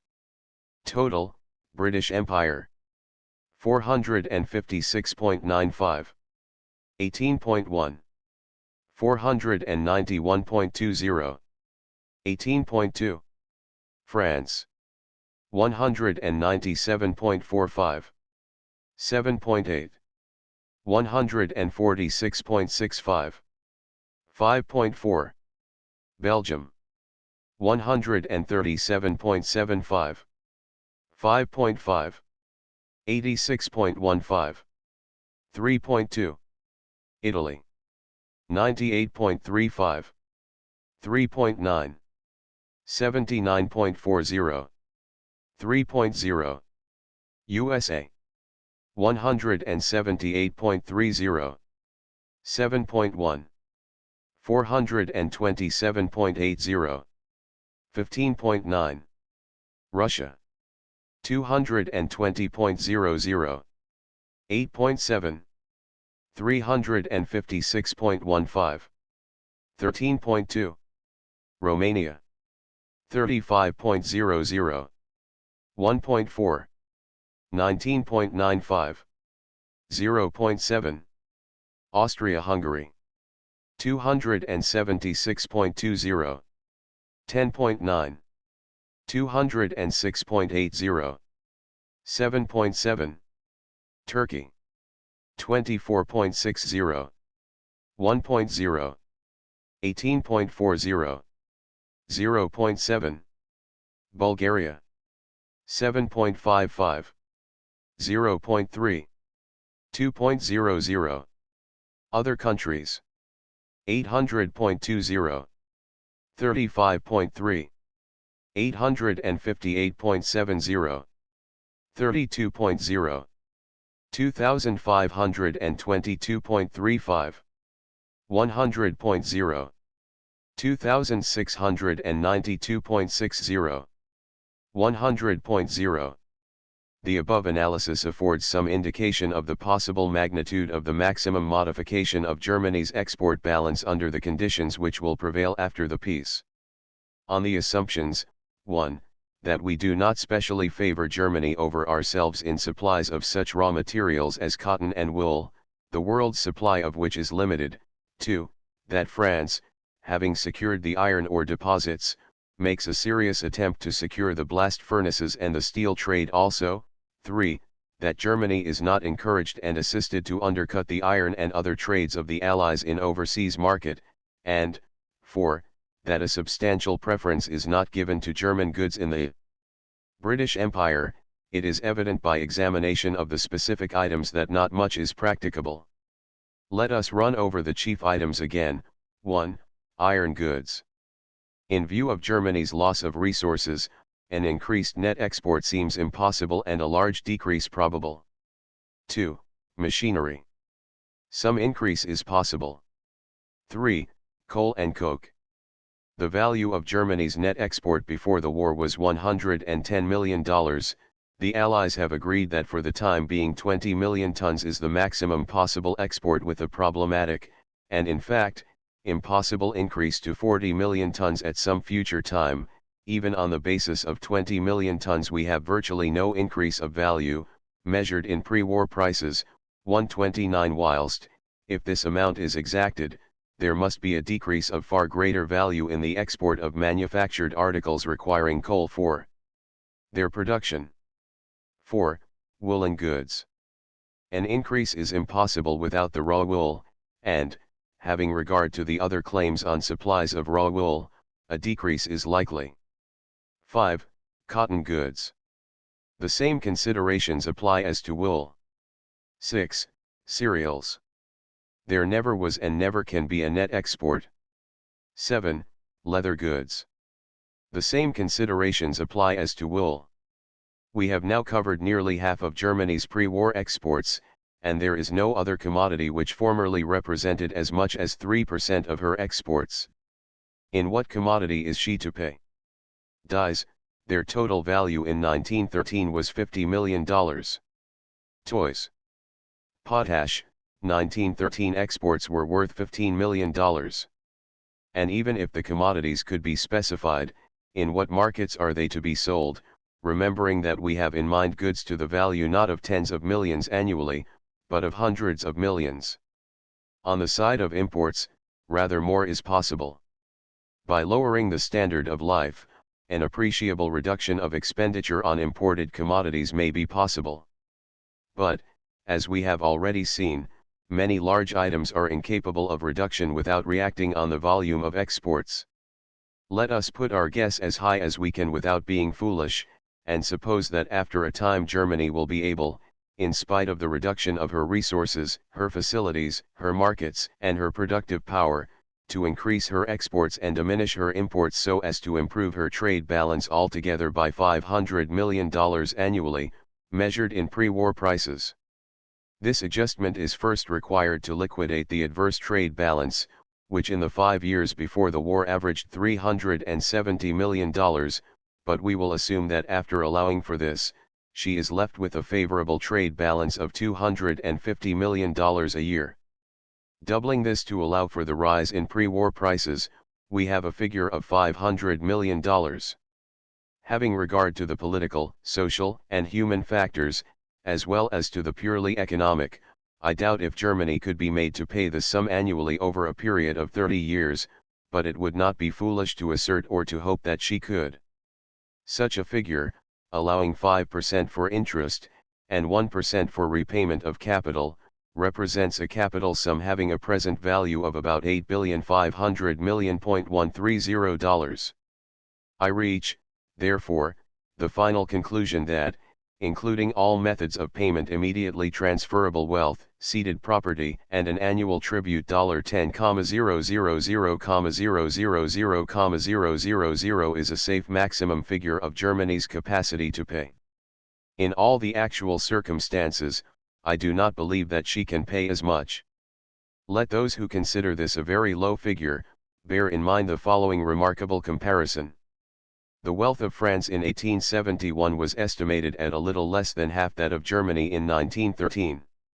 Apart from changes in the value of money, an indemnity from Germany of $2,500,000,000 would, therefore, be about comparable to the sum paid by France in 1871, and as the real burden of an indemnity increases more than in proportion to its amount, the payment of $10 billion by Germany would have far severer consequences than the $1 billion paid by France in 1871. There is only one head under which I see a possibility of adding to the figure reached on the line of argument adopted above, that is, if German labor is actually transported to the devastated areas and there engaged in the work of reconstruction. I have heard that a limited scheme of this kind is actually in view. The additional contribution thus obtainable depends on the number of laborers which the German government could contrive to maintain in this way, and also on the number which, over a period of years, the Belgian and French inhabitants would tolerate in their midst. In any case, it would seem very difficult to employ on the actual work of reconstruction, even over a number of years, imported labor having a net present value exceeding, say, $1,250,000,000, and even this would not prove in practice a net addition to the annual contributions obtainable in other ways. A capacity of $40 billion or even of $25 billion is, therefore, not within the limits of reasonable possibility. It is for those who believe that Germany can make an annual payment amounting to hundreds of millions sterling to say in what specific commodities they intend this payment to be made and in what markets the goods are to be sold. Until they proceed to some degree of detail, and are able to produce some tangible argument in favor of their conclusions, they do not deserve to be believed. 131. I make 3 provisos only, none of which affect the force of my argument for immediate practical purposes. First, if the Allies were to nurse the trade and industry of Germany for a period of 5 or 10 years, supplying her with large loans, and with ample shipping, food, and raw materials during that period, building up markets for her, and deliberately applying all their resources and goodwill to making her the greatest industrial nation in Europe, if not in the world, a substantially larger sum could probably be extracted thereafter, for Germany is capable of very great productivity. Second, whilst I estimate in terms of money, I assume that there is no revolutionary change in the purchasing power of our unit of value. If the value of gold were to sink to a half or a tenth of its present value, the real burden of a payment fixed in terms of gold would be reduced proportionately. If a sovereign comes to be worth what a shilling is worth now, then, of course, Germany can pay a larger sum than I have named, measured in gold sovereigns. Third, I assume that there is no revolutionary change in the yield of nature and material to man's labor.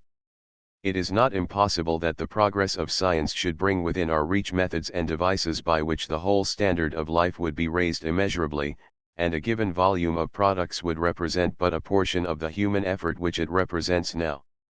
In this case all standards of capacity would be changed everywhere. But the fact that all things are possible is no excuse for talking foolishly. It is true that in 1870 no man could have predicted Germany's capacity in 1910. We cannot expect to legislate for a generation or more.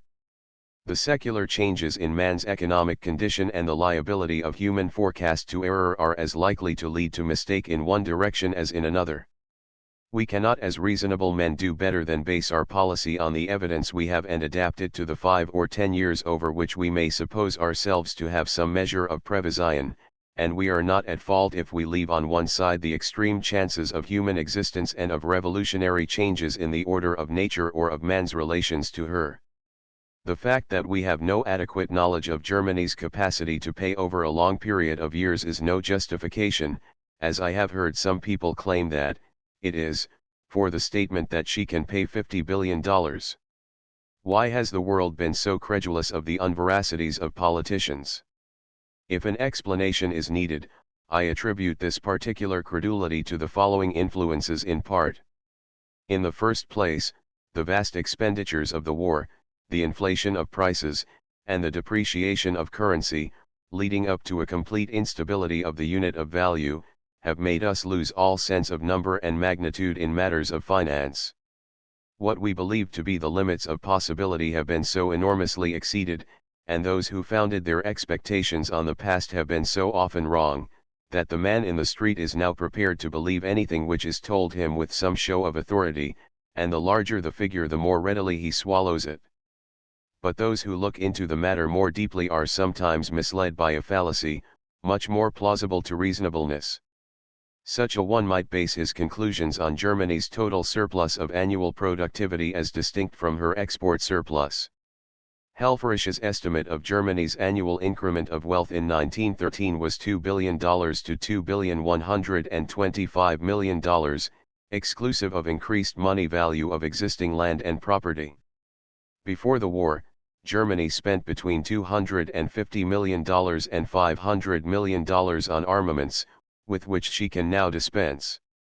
Why, therefore, should she not pay over to the Allies an annual sum of $2,500 million?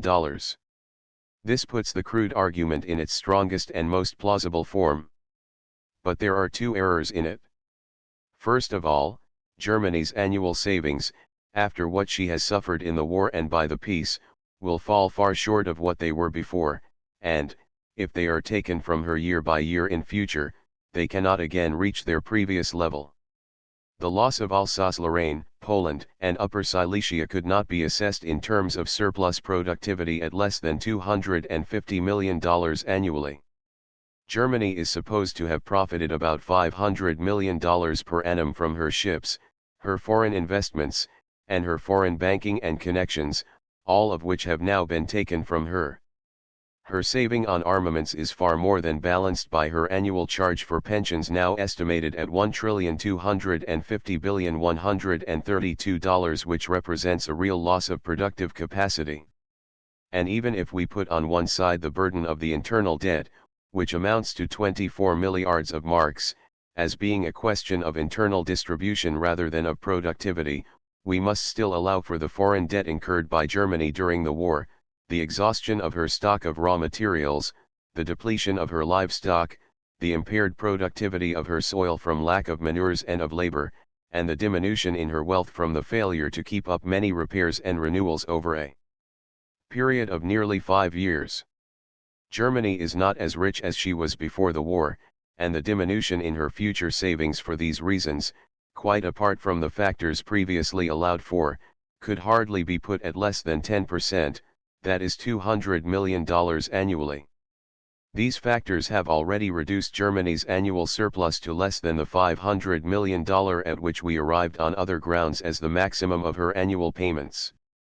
But even if the rejoinder be made, that we have not yet allowed for the lowering of the standard of life and comfort in Germany which may reasonably be imposed on a defeated enemy, 133, there is still a fundamental fallacy in the method of calculation. An annual surplus available for home investment can only be converted into a surplus available for export abroad by a radical change in the kind of work performed. Labor, while it may be available and efficient for domestic services in Germany, may yet be able to find no outlet in foreign trade. We are back on the same question which faced us in our examination of the export trade. In what export trade is German labor going to find a greatly increased outlet? Labor can only be diverted into new channels with loss of efficiency, and a large expenditure of capital. The annual surplus which German labor can produce for capital improvements at home is no measure, either theoretically or practically, of the annual tribute which she can pay abroad. 4. The Reparation Commission. This body is so remarkable a construction and may, if it functions at all, exert so wide an influence on the life of Europe, that its attributes deserve a separate examination. There are no precedents for the indemnity imposed on Germany under the present treaty, for the money exactions which formed part of the settlement after previous wars have differed in two fundamental respects from this one. The sum demanded has been determinate and has been measured in a lump sum of money, and so long as the defeated party was meeting the annual installments of cash no consequential interference was necessary. But for reasons already elucidated, the exactions in this case are not yet determinate, and the sum when fixed will prove in excess of what can be paid in cash and in excess also of what can be paid at all. It was necessary, therefore, to set up a body to establish the bill of claim, to fix the mode of payment, and to approve necessary abatements and delays. It was only possible to place this body in a position to exact the utmost year by giving it wide powers over the internal economic life of the enemy countries, who are to be treated henceforward as bankrupt estates to be administered by and for the benefit of the creditors.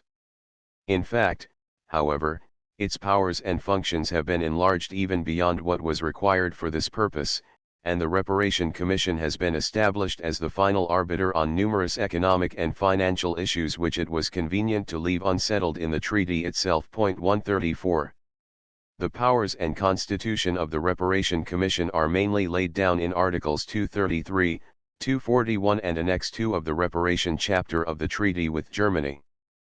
But the same commission is to exercise authority over Austria and Bulgaria, and possibly over Hungary and Turkey, when peace is made with these countries. There are, therefore, analogous articles mutatis mutandis in the Austrian Treaty 135 and in the Bulgarian Treaty. 136. The principal allies are each represented by one chief delegate. The delegates of the United States, Great Britain, France, and Italy take part in all proceedings, the delegate of Belgium in all proceedings except those attended by the delegates of Japan or the Serb-Croat-Slovene state, the delegate of Japan in all proceedings affecting maritime or specifically Japanese questions, and the delegate of the Serb-Croat-Slovene state when questions relating to Austria, Hungary, or Bulgaria are under consideration. Other allies are to be represented by delegates, without the power to vote, whenever their respective claims and interests are under examination. In general, the Commission decides by a majority vote, except in certain specific cases where unanimity is required, of which the most important are the cancellation of German indebtedness, long postponement of the installments, and the sale of German bonds of indebtedness. The Commission is endowed with full executive authority to carry out its decisions. It may set up an executive staff and delegate authority to its officers. The Commission and its staff are to enjoy diplomatic privileges, and its salaries are to be paid by Germany, who will, however, have no voice in fixing them. If the Commission is to discharge adequately its numerous functions, it will be necessary for it to establish a vast polyglot bureaucratic organization, with a staff of hundreds. To this organization, the headquarters of which will be in Paris, the economic destiny of Central Europe is to be entrusted. Its main functions are as follows. The Commission will determine the precise figure of the claim against the enemy powers by an examination in detail of the claims of each of the allies under Annex I of the Reparation Chapter. This task must be completed by May 1921. It shall give to the German government and to Germany's allies a just opportunity to be heard, but not to take any part whatever in the decisions of the Commission. That is to say, the Commission will act as a party and a judge at the same time. Having determined the claim, it will draw up a schedule of payments providing for the discharge of the whole sum with interest within 30 years. From time to time it shall, with a view to modifying the schedule within the limits of possibility, consider the resources and capacity of Germany, giving her representatives a just opportunity to be heard. In periodically estimating Germany's capacity to pay, the Commission shall examine the German system of taxation, first, to the end that the sums for reparation which Germany is required to pay shall become a charge upon all her revenues prior to that for the service or discharge of any domestic loan, and secondly, so as to satisfy itself that, in general, the German scheme of taxation is fully as heavy proportionately as that of any of the powers represented on the Commission. Up to May 1921, the Commission has power, with a view to securing the payment of $5 billion, to demand the surrender of any piece of German property whatever, wherever situated, that is to say, Germany shall pay in such installments and in such manner, whether in gold, commodities, ships, securities, or otherwise, as the Reparation Commission may fix. The Commission will decide which of the rights and interests of German nationals in public utility undertakings operating in Russia, China, Turkey, Austria, Hungary, and Bulgaria, or in any territory formerly belonging to Germany or her allies, are to be expropriated and transferred to the Commission itself. It will assess the value of the interests so transferred, and it will divide the spoils. The Commission will determine how much of the resources thus stripped from Germany must be returned to her to keep enough life in her economic organization to enable her to continue to make reparation payments in future. 137. The Commission will assess the value, without appeal or arbitration, of the property and rights ceded under the armistice, and under the treaty roiling stock, the mercantile marine, river craft, cattle, the Saar mines, the property in ceded territory for which credit is to be given, and so forth. The Commission will determine the amounts and values, within certain defined limits, of the contributions which Germany is to make in kind year by year under the various annexes to the Reparation Chapter. The Commission will provide for the restitution by Germany of property which can be identified. The Commission will receive, administer, and distribute all receipts from Germany in cash or in kind. It will also issue and market German bonds of indebtedness. The Commission will assign the share of the pre-war public debt to be taken over by the ceded areas of Schleswig, Poland, Danzig, and Upper Silesia. The Commission will also distribute the public debt of the late Austro-Hungarian Empire between its constituent parts. The Commission will liquidate the Austro-Hungarian Bank, and will supervise the withdrawal and replacement of the currency system of the late Austro-Hungarian Empire. It is for the Commission to report if, in their judgment, Germany is falling short in fulfillment of her obligations, and to advise methods of coercion. In general, the Commission, acting through a subordinate body, will perform the same functions for Austria and Bulgaria as for Germany, and also, presumably, for Hungary and Turkey. 138. There are also many other relatively minor duties assigned to the Commission. The above summary, however, shows sufficiently the scope and significance of its authority. This authority is rendered of far greater significance by the fact that the demands of the treaty generally exceed Germany's capacity. Consequently, the clauses which allow the Commission to make abatements, if in their judgment the economic conditions of Germany require it, will render it in many different particulars the arbiter of Germany's economic life. The Commission is not only to inquire into Germany's general capacity to pay, and to decide, in the early years, what import of foodstuffs and raw materials is necessary, it is authorized to exert pressure on the German system of taxation, Annex 2 Para 12, b. 139, and on German internal expenditure, with a view to ensuring that reparation payments are a first charge on the country's entire resources, and it is to decide on the effect on German economic life of demands for machinery, cattle, etc., and of the scheduled deliveries of coal.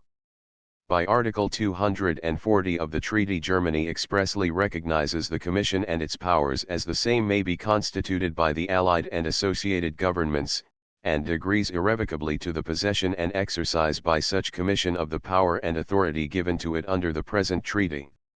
She undertakes to furnish the Commission with all relevant information.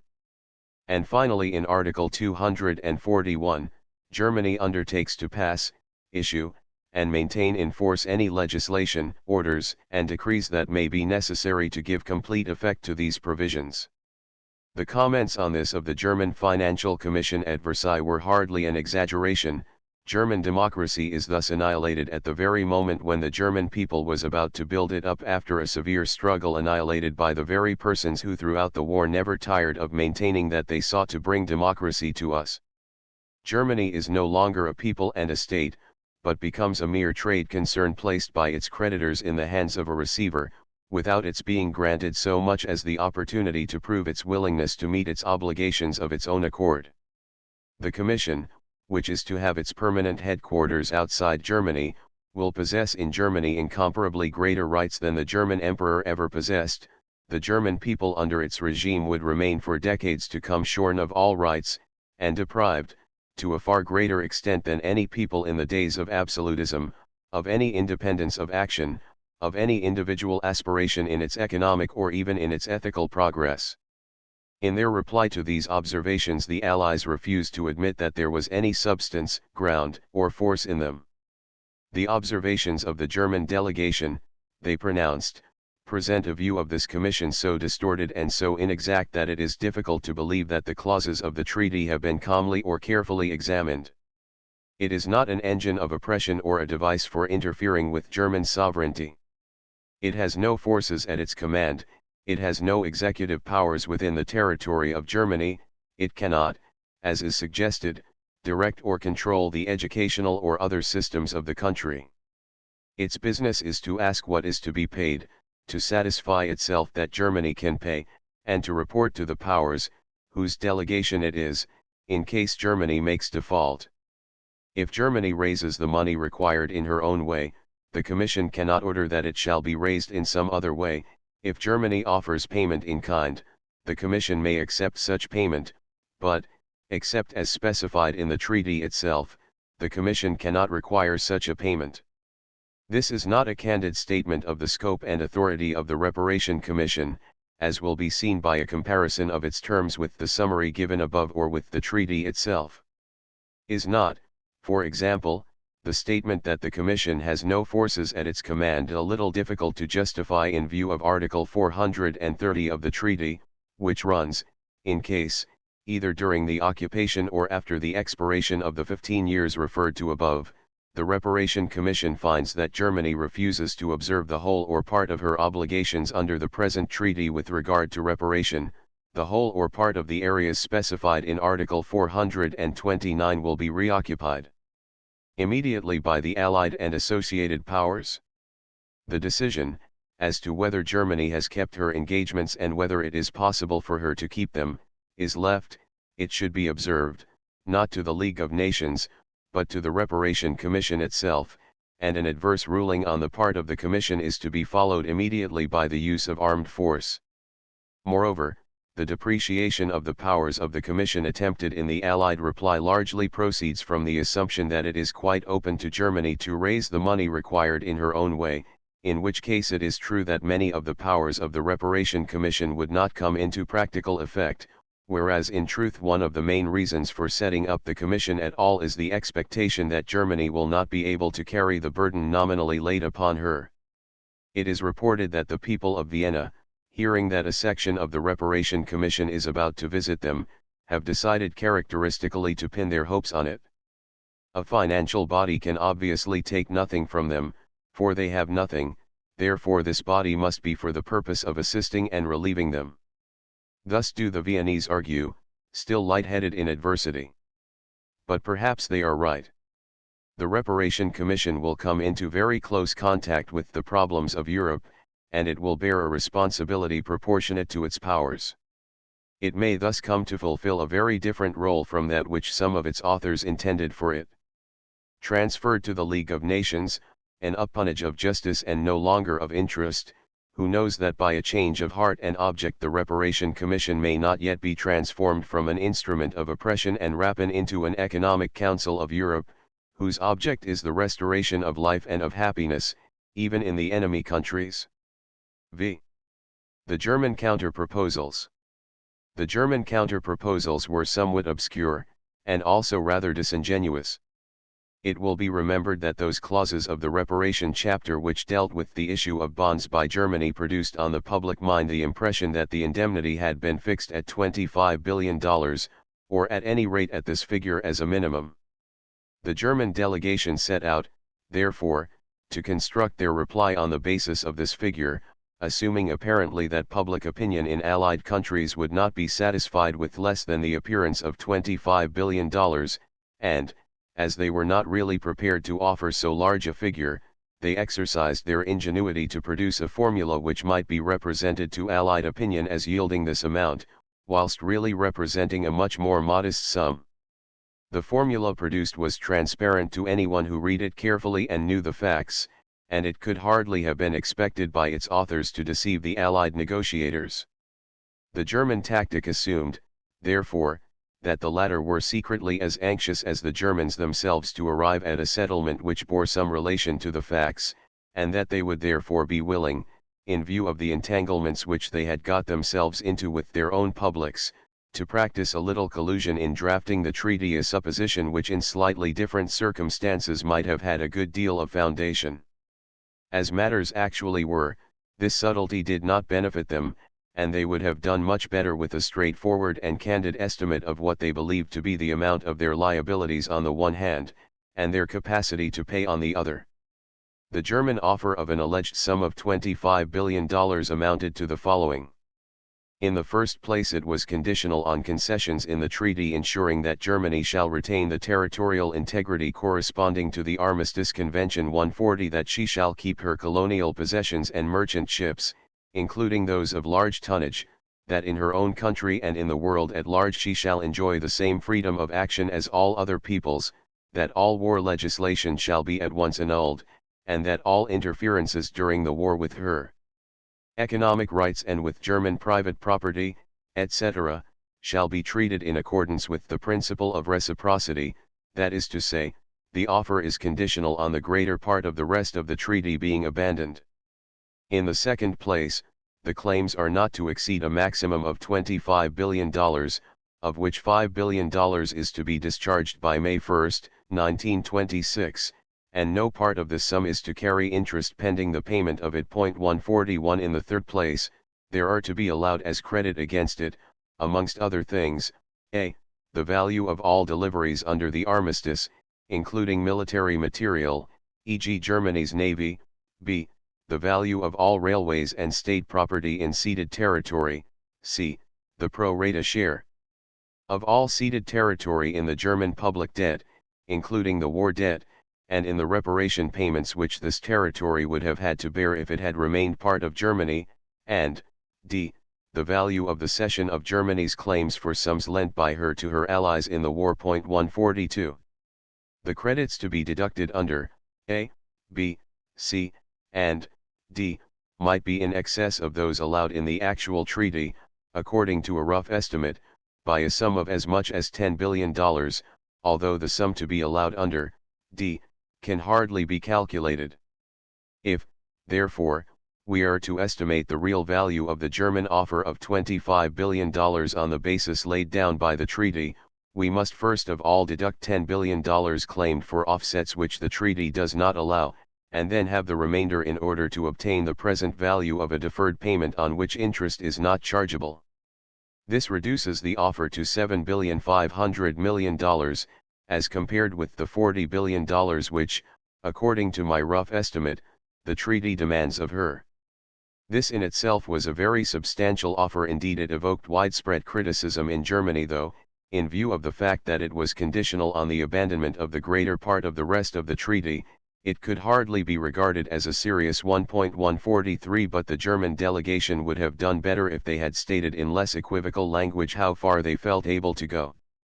In the final reply of the Allies to this counter-proposal there is one important provision, which I have not attended to hitherto, but which can be conveniently dealt with in this place.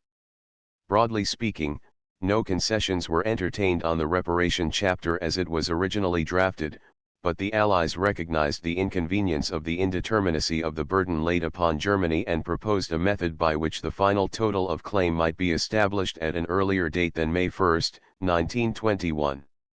They promised, therefore, that at any time within 4 months of the signature of the treaty, that is to say, up to the end of October, 1919, Germany should be at liberty to submit an offer of a lump sum in settlement of her whole liability as defined in the treaty, and within 2 months thereafter, that is to say, before the end of 1919, the Allies will, so far as may be possible, return their answers to any proposals that may be made. This offer is subject to 3 conditions. Firstly, the German authorities will be expected, before making such proposals, to confer with the representatives of the powers directly concerned. Secondly, such offers must be unambiguous and must be precise and clear. Thirdly, they must accept the categories and the reparation clauses as matters settled beyond discussion. The offer, as made, does not appear to contemplate any opening up of the problem of Germany's capacity to pay.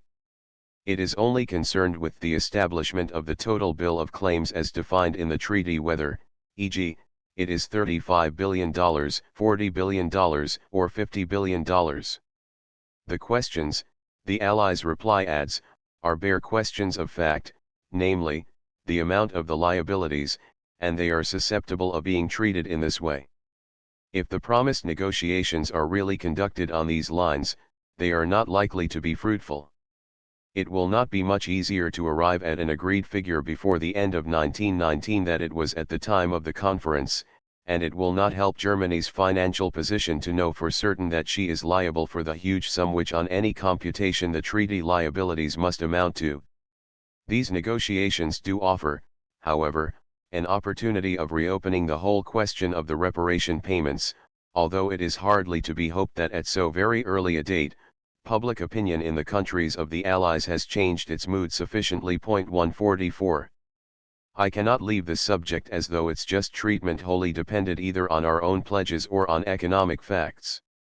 The policy of reducing Germany to servitude for a generation, of degrading the lives of millions of human beings, and of depriving a whole nation of happiness should be abhorrent and detestable, even if it were possible, even if it enriched ourselves, even if it did not sow the decay of the whole civilized life of Europe. Some preach it in the name of justice. In the great events of man's history, in the unwinding of the complex fates of nations, justice is not so simple. And if it were, nations are not authorized, by religion or by natural morals, to visit on the children of their enemies the misdoings of parents or of rulers. 6. Europe after the treaty. This chapter must be one of pessimism. The treaty includes no provisions for the economic rehabilitation of Europe, nothing to make the defeated Central Empires into good neighbors, nothing to stabilize the new states of Europe, nothing to reclaim Russia, nor does it promote in any way a compact of economic solidarity amongst the Allies themselves. No arrangement was reached at Paris for restoring the disordered finances of France and Italy, or to adjust the systems of the old world and the new. The Council of Four paid no attention to these issues, being preoccupied with others: Clemenceau to crush the economic life of his enemy, Lloyd George to do a deal and bring home something which would pass muster for a week, the President to do nothing that was not just and right. It is an extraordinary fact that the fundamental economic problems of a Europe starving and disintegrating before their eyes, was the one question in which it was impossible to arouse the interest of the Four. Reparation was their main excursion into the economic field, and they settled it as a problem of theology, of polities, of electoral chicane, from every point of view except that of the economic future of the states whose destiny they were handling. I leave, from this point onwards, Paris, the conference, and the treaty, briefly to consider the present situation of Europe, as the war and the peace have made it, and it will no longer be part of my purpose to distinguish between the inevitable fruits of the war and the avoidable misfortunes of the peace. The essential facts of the situation, as I see them, are expressed simply. Europe consists of the densest aggregation of population in the history of the world. This population is accustomed to a relatively high standard of life, in which, even now, some sections of it anticipate improvement rather than deterioration. In relation to other continents, Europe is not self-sufficient, in particular it cannot feed itself. Internally the population is not evenly distributed, but much of it is crowded into a relatively small number of dense industrial centers. This population secured for itself a livelihood before the war, without much margin of surplus, by means of a delicate and immensely complicated organization, of which the foundations were supported by coal, iron, transport, and an unbroken supply of imported food and raw materials from other continents. By the destruction of this organization and the interruption of the stream of supplies, a part of this population is deprived of its means of livelihood. Emigration is not open to the redundant surplus. For it would take years to transport them overseas, even, which is not the case, if countries could be found which were ready to receive them. The danger confronting us, therefore, is the rapid depression of the standard of life of the European populations to a point which will mean actual starvation for some, a point already reached in Russia and approximately reached in Austria. Men will not always die quietly. For starvation, which brings to some lethargy and a helpless despair, drives other temperaments to the nervous instability of hysteria and to a mad despair. And these in their distress may overturn the remnants of organization, and submerge civilization itself in their attempts to satisfy desperately the overwhelming needs of the individual. This is the danger against which all our resources and courage and idealism must now cooperate. On the May 13, 1919, Count Brockner-Francois addressed to the Peace Conference of the Allied and Associated Powers the report of the German Economic Commission charged with the study of the effect of the conditions of peace on the situation of the German population. In the course of the last 2 generations, they reported, Germany has become transformed from an agricultural state to an industrial state. So long as she was an agricultural state, Germany could feed 40 million inhabitants. As an industrial state she could ensure the means of subsistence for a population of 67 millions, and in 1913 the importation of foodstuffs amounted, in round figures, to 12 million tons. Before the war a total of 15 million persons in Germany provided for their existence by foreign trade, navigation, and the use, directly or indirectly, of foreign raw material. After rehearsing the main relevant provisions of the peace treaty the report continues, after this diminution of her products, after the economic depression resulting from the loss of her colonies, her merchant fleet and her foreign investments, Germany will not be in a position to import from abroad an adequate quantity of raw material. An enormous part of German industry will, therefore, be condemned inevitably to destruction. The need of importing foodstuffs will increase considerably at the same time that the possibility of satisfying this demand is as greatly diminished. In a very short time, therefore, Germany will not be in a position to give bread and work to her numerous millions of inhabitants, who are prevented from earning their livelihood by navigation and trade. These persons should emigrate, but this is a material impossibility, all the more because many countries and the most important ones will oppose any German immigration. To put the peace conditions into execution would logically involve, therefore, the loss of several millions of persons in Germany. This catastrophe would not be long in coming about, seeing that the health of the population has been broken down during the war by the blockade, and during the armistice by the aggravation of the blockade of famine. No help, however great, or over however long a period it were continued, could prevent those deaths en masse.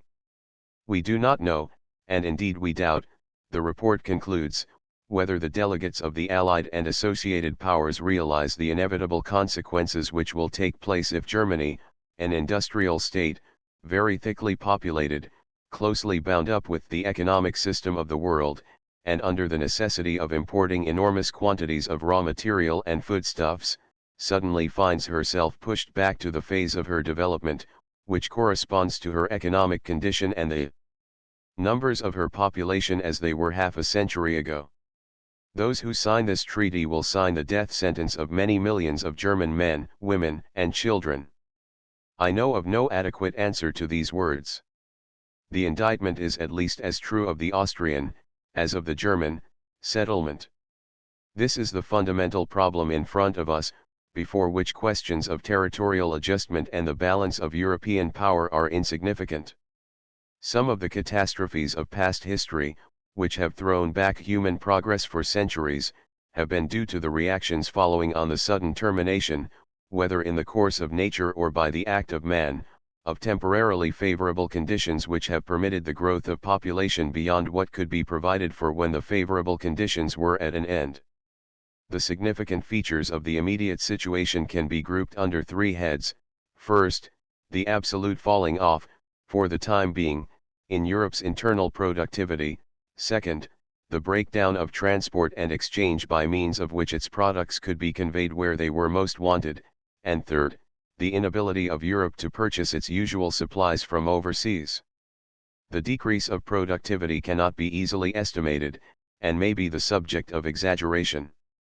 But the prima facie evidence of it is overwhelming, and this factor has been the main burden of Mr. Hoover's well-considered warnings. A variety of causes have produced it: violent and prolonged internal disorder as in Russia and Hungary, the creation of new governments and their inexperience in the readjustment of economic relations, as in Poland and Czechoslovakia, the loss throughout the continent of efficient labor, through the casualties of war or the continuance of mobilization, the falling off in efficiency through continued underfeeding in the Central Empires, the exhaustion of the soil from lack of the usual applications of artificial manures throughout the course of the war, the unsettlement of the minds of the laboring classes on the fundamental economic issues of their lives. But above all, to quote Mr. Hoover, there is a great relaxation of effort as the reflex of physical exhaustion of large sections of the population from privation and the mental and physical strain of the war. Many persons are for one reason or another out of employment altogether.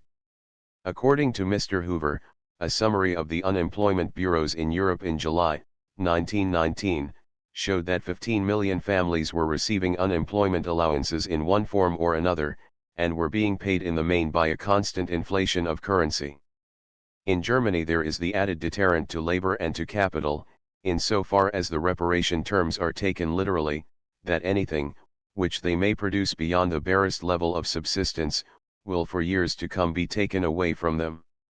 Such definite data as we possess do not add much, perhaps, to the general picture of decay.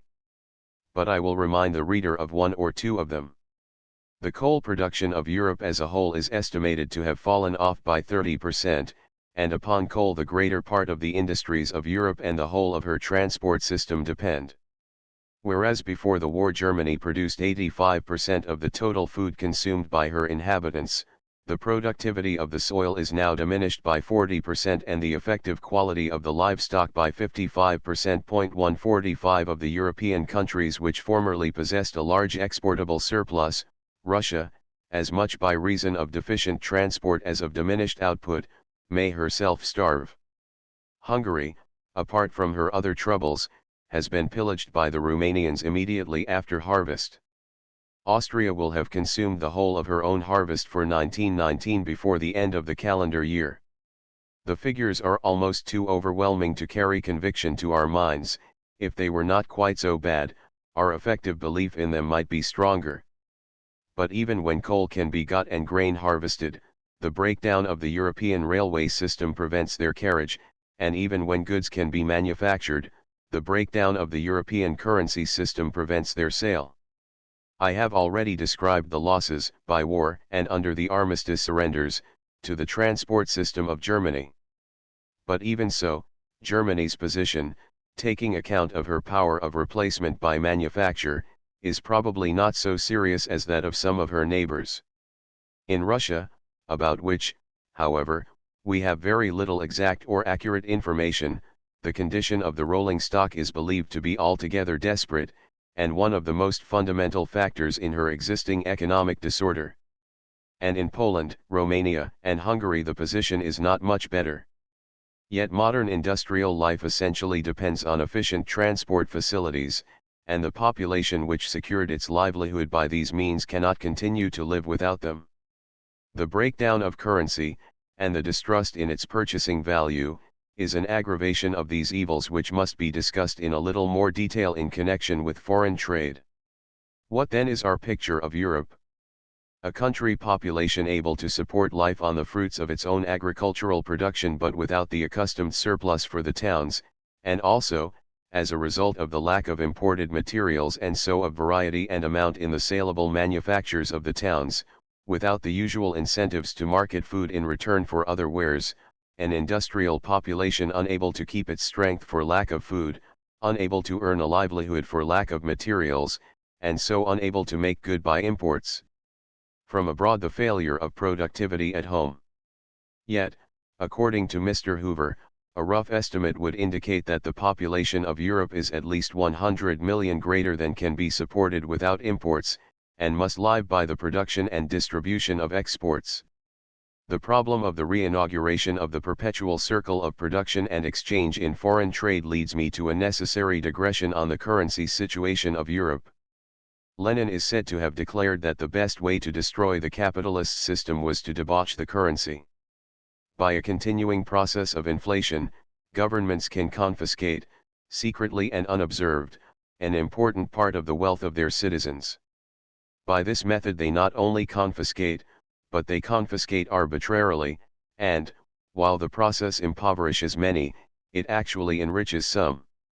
The sight of this arbitrary rearrangement of riches strikes not only at security, but at confidence in the equity of the existing distribution of wealth.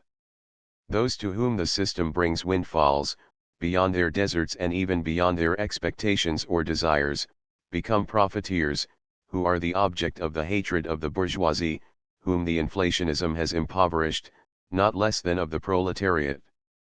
As the inflation proceeds and the real value of the currency fluctuates wildly from month to month, all permanent relations between debtors and creditors, which form the ultimate foundation of capitalism, become so utterly disordered as to be almost meaningless, and the process of wealth getting degenerates into a gamble and a lottery. Lenin was certainly right. There is no subtler, no surer means of overturning the existing basis of society than to debauch the currency. The process engages all the hidden forces of economic law on the side of destruction, and does it in a manner which not one man in a million is able to diagnose. In the latter stages of the war all the belligerent governments practiced, from necessity or incompetence, what a Bolshevist might have done from design. Even now, when the war is over, most of them continue out of weakness the same malpractices. But further, the governments of Europe, being many of them at this moment reckless in their methods as well as weak, seek to direct onto a class known as profiteers the popular indignation against the more obvious consequences of their vicious methods. These profiteers are, broadly speaking, the entrepreneur class of capitalists, that is to say, the active and constructive element in the whole capitalist society, who in a period of rapidly rising prices cannot help but get rich quick whether they wish it or desire it or not. If prices are continually rising, every trader who has purchased for stock or owns property and plant inevitably makes profits. By directing hatred against this class, therefore, the European governments are carrying a step further the fatal process which the subtle mind of Lenin had consciously conceived. The profiteers are a consequence and not a cause of rising prices. By combining a popular hatred of the class of entrepreneurs with the blow already given to social security by the violent and arbitrary disturbance of contract and of the established equilibrium of wealth which is the inevitable result of inflation, these governments are fast rendering impossible a continuance of the social and economic order of the 19th century. But they have no plan for replacing it. We are thus faced in Europe with the spectacle of an extraordinary weakness on the part of the great capitalist class, which has emerged from the industrial triumphs of the 19th century, and seemed a very few years ago our all-powerful master. The terror and personal timidity of the individuals of this class is now so great, their confidence in their place in society and in their necessity to the social organism so diminished, that they are the easy victims of intimidation. This was not so in England 25 years ago, any more than it is now in the United States. Then the capitalists believed in themselves, in their value to society, in the propriety of their continued existence, in the full enjoyment of their riches and the unlimited exercise of their power. Now they tremble before every insult, call them pro-Germans, international financiers, or profiteers, and they will give you any ransom you choose to ask not to speak of them so harshly. They allow themselves to be ruined and altogether undone by their own instruments, governments of their own making, and a press of which they are the proprietors. Perhaps it is historically true that no order of society ever perishes save by its own hand. In the complexer world of Western Europe the imminent will may achieve its ends more subtly and bring in the revolution no less inevitably through a Klotz or a George than by the intellectualisms, too ruthless and self-conscious for us, of the bloodthirsty philosophers of Russia. The inflationism of the currency systems of Europe has proceeded to extraordinary lengths. The various belligerent governments, unable, or too timid or too short-sighted to secure from loans or taxes the resources they required, have printed notes for the balance. In Russia and Austria-Hungary this process has reached a point where for the purposes of foreign trade the currency is practically valueless. The Polish mark can be bought for about 3 cents and the Austrian crown for less than 2 cents, but they cannot be sold at all. The German mark is worth less than 4 cents on the exchanges. In most of the other countries of Eastern and Southeastern Europe the real position is nearly as bad. The currency of Italy has fallen to little more than a half of its nominal value in spite of its being still subject to some degree of regulation. French currency maintains an uncertain market, and even sterling is seriously diminished in present value and impaired in its future prospects.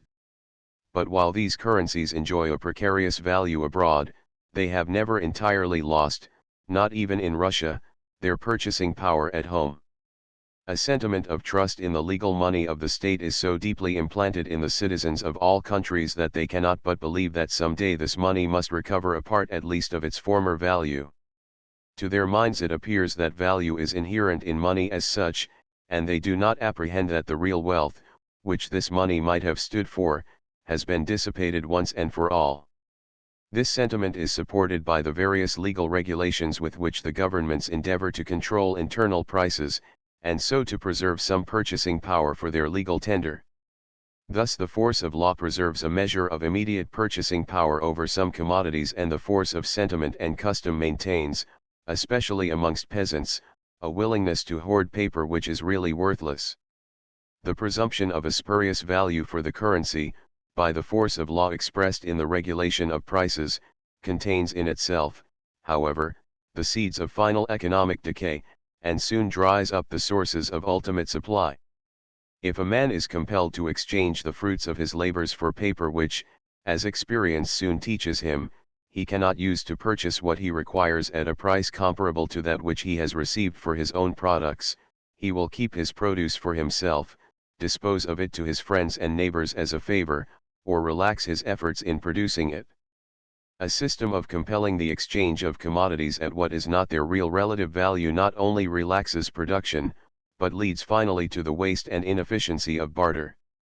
If, however, a government refrains from regulation and allows matters to take their course, essential commodities soon attain a level of price out of the reach of all but the rich, the worthlessness of the money becomes apparent, and the fraud upon the public can be concealed no longer.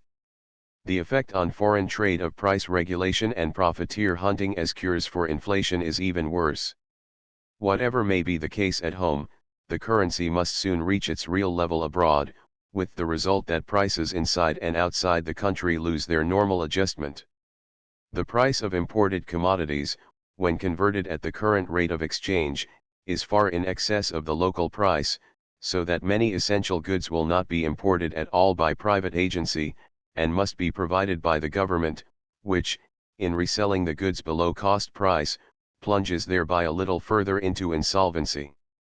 The bread subsidies, now almost universal throughout Europe, are the leading example of this phenomenon.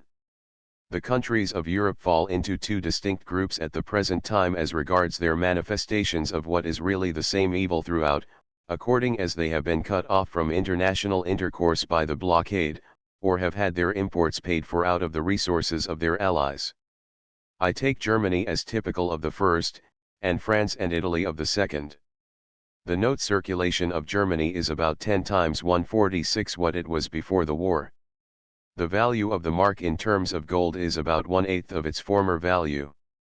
As world prices in terms of gold are more than double what they were, it follows that mark prices inside Germany ought to be from 16 to 20 times their pre-war level if they are to be in adjustment and proper conformity with prices outside Germany. 147 But this is not the case.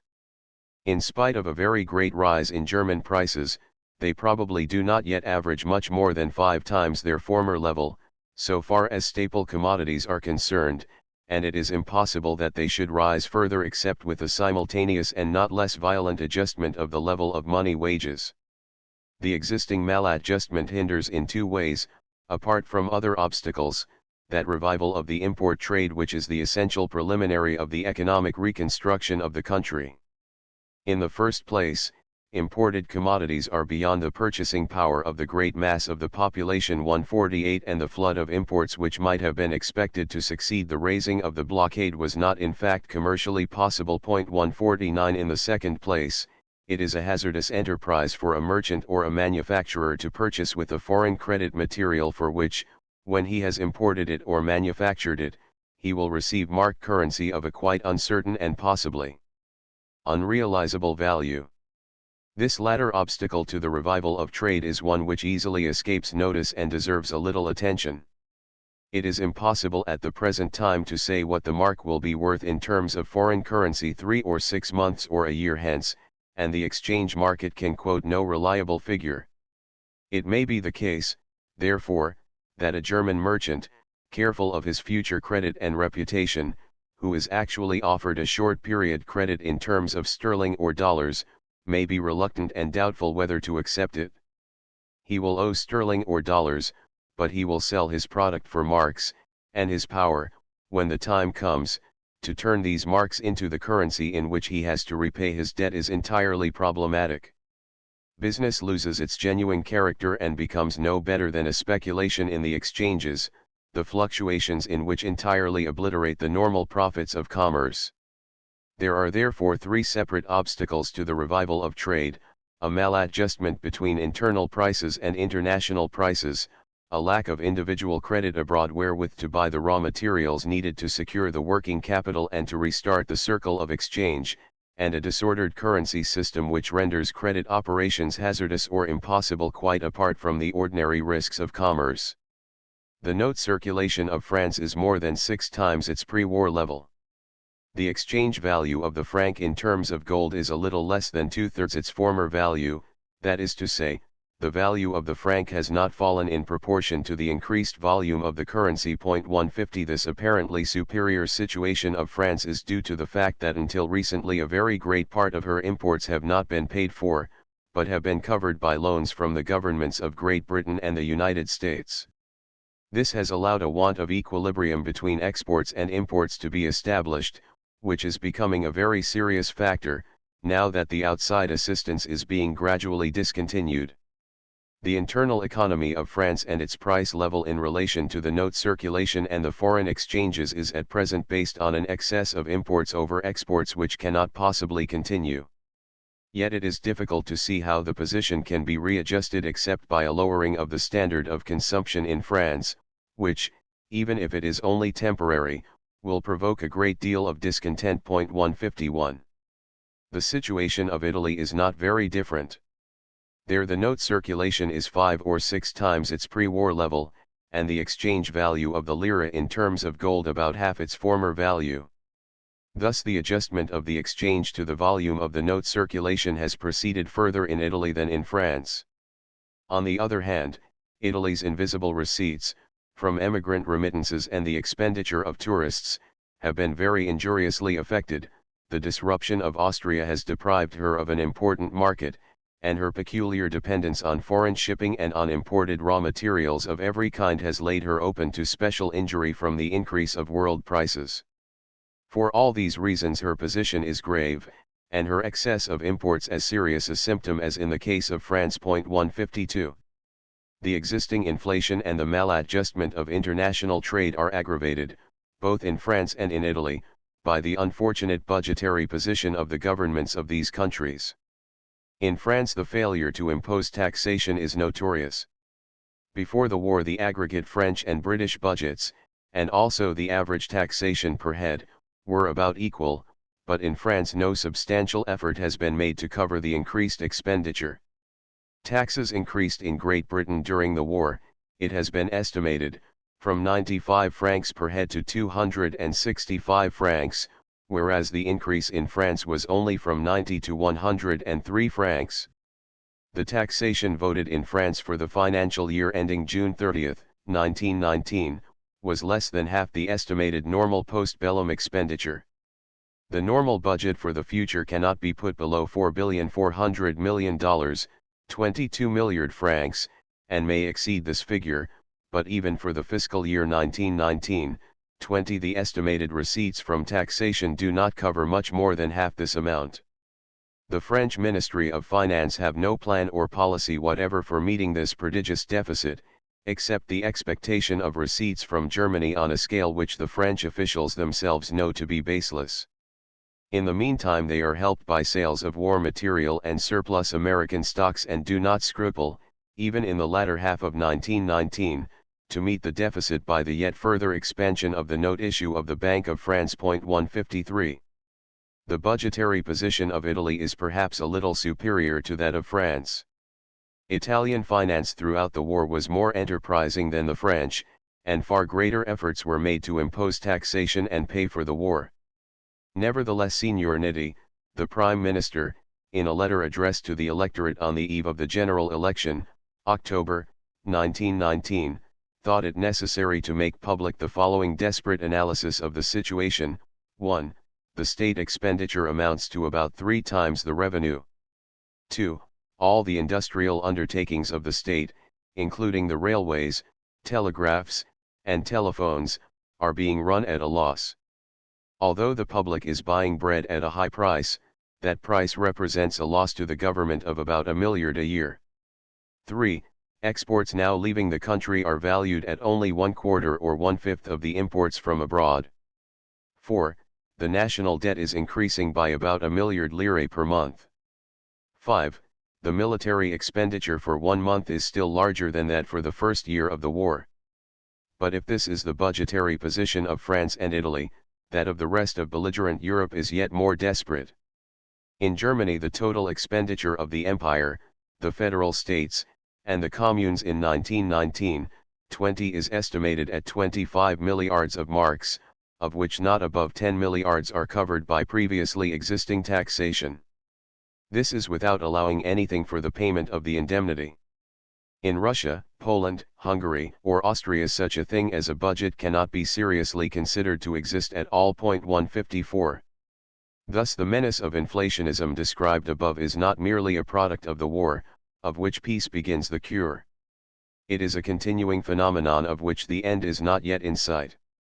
All these influences combine not merely to prevent Europe from supplying immediately a sufficient stream of exports to pay for the goods she needs to import, but they impair her credit for securing the working capital required to restart the circle of exchange, and also, by swinging the forces of economic law yet further from equilibrium rather than towards it, they favor a continuance of the present conditions instead of a recovery from them.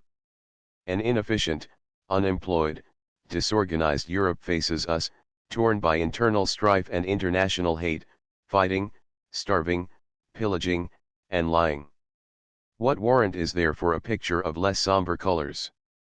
I have paid little heed in this book to Russia, Hungary, or Austria. 155 There the miseries of life and the disintegration of society are too notorious to require analysis, and these countries are already experiencing the actuality of what for the rest of Europe is still in the realm of prediction.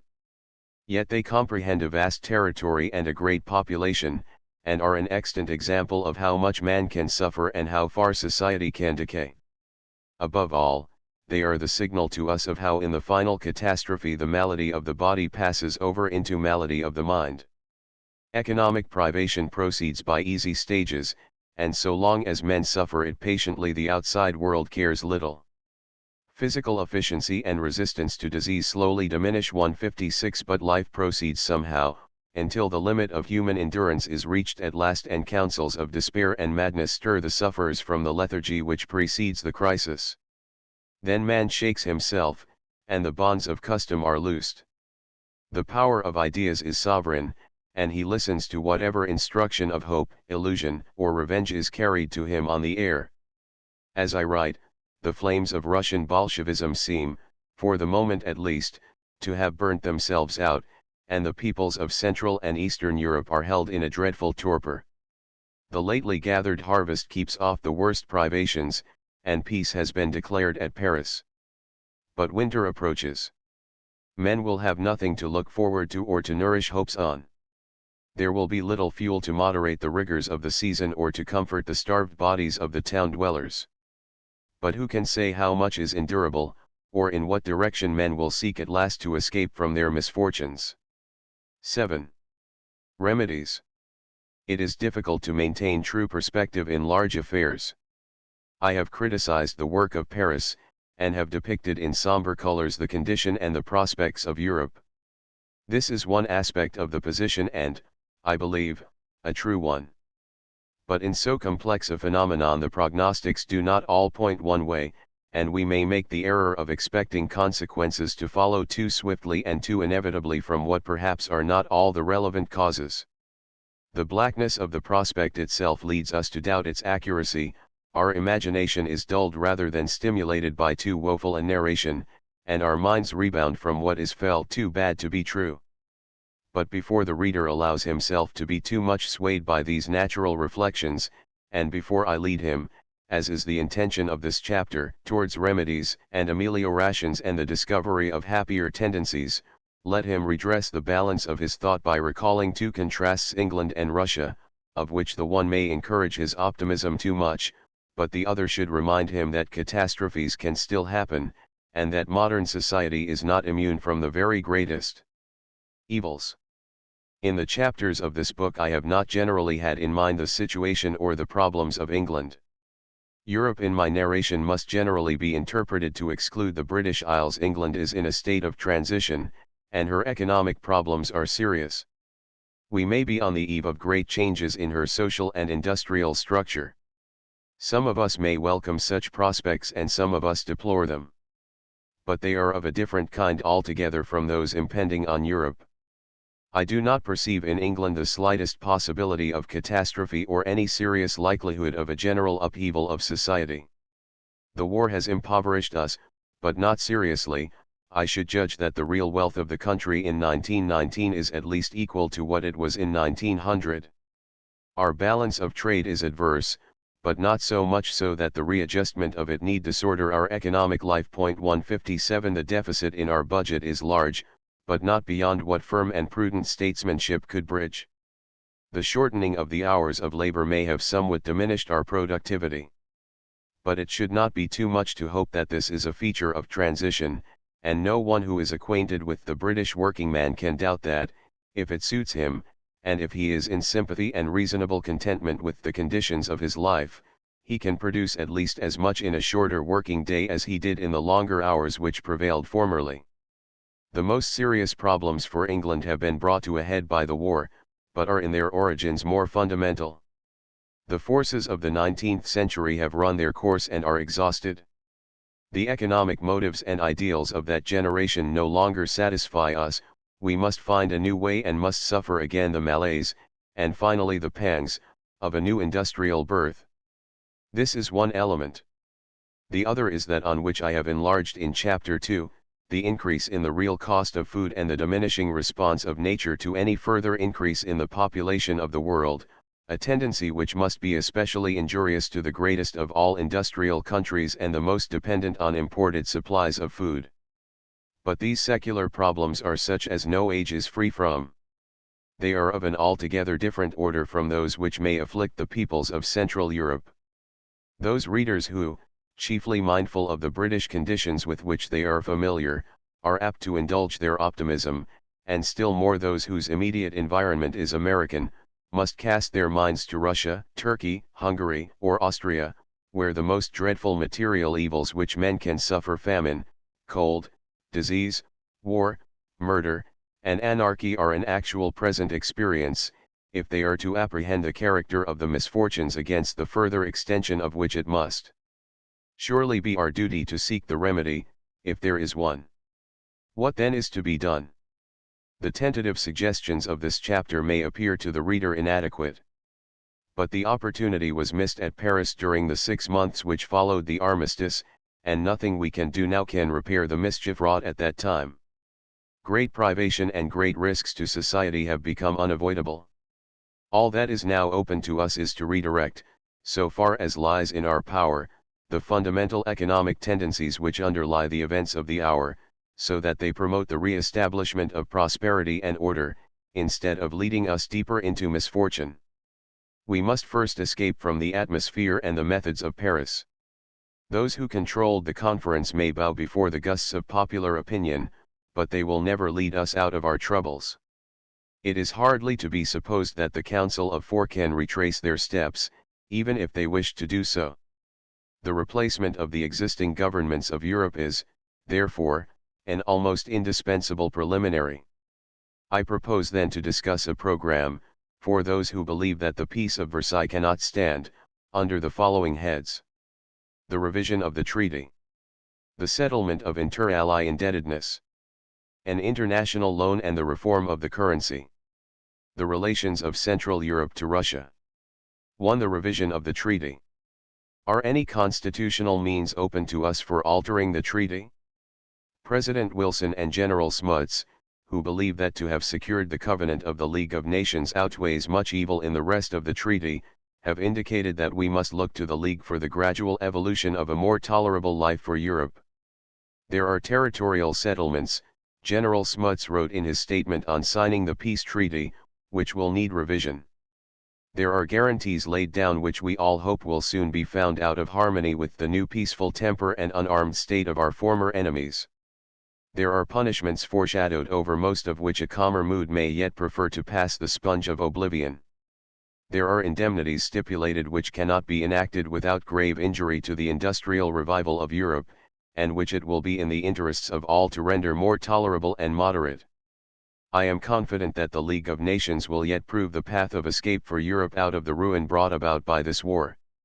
Without the League, President Wilson informed the Senate when he presented the treaty to them early in July, 1919, long-continued supervision of the task of reparation which Germany was to undertake to complete within the next generation might entirely break down. 158 The reconsideration and revision of administrative arrangements and restrictions which the treaty prescribed, but which it recognized might not provide lasting advantage or be entirely fair if too long enforced, would be impracticable. Can we look forward with fair hopes to securing from the operation of the League those benefits which two of its principal begetters thus encourage us to expect from it?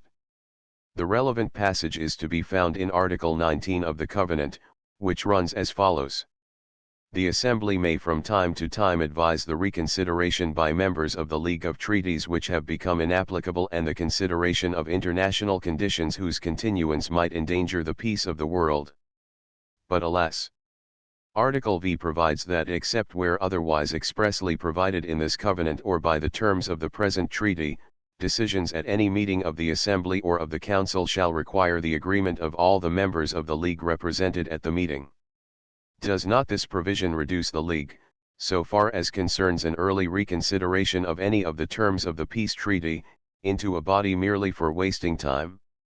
If all the parties to the treaty are unanimously of opinion that it requires alteration in a particular sense, it does not need a league and a covenant to put the business through. Even when the Assembly of the League is unanimous, it can only advise reconsideration by the members specially affected. But the League will operate, say its supporters, by its influence on the public opinion of the world, and the view of the majority will carry decisive weight in practice, even though constitutionally it is of no effect. Let us pray that this be so. Yet the League in the hands of the trained European diplomatist may become an unequaled instrument for obstruction and delay. The revision of treaties is entrusted primarily, not to the Council, which meets frequently, but to the Assembly, which will meet more rarely and must become, as anyone with an experience of large inter-ally conferences must know, an unwieldy polyglot debating society in which the greatest resolution and the best management may fail altogether to bring issues to a head against an opposition in favor of the status quo. There are indeed two disastrous blots on the Covenant Article V, which prescribes unanimity, and the much criticized Article X, by which the members of the League undertake to respect and preserve as against external aggression the territorial integrity and existing political independence of all members of the League. These two articles together go some way to destroy the conception of the League as an instrument of progress, and to equip it from the outset with an almost fatal bias towards the status quo. It is these articles which have reconciled to the League some of its original opponents, who now hope to make of it another holy alliance for the perpetuation of the economic ruin of their enemies and the balance of power in their own interests which they believe themselves to have established by the peace. But while it would be wrong and foolish to conceal from ourselves in the interests of idealism the real difficulties of the position in the special matter of revising treaties, that is no reason for any of us to decry the League, which the wisdom of the world may yet transform into a powerful instrument of peace, and which in Articles 11-17-159 has already accomplished a great and beneficent achievement. I agree, therefore, that our first efforts for the revision of the treaty must be made through the League rather than in any other way, in the hope that the force of general opinion and, if necessary, the use of financial pressure and financial inducements, may be enough to prevent a recalcitrant minority from exercising their right of veto. We must trust the new governments, whose existence I premise in the principal Allied countries, to show a profounder wisdom and a greater magnanimity than their predecessors. We have seen in chapters 4 and V that there are numerous particulars in which the treaty is objectionable. I do not intend to enter here into details, or to attempt a revision of the treaty clause by clause. I limit myself to three great changes which are necessary for the economic life of Europe, relating to reparation, to coal and iron, and to tariffs. Reparation: if the sum demanded for reparation is less than what the Allies are entitled to on a strict interpretation of their engagements, it is unnecessary to particularize the items it represents or to hear arguments about its compilation. I suggest, therefore, the following settlement. 1. The amount of the payment to be made by Germany in respect of reparation and the costs of the armies of occupation might be fixed at $10 billion. 2. The surrender of merchant ships and submarine cables under the treaty, of war material under the armistice, of state property in ceded territory, of claims against such territory in respect of public debt, and of Germany's claims against her former allies, should be reckoned as worth the lump sum of $2,500,000,000, without any attempt being made to evaluate them item by item. 3. The balance of $7,500,000,000 should not carry interest pending its repayment, and should be paid by Germany in 30 annual installments of $250 million, beginning in 1923. 4. The Reparation Commission should be dissolved, or, if any duties remain for it to perform, it should become an appanage of the League of Nations and should include representatives of Germany and of the neutral states. 5. Germany would be left to meet the annual installments in such manner as she might see fit, any complaint against her for non-fulfillment of her obligations being lodged with the League of Nations. That is to say, there would be no further expropriation of German private property abroad, except so far as is required to meet private German obligations out of the proceeds of such property already liquidated or in the hands of public trustees and enemy property custodians in the Allied countries and in the United States, and, in particular, Article 260, which provides for the expropriation of German interests in public utility enterprises, would be abrogated. 6. No attempt should be made to extract reparation payments from Austria. Coal and iron. 1. The Allies' options on coal under Annex V should be abandoned, but Germany's obligation to make good France's loss of coal through the destruction of her mines should remain. That is to say, Germany should undertake to deliver to France annually for a period not exceeding 10 years an amount of coal equal to the difference between the annual production before the war of the coal mines of the Nord and Pas-de-Calais, destroyed as a result of the war, and the production of the mines of the same area during the years in question, such delivery not to exceed 20 million tons in any 1 year of the first 5 years, and 8 million tons in any 1 year of the succeeding 5 years. This obligation should lapse, nevertheless, in the event of the coal districts of Upper Silesia being taken from Germany in the final settlement consequent on the plebiscite. 2.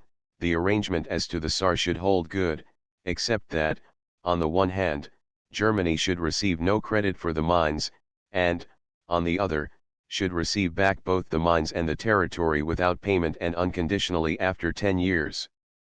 But this should be conditional on France's entering into an agreement for the same period to supply Germany from Lorraine with at least 50% of the iron ore which was carried from Lorraine into Germany proper before the war, in return for an undertaking from Germany to supply Lorraine with an amount of coal equal to the whole amount formerly sent to Lorraine from Germany proper, after allowing for the output of the Saar.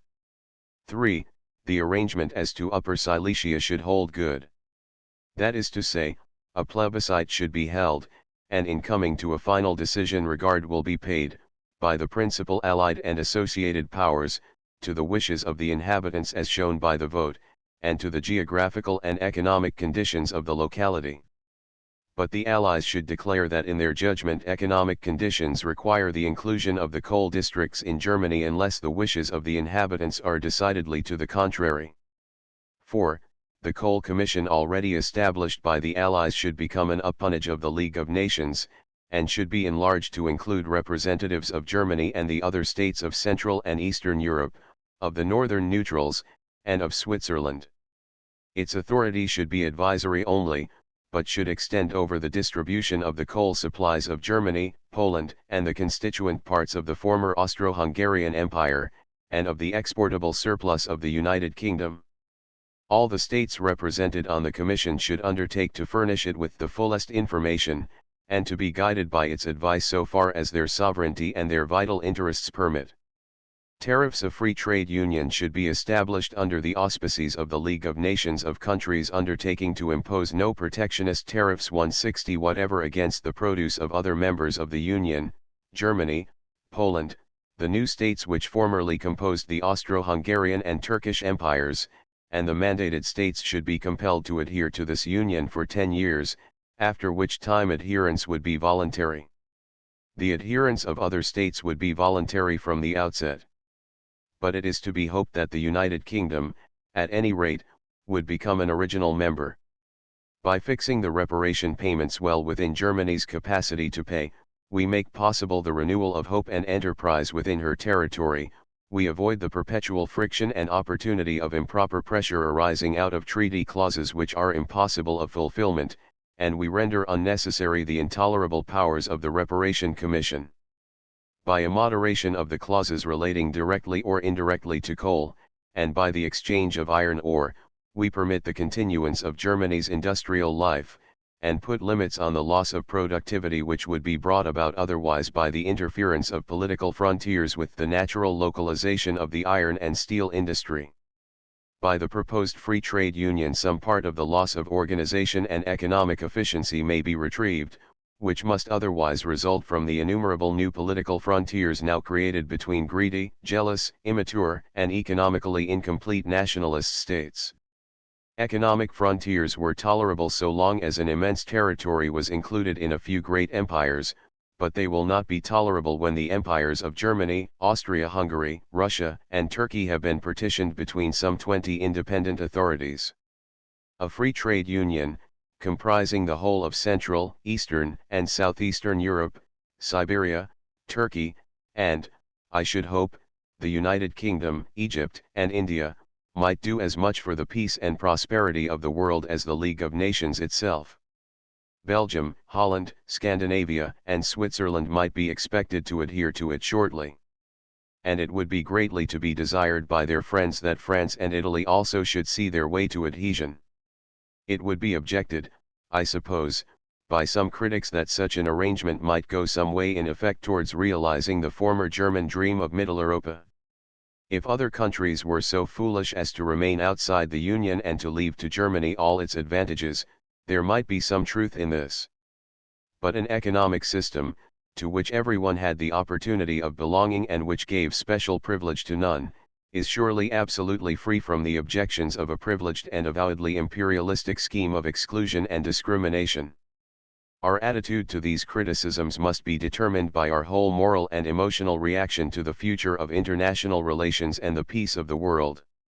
If we take the view that for at least a generation to come Germany cannot be trusted with even a modicum of prosperity, that while all our recent allies are angels of light, all our recent enemies, Germans, Austrians, Hungarians, and the rest, are children of the devil, that year by year Germany must be kept impoverished and her children starved and crippled, and that she must be ringed round by enemies, then we shall reject all the proposals of this chapter, and particularly those which may assist Germany to regain a part of her former material prosperity and find a means of livelihood for the industrial population of her towns.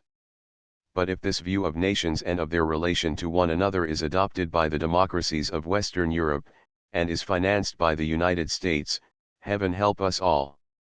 If we aim deliberately at the impoverishment of Central Europe, vengeance, I dare predict, will not limp. Nothing can then delay for very long that final civil war between the forces of reaction and the despairing convulsions of revolution, before which the horrors of the late German war will fade into nothing, and which will destroy, whoever is victor, the civilization and the progress of our generation. Even though the result disappoint us, must we not base our actions on better expectations, and believe that the prosperity and happiness of one country promotes that of others, that the solidarity of man is not a fiction, and that nations can still afford to treat other nations as fellow creatures? Such changes as I have proposed above might do something appreciable to enable the industrial populations of Europe to continue to earn a livelihood. But they would not be enough by themselves. In particular, France would be a loser on paper only, for she will never secure the actual fulfillment of her present claims, and an escape from her embarrassments must be shown her in some other direction. I proceed, therefore, to proposals, first, for the adjustment of the claims of America and the Allies amongst themselves, and second, for the provision of sufficient credit to enable Europe to recreate her stock of circulating capital. 2. The settlement of inter-ally indebtedness. In proposing a modification of the reparation terms, I have considered them so far only in relation to Germany. But fairness requires that so great a reduction in the amount should be accompanied by a readjustment of its apportionment between the Allies themselves. The professions which our statesmen made on every platform during the war, as well as other considerations, surely require that the areas damaged by the enemy's invasion should receive a priority of compensation. While this was one of the ultimate objects for which we said we were fighting, we never included the recovery of separation allowances amongst our war aims. I suggest, therefore, that we should by our acts prove ourselves sincere and trustworthy, and that accordingly Great Britain should waive altogether her claims for cash payment in favor of Belgium, Serbia, and France. The whole of the payments made by Germany would then be subject to the prior charge of repairing the material injury done to those countries and provinces which suffered actual invasion by the enemy, and I believe that the sum of $7,500,000,000 thus available would be adequate to cover entirely the actual costs of restoration. Further, it is only by a complete subordination of her own claims for cash compensation that Great Britain can ask with clean hands for a revision of the treaty and clear her honor from the breach of faith for which she bears the main responsibility, as a result of the policy to which the general election of 1918 pledged her representatives. With the reparation problem thus cleared up, it would be possible to bring forward with a better grace and more hope of success two other financial proposals, each of which involves an appeal to the generosity of the United States. The first is for the entire cancellation of inter-ally indebtedness, that is to say, indebtedness between the governments of the Allied and associated countries, incurred for the purposes of the war. This proposal, which has been put forward already in certain quarters, is one which I believe to be absolutely essential to the future prosperity of the world. It would be an act of far-seeing statesmanship for the United Kingdom and the United States, the two powers chiefly concerned, to adopt it. The sums of money which are involved are shown approximately in the following table: 161. Loans to: by United States, by United, by France. Total: $1 million, $1 million, $1 million, $1 million. United Kingdom: 4,210, 4,210. France: 2,750, 2,540, 5,290. Italy: 1,625, 2,335, 175, 4,135. Russia: 190, 2,840162, 800, 3,830.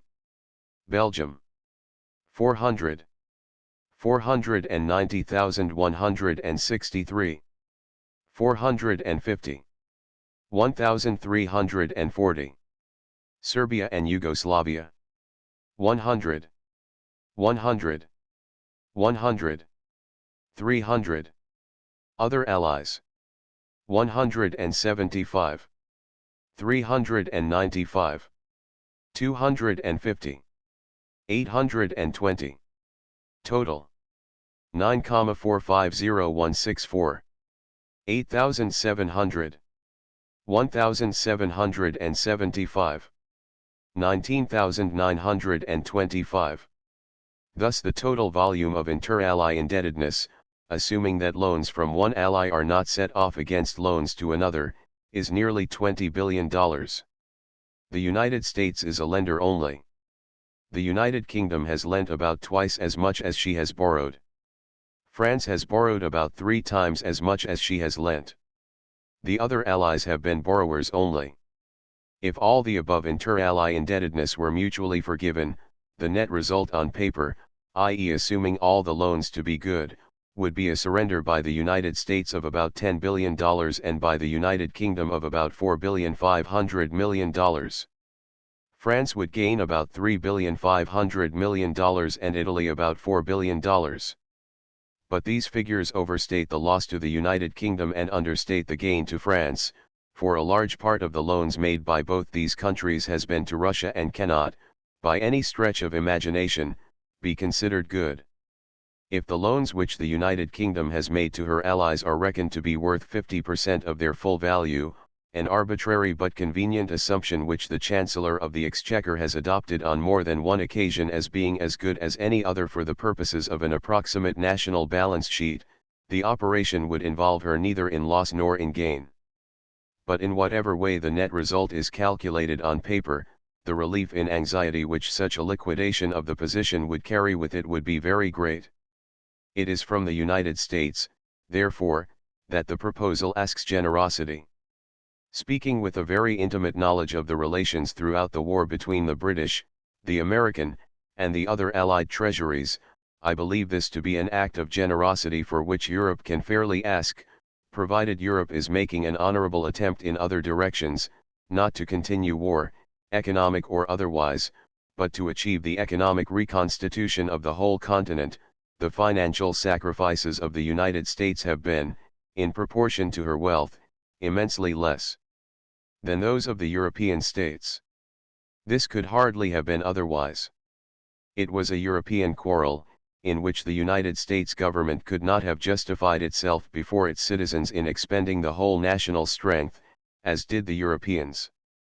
After the United States came into the war, her financial assistance was lavish and unstinted, and without this assistance the Allies could never have won the war. 165 Quite apart from the decisive influence of the arrival of the American troops, Europe, too, should never forget the extraordinary assistance afforded her during the first 6 months of 1919 through the agency of Mr. Hoover and the American Commission of Relief. Never was a nobler work of disinterested goodwill carried through with more tenacity and sincerity and skill, and with less thanks either asked or given. The ungrateful governments of Europe owe much more to the statesmanship and insight of Mr. Hoover and his band of American workers than they have yet appreciated or will ever acknowledge. The American Relief Commission, and they only, saw the European position during those months in its true perspective and felt towards it as men should. It was their efforts, their energy, and the American resources placed by the President at their disposal, often acting in the teeth of European obstruction, which not only saved an immense amount of human suffering, but averted a widespread breakdown of the European system. 166. But in speaking thus as we do of American financial assistance, we tacitly assume, and America, I believe, assumed it too when she gave the money, that it was not in the nature of an investment. If Europe is going to repay the $10 billion worth of financial assistance which she has had from the United States with compound interest at 5%, the matter takes on quite a different complexion. If America's advances are to be regarded in this light, her relative financial sacrifice has been very slight indeed. Controversies as to relative sacrifice are very barren and very foolish also, for there is no reason in the world why relative sacrifice should necessarily be equal, so many other very relevant considerations being quite different in the two cases.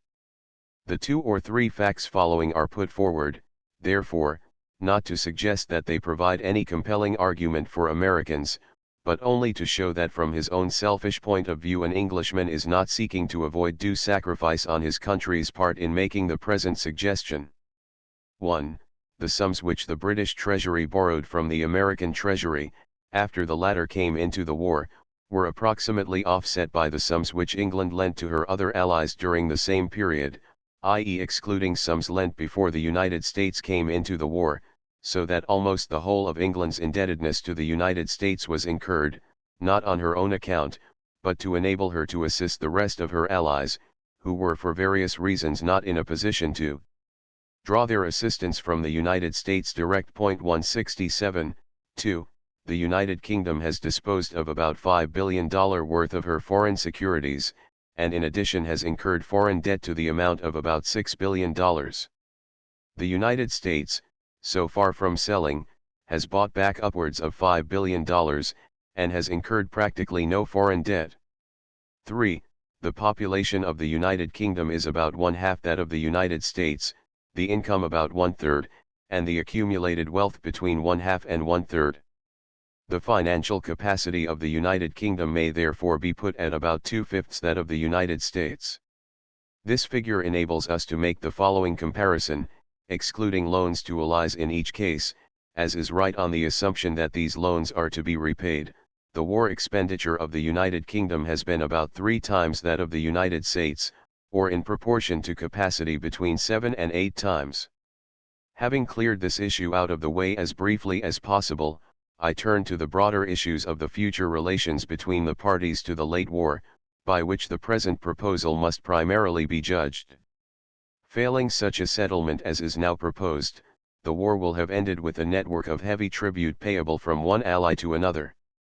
The total amount of this tribute is even likely to exceed the amount obtainable from the enemy, and the war will have ended with the intolerable result of the allies paying indemnities to one another instead of receiving them from the enemy. For this reason the question of inter-allied indebtedness is closely bound up with the intense popular feeling amongst the European allies on the question of indemnities, a feeling which is based, not on any reasonable calculation of what Germany can, in fact, pay, but on a well-founded appreciation of the unbearable financial situation in which these countries will find themselves unless she pays. Take Italy as an extreme example. If Italy can reasonably be expected to pay $4 billion, surely Germany can and ought to pay an immeasurably higher figure. Or if it is decided, as it must be, that Austria can pay next to nothing, is it not an intolerable conclusion that Italy should be loaded with a crushing tribute, while Austria escapes? Or, to put it slightly differently, how can Italy be expected to submit to payment of this great sum and see Czechoslovakia pay little or nothing? At the other end of the scale there is the United Kingdom. Here the financial position is different, since to ask us to pay $4 billion is a very different proposition from asking Italy to pay it. But the sentiment is much the same. If we have to be satisfied without full compensation from Germany, how bitter will be the protests against paying it to the United States. We, it will be said, have to be content with a claim against the bankrupt estates of Germany, France, Italy, and Russia, whereas the United States has secured a first mortgage upon us. The case of France is at least as overwhelming. She can barely secure from Germany the full measure of the destruction of her countryside. Yet victorious France must pay her friends and allies more than 4 times the indemnity which in the defeat of 1870 she paid Germany. The hand of Bismarck was light compared with that of an ally or of an associate. A settlement of inter-ally indebtedness is, therefore, an indispensable preliminary to the peoples of the allied countries facing, with other than a maddened and exasperated heart, the inevitable truth about the prospects of an indemnity from the enemy. It might be an exaggeration to say that it is impossible for the European allies to pay the capital and interest due from them on these debts, but to make them do so would certainly be to impose a crushing burden. They may be expected, therefore, to make constant attempts to evade or escape payment, and these attempts will be a constant source of international friction and ill will for many years to come. A debtor nation does not love its creditor, and it is fruitless to expect feelings of goodwill from France, Italy, and Russia towards this country or towards America, if their future development is stifled for many years to come by the annual tribute which they must pay us. There will be a great incentive to them to seek their friends in other directions, and any future rupture of peaceable relations will always carry with it the enormous advantage of escaping the payment of external debts. If, on the other hand, these great debts are forgiven, a stimulus will be given to the solidarity and true friendliness of the nations lately associated. The existence of the great war debts is a menace to financial stability everywhere. There is no European country in which repudiation may not soon become an important political issue. In the case of internal debt, however, there are interested parties on both sides, and the question is one of the internal distribution of wealth. With external debts this is not so, and the creditor nations may soon find their interest inconveniently bound up with the maintenance of a particular type of government or economic organization in the debtor countries. Entangling alliances or entangling leagues are nothing to the entanglements of cash owing. The final consideration influencing the reader's attitude to this proposal must, however, depend on his view as to the future place in the world's progress of the vast paper entanglements which are our legacy from war finance both at home and abroad. The war has ended with everyone owing everyone else immense sums of money. Germany owes a large sum to the Allies owe a large sum to Great Britain, and Great Britain owes a large sum to the United States. The holders of war loan in every country are owed a large sum by the state, and the state in its turn is owed a large sum by these and other taxpayers. The whole position is in the highest degree artificial, misleading, and vexatious. We shall never be able to move again, unless we can free our limbs from these paper shackles. A general bonfire is so great a necessity that unless we can make of it an orderly and good-tempered affair in which no serious injustice is done to anyone, it will, when it comes at last, grow into a conflagration that may destroy much else as well. As regards internal debt, I am one of those who believe that a capital levy for the extinction of debt is an absolute prerequisite of sound finance in every one of the European belligerent countries. But the continuance on a huge scale of indebtedness between governments has special dangers of its own. Before the middle of the 19th century, no nation owed payments to a foreign nation on any considerable scale, except such tributes as were exacted under the compulsion of actual occupation in force and, at one time, by absentee princes under the sanctions of feudalism. It is true that the need for European capitalism to find an outlet in the New World has led during the past 50 years, though even now on a relatively modest scale, to such countries as Argentina owing an annual sum to such countries as England. But the system is fragile, and it has only survived because its burden on the paying countries has not so far been oppressive, because this burden is represented by real assets and is bound up with the property system generally, and because the sums already lent are not unduly large in relation to those which it is still hoped to borrow. Bankers are used to the system, and believe it to be a necessary part of the permanent order of society. They are disposed to believe, therefore, by analogy with it, that a comparable system between governments, on a far vaster and definitely oppressive scale, represented by no real assets, and less closely associated with the property system, is natural and reasonable and in conformity with human nature. I doubt this view of the world. Even capitalism at home, which engages many local sympathies, which plays a real part in the daily process of production, and upon the security of which the present organization of society largely depends, is not very safe. But however this may be, will the discontented peoples of Europe be willing for a generation to come so to order their lives that an appreciable part of their daily produce may be available to meet a foreign payment, the reason of which, whether as between Europe and America, or as between Germany and the rest of Europe, does not spring compellingly from their sense of justice or duty.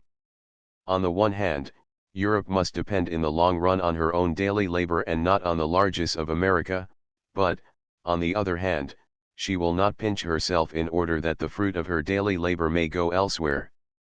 In short, I do not believe that any of these tributes will continue to be paid, at the best, for more than a very few years. They do not square with human nature or agree with the spirit of the age.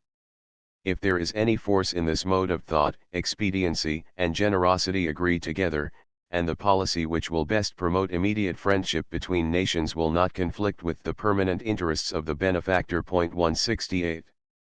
3. An international loan. I pass to a second financial proposal. The requirements of Europe are immediate.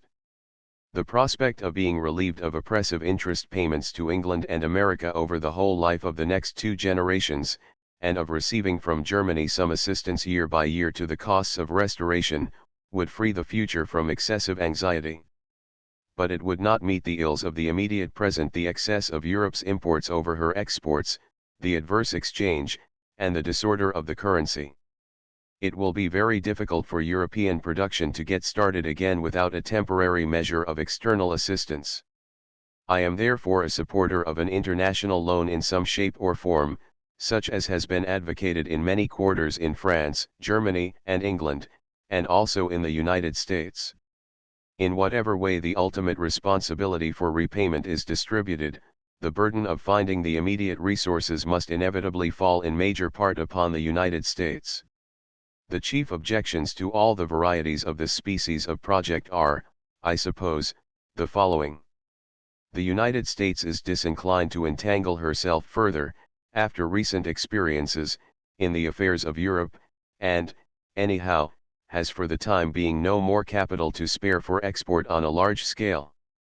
There is no guarantee that Europe will put financial assistance to proper use, or that she will not squander it and be in just as bad case 2 or 3 years hence as she is in now.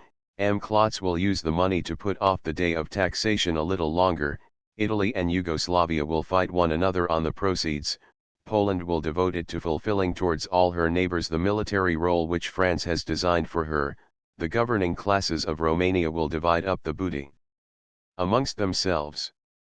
In short, America would have postponed her own capital developments and raised her own cost of living in order that Europe might continue for another year or two the practices, the policy, and the men of the past 9 months. And as for assistance to Germany, is it reasonable or at all tolerable that the European allies, having stripped Germany of her last vestige of working capital, in opposition to the arguments and appeals of the American financial representatives at Paris, should then turn to the United States for funds to rehabilitate the victim in sufficient measure to allow the spoliation to recommence in a year or two? There is no answer to these objections as matters are now. If I had influence at the United States Treasury, I would not lend a penny to a single one of the present governments of Europe. They are not to be trusted with resources which they would devote to the furtherance of policies in repugnance to which, in spite of the President's failure to assert either the might or the ideals of the people of the United States, the Republican and the Democratic parties are probably united. But if, as we must pray they will, the souls of the European peoples turn away this winter from the false idols which have survived the war that created them, and substitute in their hearts for the hatred and the nationalism, which now possess them, thoughts and hopes of the happiness and solidarity of the European family, then should natural piety and filial love impel the American people to put on one side all the smaller objections of private advantage and to complete the work that they began in saving Europe from the tyranny of organized force, by saving her from herself. And even if the conversion is not fully accomplished, and some parties only in each of the European countries have espoused a policy of reconciliation, America can still point the way and hold up the hands of the party of peace by having a plan and a condition on which she will give her aid to the work of renewing life. The impulse which, we are told, is now strong in the mind of the United States to be quit of the turmoil, the complication, the violence, the expense, and, above all, the unintelligibility of the European problems, is easily understood. No one can feel more intensely than the writer how natural it is to retort to the folly and impracticability of the European statesman rot, then, in your own malice, and we will go our way. Remote from Europe, from her blasted hopes, her fields of carnage, and polluted air. But if America recalls for a moment what Europe has meant to her and still means to her, what Europe, the mother of art and of knowledge, in spite of everything, still is and still will she not reject these counsels of indifference and isolation, and interest herself in what may prove decisive issues for the progress and civilization of all mankind? Assuming then, if only to keep our hopes up, that America will be prepared to contribute to the process of building up the good forces of Europe, and will not, having completed the destruction of an enemy, leave us to our misfortunes, what form should her aid take? I do not propose to enter on details. But the main outlines of all schemes for an international loan are much the same. The countries in a position to lend assistance, the neutrals, the United Kingdom, and, for the greater portion of the sum required, the United States, must provide foreign purchasing credits for all the belligerent countries of continental Europe, allied and ex-enemy alike. The aggregate sum required might not be so large as is sometimes supposed. Much might be done, perhaps, with a fund of $1 billion in the first instance. This sum, even if a precedent of a different kind had been established by the cancellation of inter-ally war debt, should be lent and should be borrowed with the unequivocal intention of its being repaid in full. With this object in view, the security for the loan should be the best obtainable, and the arrangements for its ultimate repayment as complete as possible. In particular, it should rank, both for payment of interest and discharge of capital, in front of all reparation claims, all inter-ally war debt, all internal war loans, and all other government indebtedness of any other kind. Those borrowing countries who will be entitled to reparation payments should be required to pledge all such receipts to repayment of the new loan. And all the borrowing countries should be required to place their customs duties on a gold basis and to pledge such receipts to its service. Expenditure out of the loan should be subject to general, but not detailed, supervision by the lending countries. If, in addition to this loan for the purchase of food and materials, a guarantee fund were established up to an equal amount, namely $1 billion, of which it would probably prove necessary to find only a part in cash, to which all members of the League of Nations would contribute according to their means, it might be practicable to base upon it a general reorganization of the currency. In this manner Europe might be equipped with the minimum amount of liquid resources necessary to revive her hopes, to renew her economic organization, and to enable her great intrinsic wealth to function for the benefit of her workers. It is useless at the present time to elaborate such schemes in further detail. A great change is necessary in public opinion before the proposals of this chapter can enter the region of practical politics, and we must await the progress of events as patiently as we can. For the relations of Central Europe to Russia. I have said very little of Russia in this book. The broad character of the situation there needs no emphasis, and of the details we know almost nothing authentic. But in a discussion as to how the economic situation of Europe can be restored, there are one or two aspects of the Russian question which are vitally important. From the military point of view, an ultimate union of forces between Russia and Germany is greatly feared in some quarters. This would be much more likely to take place in the event of reactionary movements being successful in each of the two countries, whereas an effective unity of purpose between Lenin and the present essentially middle-class government of Germany is unthinkable. On the other hand, the same people who fear such a union are even more afraid of the success of Bolshevism, and yet they have to recognize that the only efficient forces for fighting it are, inside Russia, the reactionaries, and, outside Russia, the established forces of order and authority in Germany. Thus the advocates of intervention in Russia, whether direct or indirect, are at perpetual cross-purposes with themselves. They do not know what they want, or, rather, they want what they cannot help seeing to be incompatibles.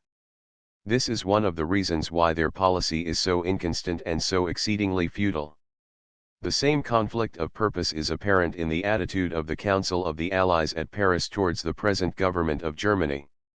A victory of Spartakism in Germany might well be the prelude to revolution everywhere. It would renew the forces of Bolshevism in Russia, and precipitate the dreaded union of Germany and Russia. It would certainly put an end to any expectations which have been built on the financial and economic clauses of the Treaty of Peace. Therefore Paris does not love Spartacus.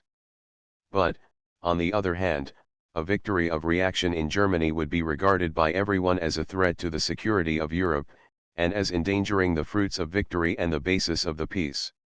Besides, a new military power establishing itself in the East, with its spiritual home in Brandenburg, drawing to itself all the military talent and all the military adventurers, all those who regret emperors and hate democracy, in the whole of Eastern and Central and Southeastern Europe, a power which would be geographically inaccessible to the military forces of the Allies, might well found, at least in the anticipations of the timid, a new Napoleonic domination, rising, as a phoenix, from the ashes of cosmopolitan militarism. So Paris dare not love Brandenburg.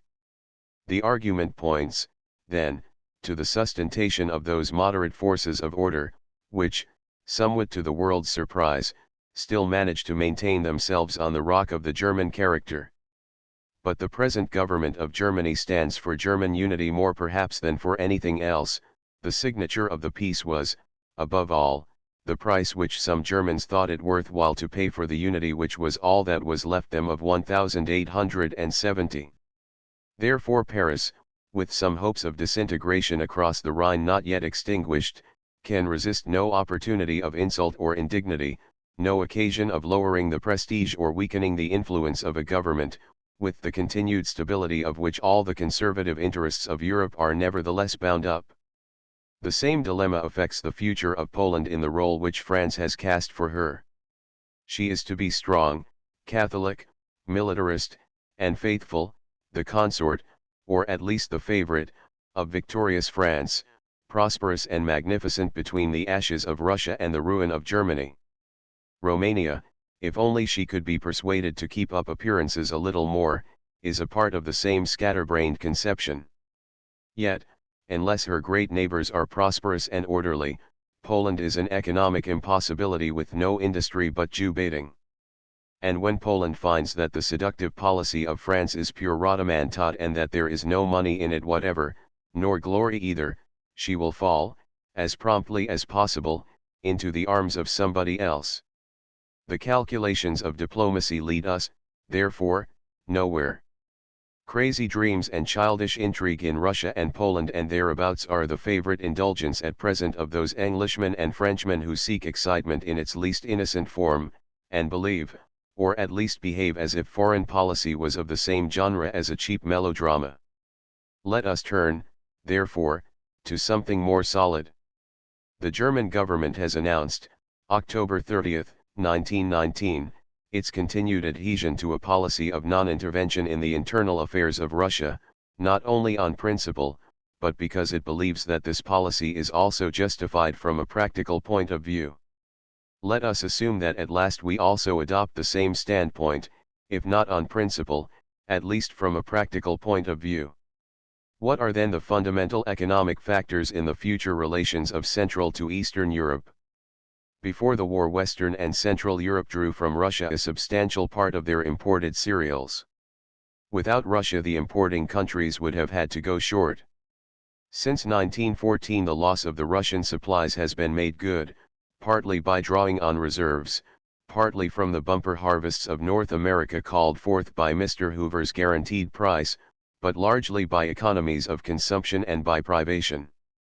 After 1920, the need of Russian supplies will be even greater than it was before the war, for the guaranteed price in North America will have been discontinued. The normal increase of population there will, as compared with 1914, have swollen the home demand appreciably, and the soil of Europe will not yet have recovered its former productivity. If trade is not resumed with Russia, wheat in 1920-21, unless the seasons are specially bountiful, must be scarce and very dear. The blockade of Russia, lately proclaimed by the Allies, is therefore a foolish and short-sighted proceeding.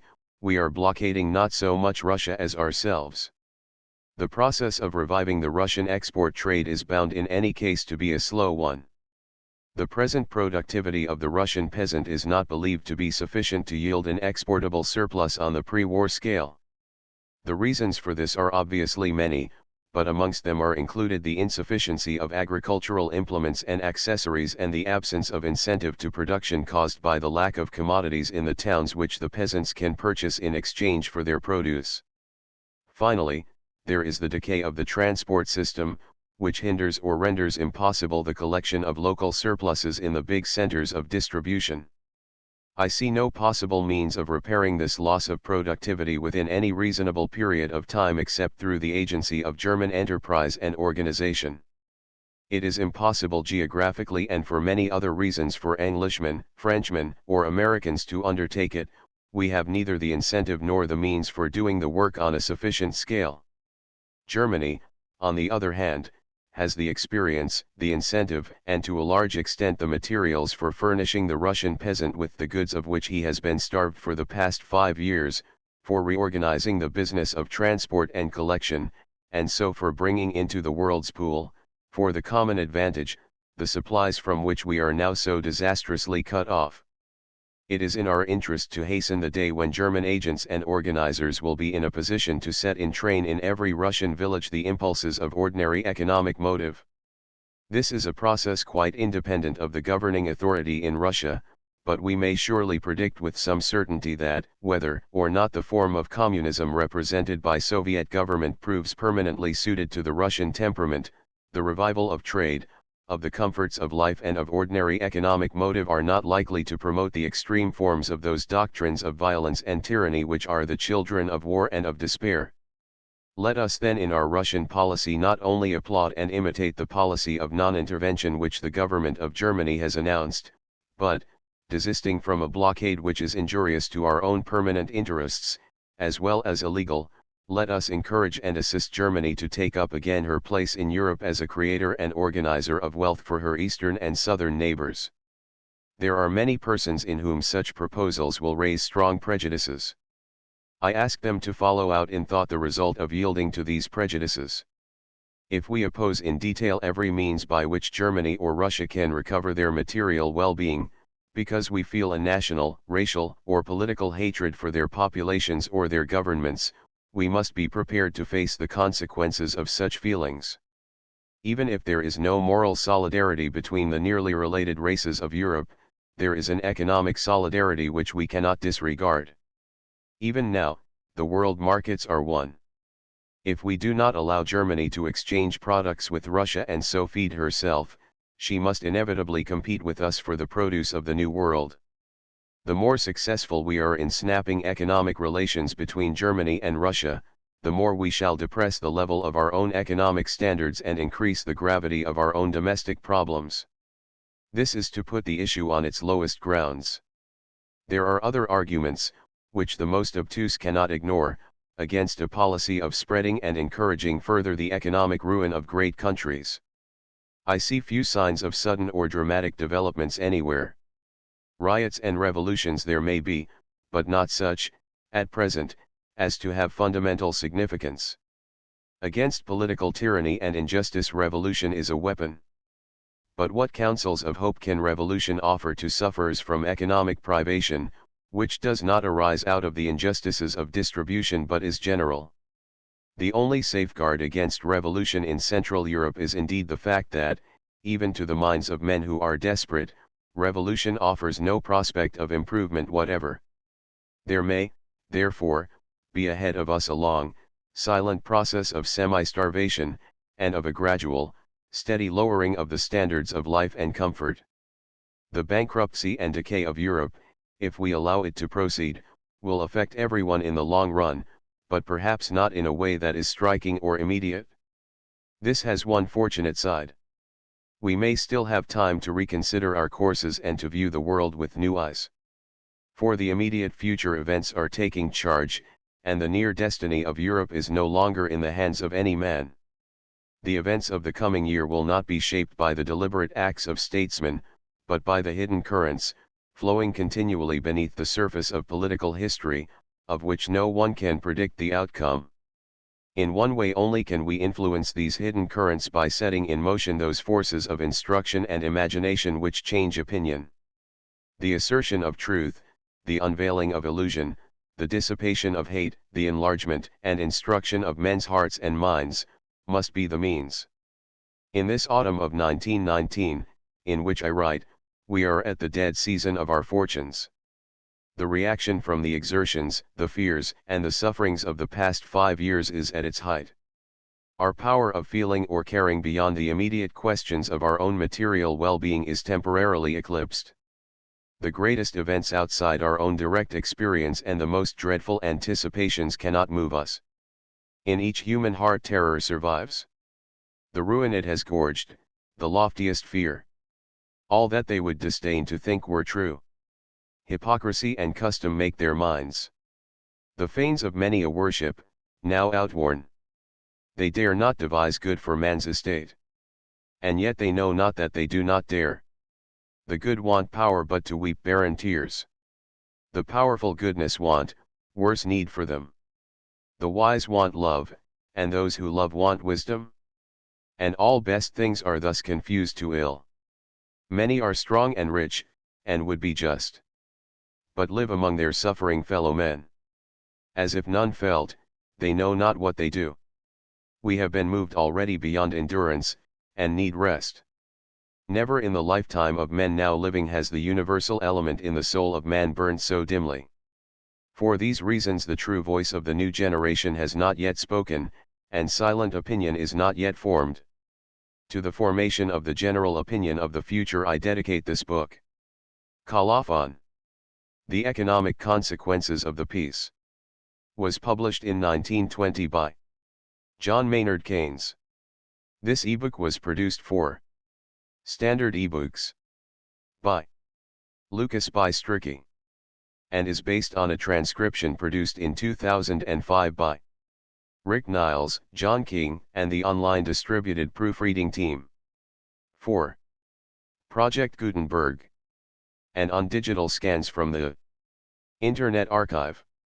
The cover page is adapted from Homeless, a painting completed in 1890 by Thomas Benjamin Kennington. The cover and title pages feature the League Spartan and Sorts Mill Gaudi typefaces created in 2014 and 2009 by the League of Movable Type. This edition was released on April 6, 2024, 8:12 a.m. and is based on Revision 3D4B010. The first edition of this ebook was released on March 21, 2024, 3:04 p.m. You can check for updates to this ebook, view its revision history, or download it for different e-reading systems at standardebooks.org/ebook/john-maynard-keynes/the-economic-consequences-of-the-piece. The volunteer-driven Standard eBooks project relies on readers like you to submit typos, corrections, and other improvements. Anyone can contribute at standardebooks.org. Endnotes. In 1913 there were 25,843 emigrants from Germany, of whom 19,124 went to the United States. Right arrow curving left. The net decrease of the German population at the end of 1918 by decline of births and excess of deaths as compared with the beginning of 1914, is estimated at about 2,700,000. Right arrow curving left. Including Poland and Finland, but excluding Siberia, Central Asia, and the Caucasus. Right arrow curving left. Sums of money mentioned in this book in terms of dollars have been converted from pounds sterling at the rate of $5 to £1. Right arrow curving left. Even since 1914 the population of the United States has increased by 7 or 8 millions. As their annual consumption of wheat per head is not less than 6 bushels, the pre-war scale of production in the United States would only show a substantial surplus over present domestic requirements in about 1 year out of 5. We have been saved for the moment by the great harvests of 1918 and 1919, which have been called forth by Mr. Hoover's guaranteed price. But the United States can hardly be expected to continue indefinitely to raise by a substantial figure the cost of living in its own country, in order to provide wheat for a Europe which cannot pay for it. Right arrow curving left. He alone amongst the four could speak and understand both languages, Orlando knowing only French and the Prime Minister and President only English, and it is of historical importance that Orlando and the President had no direct means of communication. Right arrow curving left. The precise force of this reservation is discussed in detail in Chapter V. Right arrow curving left. I also omit those which have no special relevance to the German settlement. The second of the 14 points, which relates to the freedom of the seas, is omitted because the Allies did not accept it. Any italics are mine. Right arrow curving left. Part 8 Annex 3, 1. Right arrow curving left. Part 8 Annex 3, 3. Right arrow curving left. In the years before the war the average shipbuilding output of Germany was about 350,000 tons annually, exclusive of warships. Right arrow curving left. Part 8 Annex 3, 5. Right arrow curving left. Art. 119 Right arrow curving left. Arts. 120 and 257. Right arrow curving left. Art. 122 Right arrow curving left. Arts. 121 and 297, b. The exercise or non-exercise of this option of expropriation appears to lie, not with the Reparation Commission, but with the particular power in whose territory the property has become situated by cession or mandation. Right arrow curving left. Art. 297, H, and para. 4, of Annex to Part X Section 4. Right arrow curving left. Arts. 53 and 74. Right arrow curving left. In 1871 Germany granted France credit for the railways of Alsace-Lorraine but not for state property. At that time, however, the railways were private property. As they afterwards became the property of the German government, the French government have held, in spite of the large additional capital which Germany has sunk in them, that their treatment must follow the precedent of state property generally. Right arrow curving left. Arts. 55 and 255. This follows the precedent of 1871. Right arrow curving left. Art. 297, b. Right arrow curving left. Part X sections 3 and 4 and Art. 243 right arrow curving left. The interpretation of the words between inverted commas is a little dubious. The phrase is so wide as to seem to include private debts. But in the final draft of the treaty, private debts are not explicitly referred to. Right arrow curving left. This provision is mitigated in the case of German property in Poland and the other new states, the proceeds of liquidation in these areas being payable direct to the owner. Art. 92, right arrow curving left. Part X Section 4 Annex, Para. 10, Germany will, within 6 months from the coming into force of the present treaty, deliver to each allied or associated power all securities, certificates, deeds, or other documents of title held by its nationals and relating to property, rights, or interests situated in the territory of that allied or associated power. Germany will at any time on demand of any allied or associated power furnish such information as may be required with regard to the territory, rights, and interests of German nationals within the territory of such allied or associated power, or with regard to any transactions concerning such property, rights, or interests effected since July 1, 1914. Right arrow curving left. Any public utility undertaking or concession is a vague phrase, the precise interpretation of which is not provided for. Right arrow curving left. Art. 260 right arrow curving left. Art. 235 right arrow curving left. Art. 118 right arrow curving left. Arts. 129 and 132. Right arrow curving left. Arts. 135, 137. Right arrow curving left. Arts. 135, 140. Right arrow curving left. Art. 141. Germany renounces all rights, titles, and privileges conferred on her by the General Act of Algeciras of April 7, 1906, and by the Franco-German agreements of February 9, 1909, and November 4, 1911, right arrow curving left. Art. 148. All treaties, agreements, arrangements, and contracts concluded by Germany with Egypt are regarded as abrogated from August 4, 1914. Art. 153. All property and possessions in Egypt of the German Empire and the German states pass to the Egyptian government without payment. Right arrow curving left. Art. 289 right arrow curving left. Art. 45 right arrow curving left. Part 4 Section 4 Annex, Chap 3. Right arrow curving left. We take over the ownership of the Saar mines, and in order not to be inconvenienced in the exploitation of these coal deposits, we constitute a distinct little estate for the 600,000 Germans who inhabit this coal basin, and in 15 years we shall endeavor by a plebiscite to bring them to declare that they want to be French. We know what that means.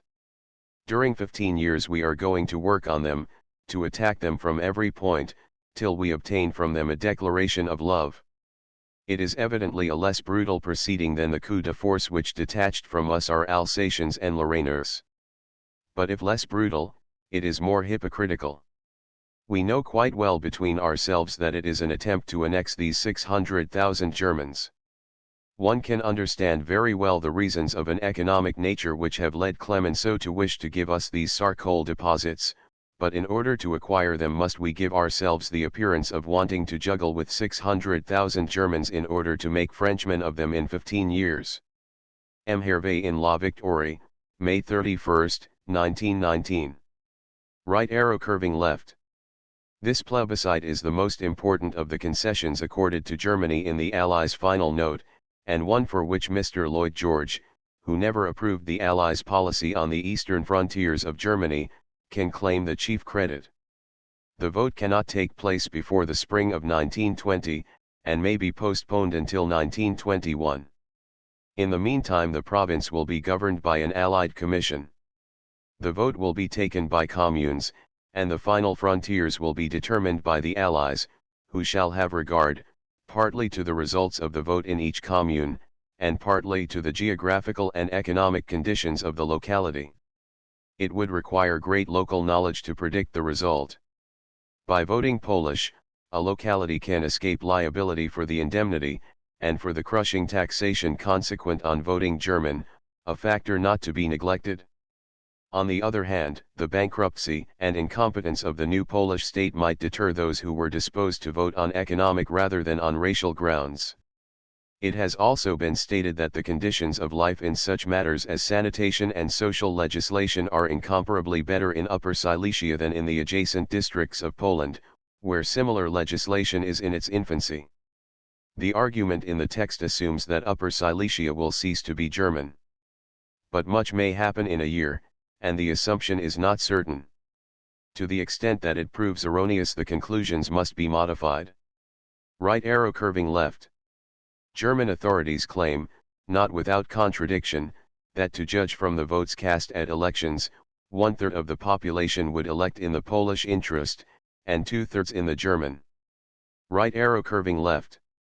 It must not be overlooked, however, that, amongst the other concessions relating to Silesia accorded in the Allies' final note, there has been included Article 90, by which Poland undertakes to permit for a period of 15 years the exportation to Germany of the products of the mines in any part of Upper Silesia transferred to Poland in accordance with the present treaty. Such products shall be free from all export duties or other charges or restrictions on exportation. Poland agrees to take such steps as may be necessary to secure that any such products shall be available for sale to purchasers in Germany on terms as favorable as are applicable to like products sold under similar conditions to purchasers in Poland or in any other country. This does not apparently amount to a right of preemption, and it is not easy to estimate its effective practical consequences. It is evident, however, that insofar as the mines are maintained at their former efficiency, and insofar as Germany is in a position to purchase substantially her former supplies from that source, the loss is limited to the effect on her balance of trade, and is without the more serious repercussions on her economic life which are contemplated in the text. Here is an opportunity for the Allies to render more tolerable the actual operation of the settlement. The Germans, it should be added, have pointed out that the same economic argument which adds the Saarfields to France allots Upper Silesia to Germany. For whereas the Silesian mines are essential to the economic life of Germany, Poland does not need them. Of Poland's pre-war annual demand of 10,500,000 tons, 6,800,000 tons were supplied by the indisputably Polish districts adjacent to Upper Silesia. 1,500,000 tons from Upper Silesia, out of a total Upper Silesian output of 43,500,000 tons, and the balance from what is now Czechoslovakia. Even without any supply from Upper Silesia and Czechoslovakia, Poland could probably meet her requirements by the fuller exploitation of her own coal fields which are not yet scientifically developed, or from the deposits of Western Galicia which are now to be annexed to her. Right arrow curving left. France is also to receive annually for 3 years 35,000 tons of benzol, 60,000 tons of coal tar, and 30,000 tons of sulfate of ammonia. Right arrow curving left. The Reparation Commission is authorized under the treaty, Part 8 Annex V Part 10, to postpone or to cancel deliveries if they consider that the full exercise of the foregoing options would interfere unduly with the industrial requirements of Germany. In the event of such postponements or cancellations, the coal to replace coal from destroyed mines shall receive priority over other deliveries. This concluding clause is of the greatest importance, if, as will be seen, it is physically impossible for Germany to furnish the full 45 million, for it means that France will receive 20 million tons before Italy receives anything. The Reparation Commission has no discretion to modify this. The Italian press has not failed to notice the significance of the provision, and alleges that this clause was inserted during the absence of the Italian representatives from Paris. Corriere della Sera, July 19, 1919. Right arrow curving left. It follows that the current rate of production in Germany has sunk to about 60% of that of 1913. The effect on reserves has naturally been disastrous, and the prospects for the coming winter are dangerous. Right arrow curving left.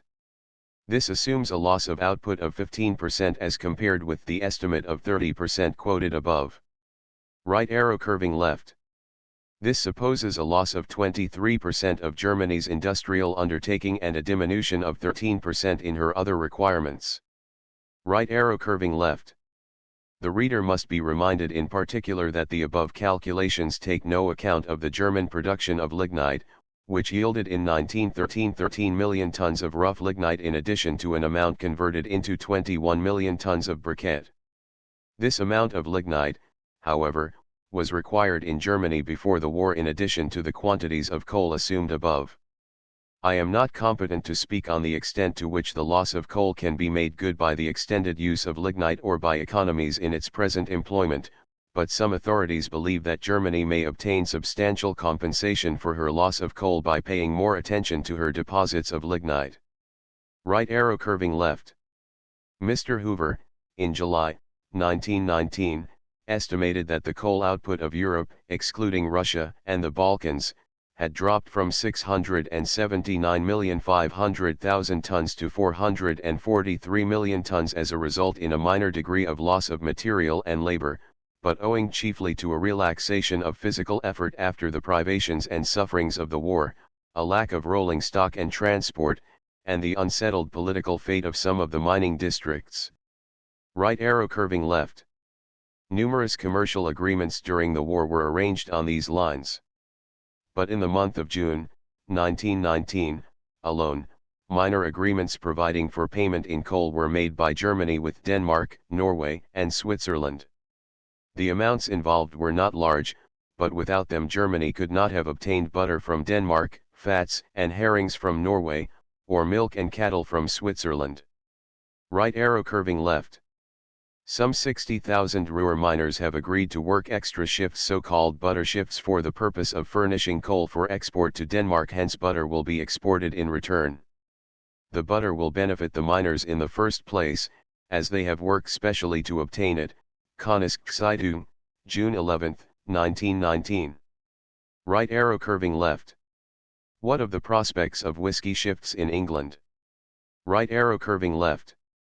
As early as September 1919, the Coal Commission had to face the physical impracticability of enforcing the demands of the treaty, and agreed to modify them as follows: Germany shall in the next 6 months make deliveries corresponding to an annual delivery of 20 million tons as compared with 43 millions as provided in the peace treaty. If Germany's total production exceeds the present level of about 108 millions a year, 60% of extra production, up to 128 millions, shall be delivered to the Entente, and 50% of any extra beyond that, until the figure provided in the peace treaty is reached. If the total production falls below 108 millions, the Entente will examine the situation, after hearing Germany, and take account of it. Right arrow curving left. 21,136,265 tons out of a total of 28,607,903 tons. The loss of iron ore in respect of Upper Silesia is insignificant. The exclusion of the iron and steel of Luxembourg from the German customs union is, however, important, especially when this loss is added to that of Alsace-Lorraine. It may be added in passing that Upper Silesia includes 75% of the zinc production of Germany. Right arrow curving left. In April 1919, the British Ministry of Munitions dispatched an expert commission to examine the conditions of the iron and steel works in Lorraine and the occupied areas of Germany. The report states that the iron and steel works in Lorraine, and to a lesser extent in the Saar Valley, are dependent on supplies of coal and coke from Westphalia. It is necessary to mix Westphalian coal with Saar coal to obtain a good furnace coke. The entire dependence of all the Lorraine iron and steel works upon Germany for fuel supplies places them, says the report, in a very unenviable position. Right arrow curving left. Arts. 264, 265, 266, and 267. These provisions can only be extended beyond 5 years by the Council of the League of Nations. Right arrow curving left. Art. 268, A. Right arrow curving left. Art. 268, B, and C. Right arrow curving left. The Grand Duchy is also deneutralized and Germany binds herself to accept in advance all international arrangements which may be concluded by the Allied and associated powers relating to the Grand Duchy, Art 40. At the end of September, 1919, a plebiscite was held to determine whether Luxembourg should join the French or the Belgian customs union, which decided by a substantial majority in favor of the former. The third alternative of the maintenance of the union with Germany was not left open to the electorate. Right arrow curving left. Art. 269 right arrow curving left. Art. 270 right arrow curving left. The occupation provisions may be conveniently summarized at this point. German territory situated west of the Rhine, together with the bridgeheads, is subject to occupation for a period of 15 years, Art 428. If, however, the conditions of the present treaty are faithfully carried out by Germany, the Cologne district will be evacuated after 5 years, and the Koblenz district after 10 years, Art 429. It is, however, further provided that if at the expiration of 15 years the guarantees against unprovoked aggression by Germany are not considered sufficient by the Allied and associated governments, the evacuation of the occupying troops may be delayed to the extent regarded as necessary for the purpose of obtaining the required guarantees, Art 429, and also that in case either during the occupation or after the expiration of the 15 years, the Reparation Commission finds that Germany refuses to observe the whole or part of her obligations under the present treaty with regard to reparation, the whole or part of the areas specified in Article 429 will be reoccupied immediately by the Allied and associated powers, Art 430. Since it will be impossible for Germany to fulfill the whole of her reparation obligations, the effect of the above provisions will be in practice that the Allies will occupy the left bank of the Rhine just so long as they choose. They will also govern it in such manner as they may determine, e.g. not only as regards customs, but such matters as the respective authority of the local German representatives and the Allied Governing Commission, since all matters relating to the occupation and not provided for by the present treaty shall be regulated by subsequent agreements, which Germany hereby undertakes to observe, Art 432. The actual agreement under which the occupied areas are to be administered for the present has been published as a white paper CD 222. The supreme authority is to be in the hands of an inter-allied Rhineland Commission, consisting of a Belgian, a French, a British, and an American member. The articles of this agreement are very fairly and reasonably drawn. Right arrow curving left. Art. 365. After 5 years this article is subject to revision by the Council of the League of Nations. Right arrow curving left. The German government withdrew, as from September 1, 1919, all preferential railway tariffs for the export of iron and steel goods, on the ground that these privileges would have been more than counterbalanced by the corresponding privileges which, under this article of the treaty, they would have been forced to give to Allied traders. Right arrow curving left. Art. 367. Right arrow curving left. Questions of interpretation and application are to be referred to the League of Nations, Art 376. Right arrow curving left. Art. 250. Right arrow curving left. Art. 371. This provision is even applied to the lines of former Russian Poland converted by Germany to the German gauge, such lines being regarded as detached from the Prussian state system. Right arrow curving left. Arts. 332, 337. Exception may be taken, however, to the second paragraph of Art. 332, which allows the vessels of other nations to trade between German towns but forbids German vessels to trade between non-German towns except with special permission, and Art. 333, which prohibits Germany from making use of her river system as a source of revenue, may be injudicious. Right arrow curving left. The Niemen and the Moselle are to be similarly treated at a later date if required. Right arrow curving left. Art. 338 right arrow curving left. Art. 344. This is with particular reference to the Elbe and the Oder. The Danube and the Rhine are dealt with in relation to the existing commissions. Right arrow curving left. Art. 339 right arrow curving left. Art. 357 right arrow curving left. Art. 358. Germany is, however, to be allowed some payment or credit in respect of power so taken by France. Right arrow curving left. Art. 66 right arrow curving left.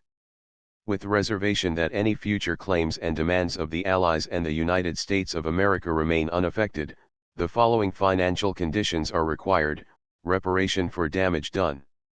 Whilst armistice lasts, no public securities shall be removed by the enemy which can serve as a pledge to the Allies for recovery or reparation of war losses.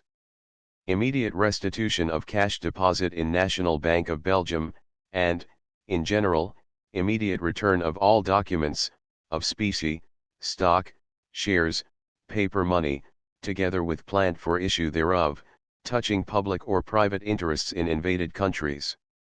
Restitution of Russian and Romanian gold yielded to Germany or taken by that power.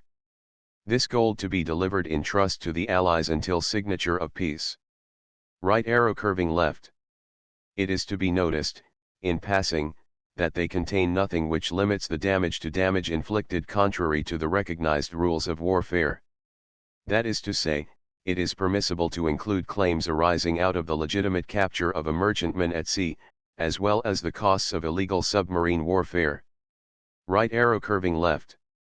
Mark paper or mark credits owned in ex-occupied territory by Allied nationals should be included, if at all, in the settlement of enemy debts, along with other sums owed to Allied nationals, and not in connection with reparation.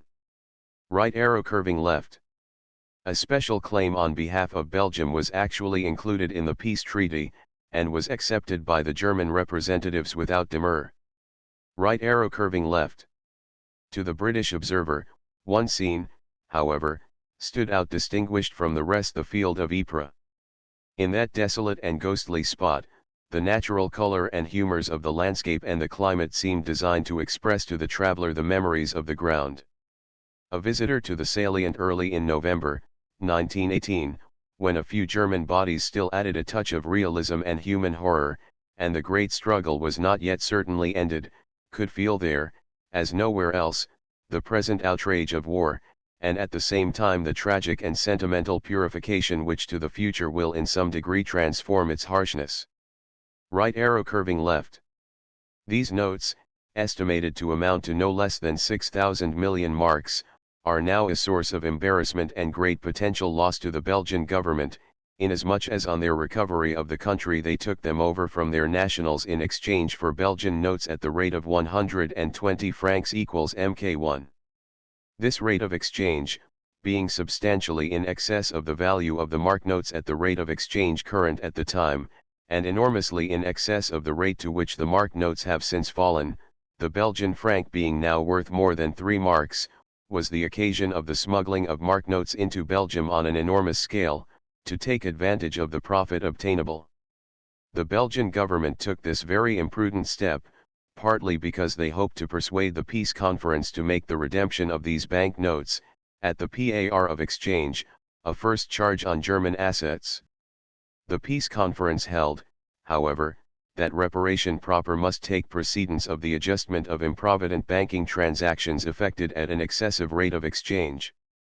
The possession by the Belgian government of this great mass of German currency, in addition to an amount of nearly 2,000 million marks held by the French government, which they similarly exchanged for the benefit of the population of the invaded areas and of Alsace-Lorraine, is a serious aggravation of the exchange position of the mark. It will certainly be desirable for the Belgian and German governments to come to some arrangement as to its disposal, though this is rendered difficult by the prior lien held by the Reparation Commission over all German assets available for such purposes. Right arrow curving left. It should be added, in fairness, that the very high claims put forward on behalf of Belgium generally include not only devastation proper, but all kinds of other items, as, for example, the profits and earnings which Belgians might reasonably have expected to earn if there had been no war. Right arrow curving left. The Wealth and Income of the Chief Powers, by J.C. Stamp, Journal of the Royal Statistical Society, July, 1919. Right arrow curving left. Other estimates vary from $12,100,000,000 to $13,400,000,000.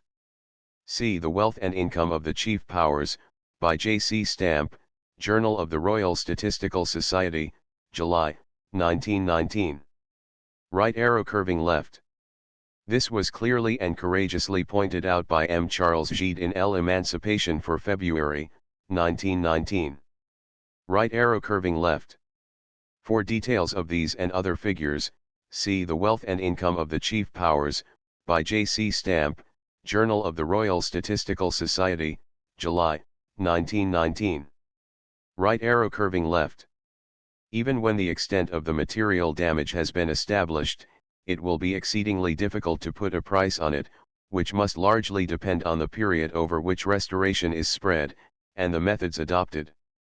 It would be impossible to make the damage good in a year or two at any price, and an attempt to do so at a rate which was excessive in relation to the amount of labor and materials at hand might force prices up to almost any level. We must, I think, assume a cost of labor and materials about equal to that current in the world generally. In point of fact, however, we may safely assume that literal restoration will never be attempted. Indeed, it would be very wasteful to do so. Many of the townships were old and unhealthy, and many of the hamlets miserable. To re-erect the same type of building in the same places would be foolish. As for the land, the wise course may be in some cases to leave long strips of it to nature for many years to come. An aggregate money sum should be computed as fairly representing the value of the material damage, and France should be left to expend it in the manner she thinks wisest with a view to her economic enrichment as a whole. The first breeze of this controversy has already blown through France. A long and inconclusive debate occupied the chamber during the spring of 1919, as to whether inhabitants of the devastated area receiving compensation should be compelled to expend it in restoring the identical property, or whether they should be free to use it as they like. There was evidently a great deal to be said on both sides. In the former case there would be much hardship and uncertainty for owners who could not, many of them, expect to recover the effective use of their property perhaps for years to come, and yet would not be free to set themselves up elsewhere. On the other hand, if such persons were allowed to take their compensation and go elsewhere, the countryside of northern France would never be put right. Nevertheless, I believe that the wise course will be to allow great latitude and let economic motives take their own course. Right arrow curving left. La Riche Essai de la France devant la guerre, published in 1916. Right arrow curving left. Revue Bluey, February 3, 1919. This is quoted in a very valuable selection of French estimates and expressions of opinion, forming Chapter 4 of La Liquidation Financière de la Guerre, by H. Chariot and R. Hochhalt. The general magnitude of my estimate is further confirmed by the extent of the repairs already effected, as set forth in a speech delivered by M. Tardieu on October 10, 1919, in which he said, on September 16 last, of 2,246 kilometers of railway track destroyed, 2,016 had been repaired, of 1,075 kilometers of canal, 700, of 1,160 constructions, such as bridges and tunnels, which had been blown up, 588 had been replaced, of 550,000 houses ruined by bombardment, 60,000 had been rebuilt, and of 1,800,000 hectares of ground rendered useless by battle, 400,000 had been recultivated, 200,000 hectares of which are now ready to be sown. Finally, more than 10 million meters of barbed wire had been removed. Right arrow curving left. Some of these estimates include allowance for contingent and immaterial damage as well as for direct material injury. Right arrow curving left. A substantial part of this was lost in the service of the Allies. This must not be duplicated by inclusion both in their claims and in ours. Right arrow curving left. The fact that no separate allowance is made in the above for the sinking of 675 fishing vessels of 71,765 tons gross, or for the 1,855 vessels of 8,007,967 tons damaged or molested, but not sunk, may be set off against what may be an excessive figure for replacement cost. Right arrow curving left. The losses of the Greek mercantile marine were excessively high, as a result of the dangers of the Mediterranean, but they were largely incurred on the service of the other allies, who paid for them directly or indirectly. The claims of Greece for maritime losses incurred on the service of her own nationals would not be very considerable. Right arrow curving left. There is a reservation in the peace treaty on this question. The Allied and associated powers formally reserve the right of Russia to obtain from Germany restitution and reparation based on the principles of the present treaty, Art. 116. Right arrow curving left. Dr. Diarich in his Economic and Statistical Survey of the Southern Slav Nations, Journal of Royal Statistical Society, May, 1919, quotes some extraordinary figures of the loss of life. According to the official returns, the number of those fallen in battle or died in captivity up to the last Serbian offensive, amounted to 320,000, which means that one half of Serbia's male population, from 18 to 60 years of age, perished outright in the European War. In addition, the Serbian medical authorities estimate that about 300,000 people have died from typhus among the civil population, and the losses among the population interned in enemy camps are estimated at 50,000. During the two Serbian retreats and during the Albanian retreat, the losses among children and young people are estimated at 200,000. Lastly, during over 3 years of enemy occupation, the losses in lives owing to the lack of proper food and medical attention are estimated at 250,000. Altogether, he puts the losses in life at above 1 million, or more than 1/3 of the population of old Serbia. Right arrow curving left. Come si calcola e quanto ammonta la ricchezza d'Italia e dell'altra principali nazioni, published in 1919. Right arrow curving left. Very large claims put forward by the Serbian authorities include many hypothetical items of indirect and non-material damage, but these, however real, are not admissible under our present formula. Right arrow curving left. Assuming that in her case $1,250,000,000 are included for the general expenses of the war defrayed out of loans made to Belgium by her allies. Right arrow curving left. It must be said to Mr. Hughes' honor that he apprehended from the first the bearing of the pre-armistice negotiations on our right to demand an indemnity covering the full costs of the war, protested against our ever having entered into such engagements, and maintained loudly that he had been no party to them and could not consider himself bound by them. His indignation may have been partly due to the fact that Australia, not having been ravaged, would have no claims at all under the more limited interpretation of our rights. Right arrow curving left. The whole cost of the war has been estimated at from $120 billion upwards. This would mean an annual payment for interest, apart from sinking fund, of $6 billion. Could any expert committee have reported that Germany can pay this sum? Right arrow curving left. But unhappily they did not go down with their flags flying very gloriously. For one reason or another their leaders maintained substantial silence. What a different position in the country's estimation they might hold now if they had suffered defeat amidst firm protests against the fraud, chicane, and dishonor of the whole proceedings. Right arrow curving left. Only after the most painful consideration have I written these words. The almost complete absence of protest from the leading statesmen of England makes one feel that one must have made some mistake.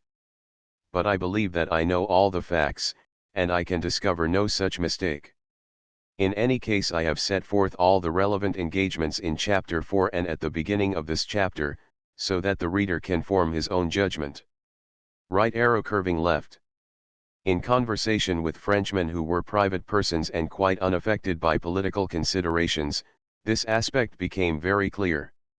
You might persuade them that some current estimates as to the amount to be got out of Germany were quite fantastic. Yet at the end they would always come back to where they had started, but Germany must pay, for, otherwise, what is to happen to France? Right arrow curving left. A further paragraph claims the war costs of Belgium in accordance with Germany's pledges, already given, as to complete restoration for Belgium. Right arrow curving left. The challenge of the other allies, as well as the enemy, had to be met, for in view of the limited resources of the latter, the other allies had perhaps a greater interest than the enemy in seeing that no one of their number established an excessive claim. Right arrow curving left. M. Klotz has estimated the French claims on this head at $15 billion, 75 milliard francs, made up of 13 milliard for allowances, 60 for pensions, and 2 for widows. If this figure is correct, the others should probably be scaled up also. Right arrow curving left. That is to say, I claim for the aggregate figure an accuracy within 25%. Right arrow curving left. In his speech of September 5, 1919, addressed to the French Chamber, M. Klotz estimated the total Allied claims against Germany under the treaty at $75 billion, which would accumulate at interest until 1921, and be paid off thereafter by 34 annual installments of about $5 billion each, of which France would receive about $2,750 million annually. The general effect of the statement, that France would receive from Germany this annual payment, proved, it is reported, appreciably encouraging to the country as a whole, and was immediately reflected in the improved tone on the bourse and throughout the business world in France. So long as such statements can be accepted in Paris without protest, there can be no financial or economic future for France, and a catastrophe of dissolution is not far distant. Right arrow curving left.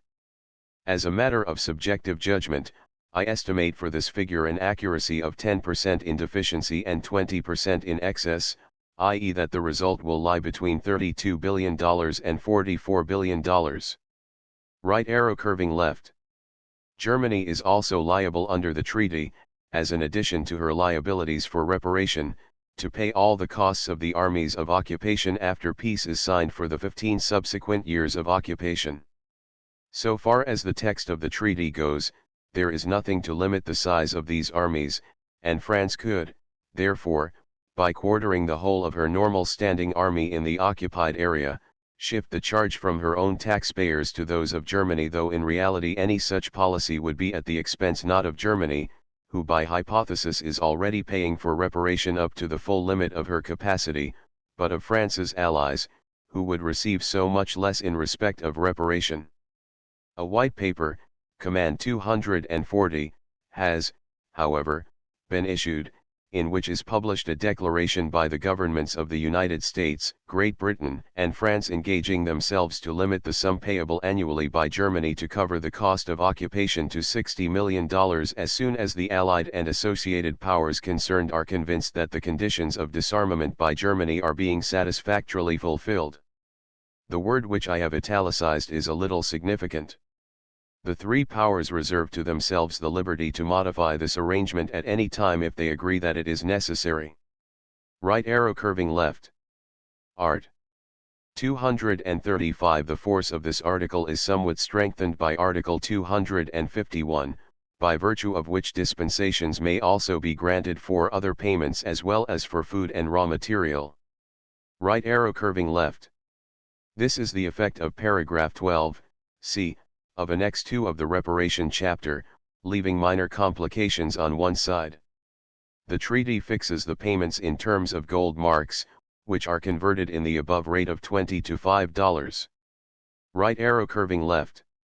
If, per impossible, Germany discharged $2,500,000,000 in cash or kind by 1921, her annual payments would be at the rate of $312,500,000 from 1921 to 1925 and of $750 million thereafter. Right arrow curving left. Paragraph 16 of Annex 2 of the Reparation Chapter. There is also an obscure provision by which interest may be charged on sums arising out of material damage as from November 11, 1918, up to May 1, 1921. This seems to differentiate damage to property from damage to the person in favor of the former. It does not affect pensions and allowances, the cost of which is capitalized as at the date of the coming into force of the treaty. Right arrow curving left. On the assumption which no one supports and even the most optimistic fear to be unplausible, that Germany can pay the full charge for interest and sinking fund from the outset, the annual payment would amount to $2,400,000,000. Right arrow curving left. Under paragraph 13 of Annex 2, unanimity is required, I, for any postponement beyond 1930 of installments due between 1921 and 1926, and, 2, for any postponement for more than 3 years of installments due after 1926. Further, under Art. 234, the Commission may not cancel any part of the indebtedness without the specific authority of all the governments represented on the Commission. Right arrow curving left. On July 23, 1914, the amount was $339 million. Right arrow curving left. Owing to the very high premium which exists on German silver coin, as the combined result of the depreciation of the mark and the appreciation of silver, it is highly improbable that it will be possible to extract such coin out of the pockets of the people. But it may gradually leak over the frontier by the agency of private speculators, and thus indirectly benefit the German exchange position as a whole. Right arrow curving left. The Allies made the supply of foodstuffs to Germany during the armistice, mentioned above, conditional on the provisional transfer to them of the greater part of the mercantile marine, to be operated by them for the purpose of shipping foodstuffs to Europe generally, and to Germany in particular.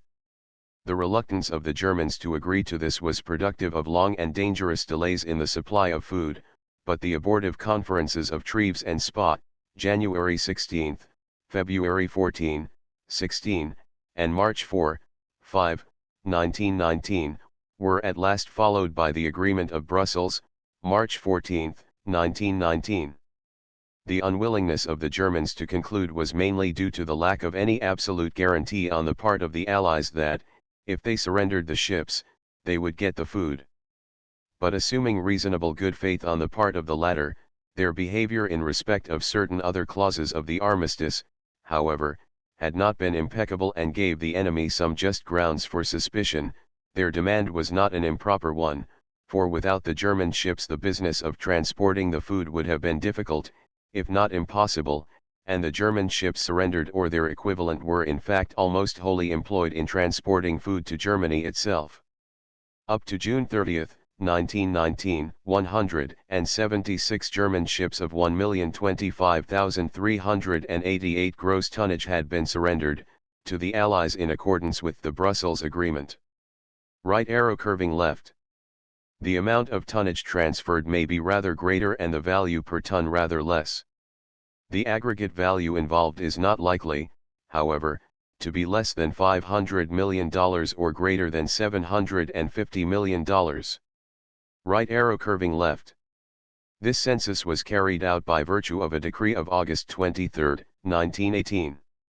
On March 22, 1917, the German government acquired complete control over the utilization of foreign securities in German possession, and in May, 1917, it began to exercise these powers for the mobilization of certain Swedish, Danish, and Swiss securities. Right arrow curving left. 1892. Schmaler. $2,500,000,000. 1,892. Christians. 3,250,000,000. 1893, 4. Cook. 3 billion. 1905. V. Halley. 4,000,000,000,000,000,169. 1913. Helferish. 5,000,000,000,000,000,000,170. 1914.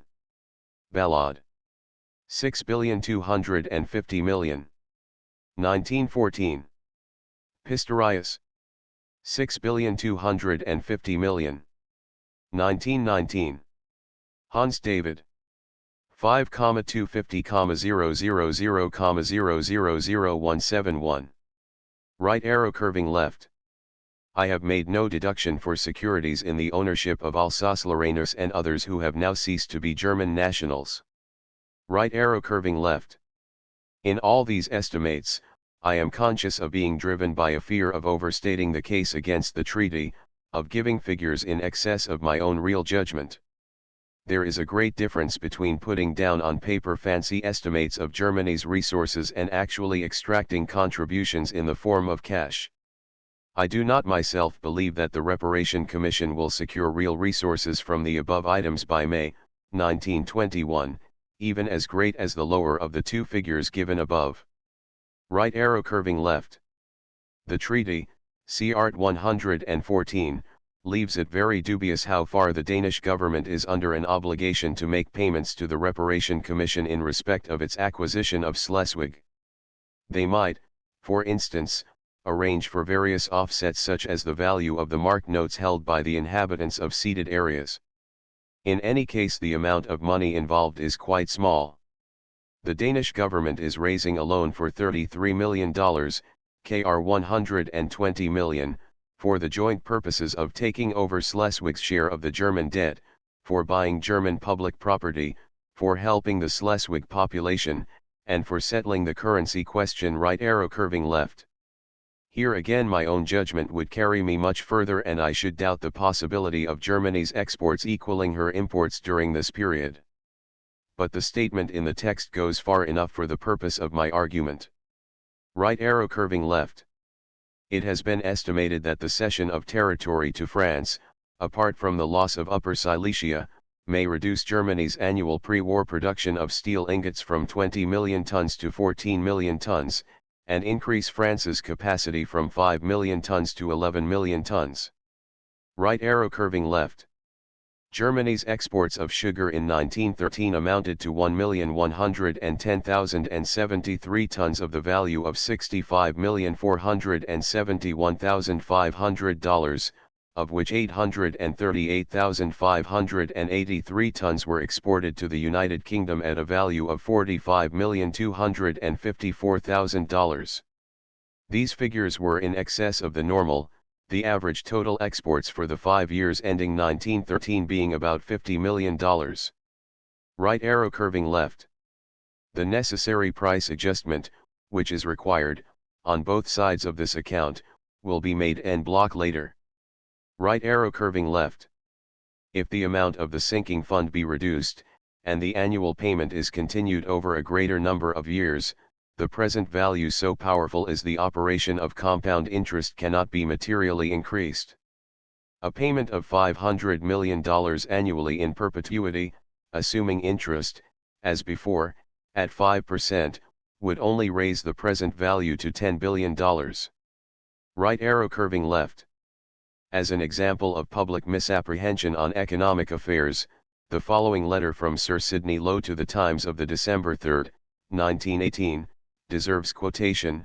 I have seen authoritative estimates which place the gross value of Germany's mineral and chemical resources as high as $1,250 billion or even more, and the Ruhr Basin mines alone are said to be worth over $225 billion. It is certain, at any rate, that the capital value of these natural supplies is much greater than the total war debts of all the Allied states. Why should not some portion of this wealth be diverted for a sufficient period from its present owners and assigned to the peoples whom Germany has assailed, deported, and injured? The Allied governments might justly require Germany to surrender to them the use of such of her mines and mineral deposits as would yield, say, from $500 million to $1 billion annually for the next 30, 40, or 50 years. By this means we could obtain sufficient compensation from Germany without unduly stimulating her manufactures and export trade to our detriment.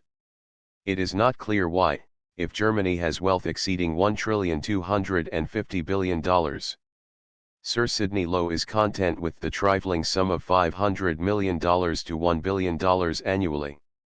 But his letter is an admirable reductio ad absurdum of a certain line of thought.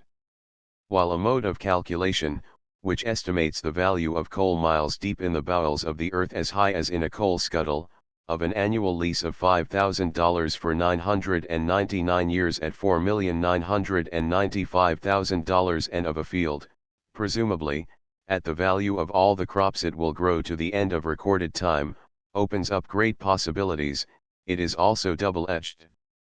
If Germany's total resources are worth $1,250 billion, those she will part with in the cession of Alsace-Lorraine and Upper Silesia should be more than sufficient to pay the entire costs of the war and reparation together.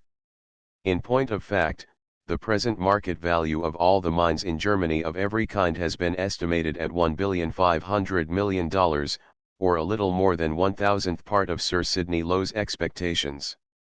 Right arrow curving left. The conversion at PAR of 5,000 million marks overstates, by reason of the existing depreciation of the mark, the present money burden of the actual pensions payments, but not, in all probability, the real loss of national productivity as a result of the casualties suffered in the war. Right arrow curving left.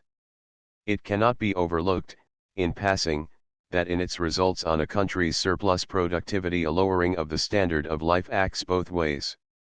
Moreover, we are without experience of the psychology of a white race under conditions little short of servitude. It is, however, generally supposed that if the whole of a man's surplus production is taken from him, his efficiency and his industry are diminished, the entrepreneur and the inventor will not contrive, the trader and the shopkeeper will not save, the laborer will not toil, if the fruits of their industry are set aside, not for the benefit of their children, their old age, their pride, or their position, but for the enjoyment of a foreign conqueror. Right arrow curving left. In the course of the compromises and delays of the conference, there were many questions on which, in order to reach any conclusion at all, it was necessary to leave a margin of vagueness and uncertainty.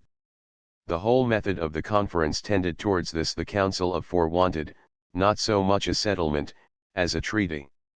On political and territorial questions the tendency was to leave the final arbitrament to the League of Nations. But on financial and economic questions, the final decision has generally been left with the Reparation Commission in spite of its being an executive body composed of interested parties. Right arrow curving left. The sum to be paid by Austria for reparation is left to the absolute discretion of the Reparation Commission, no determinate figure of any kind being mentioned in the text of the treaty. Austrian questions are to be handled by a special section of the Reparation Commission, but the section will have no powers except such as the main commission may delegate. Right arrow curving left. Bulgaria is to pay an indemnity of $450 million by half-yearly installments, beginning July 1, 1920. These sums will be collected, on behalf of the Reparation Commission, by an inter-ally commission of control, with its seat at Sofia. In some respects the Bulgarian Inter-Ally Commission appears to have powers and authority independent of the Reparation Commission, but it is to act, nevertheless, as the agent of the latter, and is authorized to tender advice to the Reparation Commission as to, for example, the reduction of the half-yearly installments. Right arrow curving left. Under the treaty this is the function of any body appointed for the purpose by the principal Allied and associated governments, and not necessarily of the Reparation Commission. But it may be presumed that no second body will be established for this special purpose. Right arrow curving left. At the date of writing, no treaties with these countries have been drafted. It is possible that Turkey might be dealt with by a separate commission. Right arrow curving left. This appears to me to be in effect the position, if this paragraph means anything at all, in spite of the following disclaimer of such intentions in the Allies' reply, nor does paragraph 12b of Annex II give the Commission powers to prescribe or enforce taxes or to dictate the character of the German budget. Right arrow curving left. Whatever that may mean. Right arrow curving left. Assuming that the capital sum is discharged evenly over a period as short as 33 years, this has the effect of having the burden as compared with the payments required on the basis of 5% interest on the outstanding capital. Right arrow curving left. I forbear to outline the further details of the German offer, as the above are the essential points. Right arrow curving left. For this reason it is not strictly comparable with my estimate of Germany's capacity in an earlier section of this chapter, which estimate is on the basis of Germany's condition as it will be when the rest of the treaty has come into effect. Right arrow curving left. Owing to delays on the part of the Allies in ratifying the treaty, the Reparation Commission had not yet been formally constituted by the end of October, 1919. So far as I am aware, therefore, nothing has been done to make the above offer effective. But, perhaps in view of the circumstances, there has been an extension of the date. Right arrow curving left. Professor Starling's report on food conditions in Germany. Command 280, right arrow curving left. Including the Darlhenskassenschein somewhat more. Right arrow curving left. Similarly in Austria prices ought to be between 20 and 30 times their former level. Right arrow curving left. One of the most striking and symptomatic difficulties which faced the Allied authorities in their administration of the occupied areas of Germany during the armistice arose out of the fact that even when they brought food into the country, the inhabitants could not afford to pay its cost price. Right arrow curving left. Theoretically, an unduly low level of home prices should stimulate exports and so cure itself. But in Germany, and still more in Poland and Austria, there is little or nothing to export. There must be imports before there can be exports. Right arrow curving left. Allowing for the diminished value of gold, the exchange value of the franc should be less than 40% of its previous value, instead of the actual figure of about 60%, if the fall were proportional to the increase in the volume of the currency. Right arrow curving left. How very far from equilibrium France's international exchange now is can be seen from the following table. Monthly average. Imports. Exports. Excess of imports. $1,000. $1,000. $1,000. 1913. 140,355. 114,670. 25,685. 1914. 106,705. 81,145. 25,560. 1918. 331,915. 69,055. 262,860. January-Mar 1919. 387,140. 66,670. 320,470. April-June 1919. 421,410. 83,895. 337,515. July 1919. 467,565. 123,675. 343,890. These figures have been converted, at approximately PAR rates, but this is roughly compensated by the fact that the trade of 1918 and 1919 has been valued at 1917 official rates. French imports cannot possibly continue at anything approaching these figures, and the semblance of prosperity based on such a state of affairs is spurious. Right arrow curving left. The figures for Italy are as follows. Monthly average. Imports. Exports. Excess of imports. $1,000. $1,000. $1,000. 1913. 60,760. 41,860.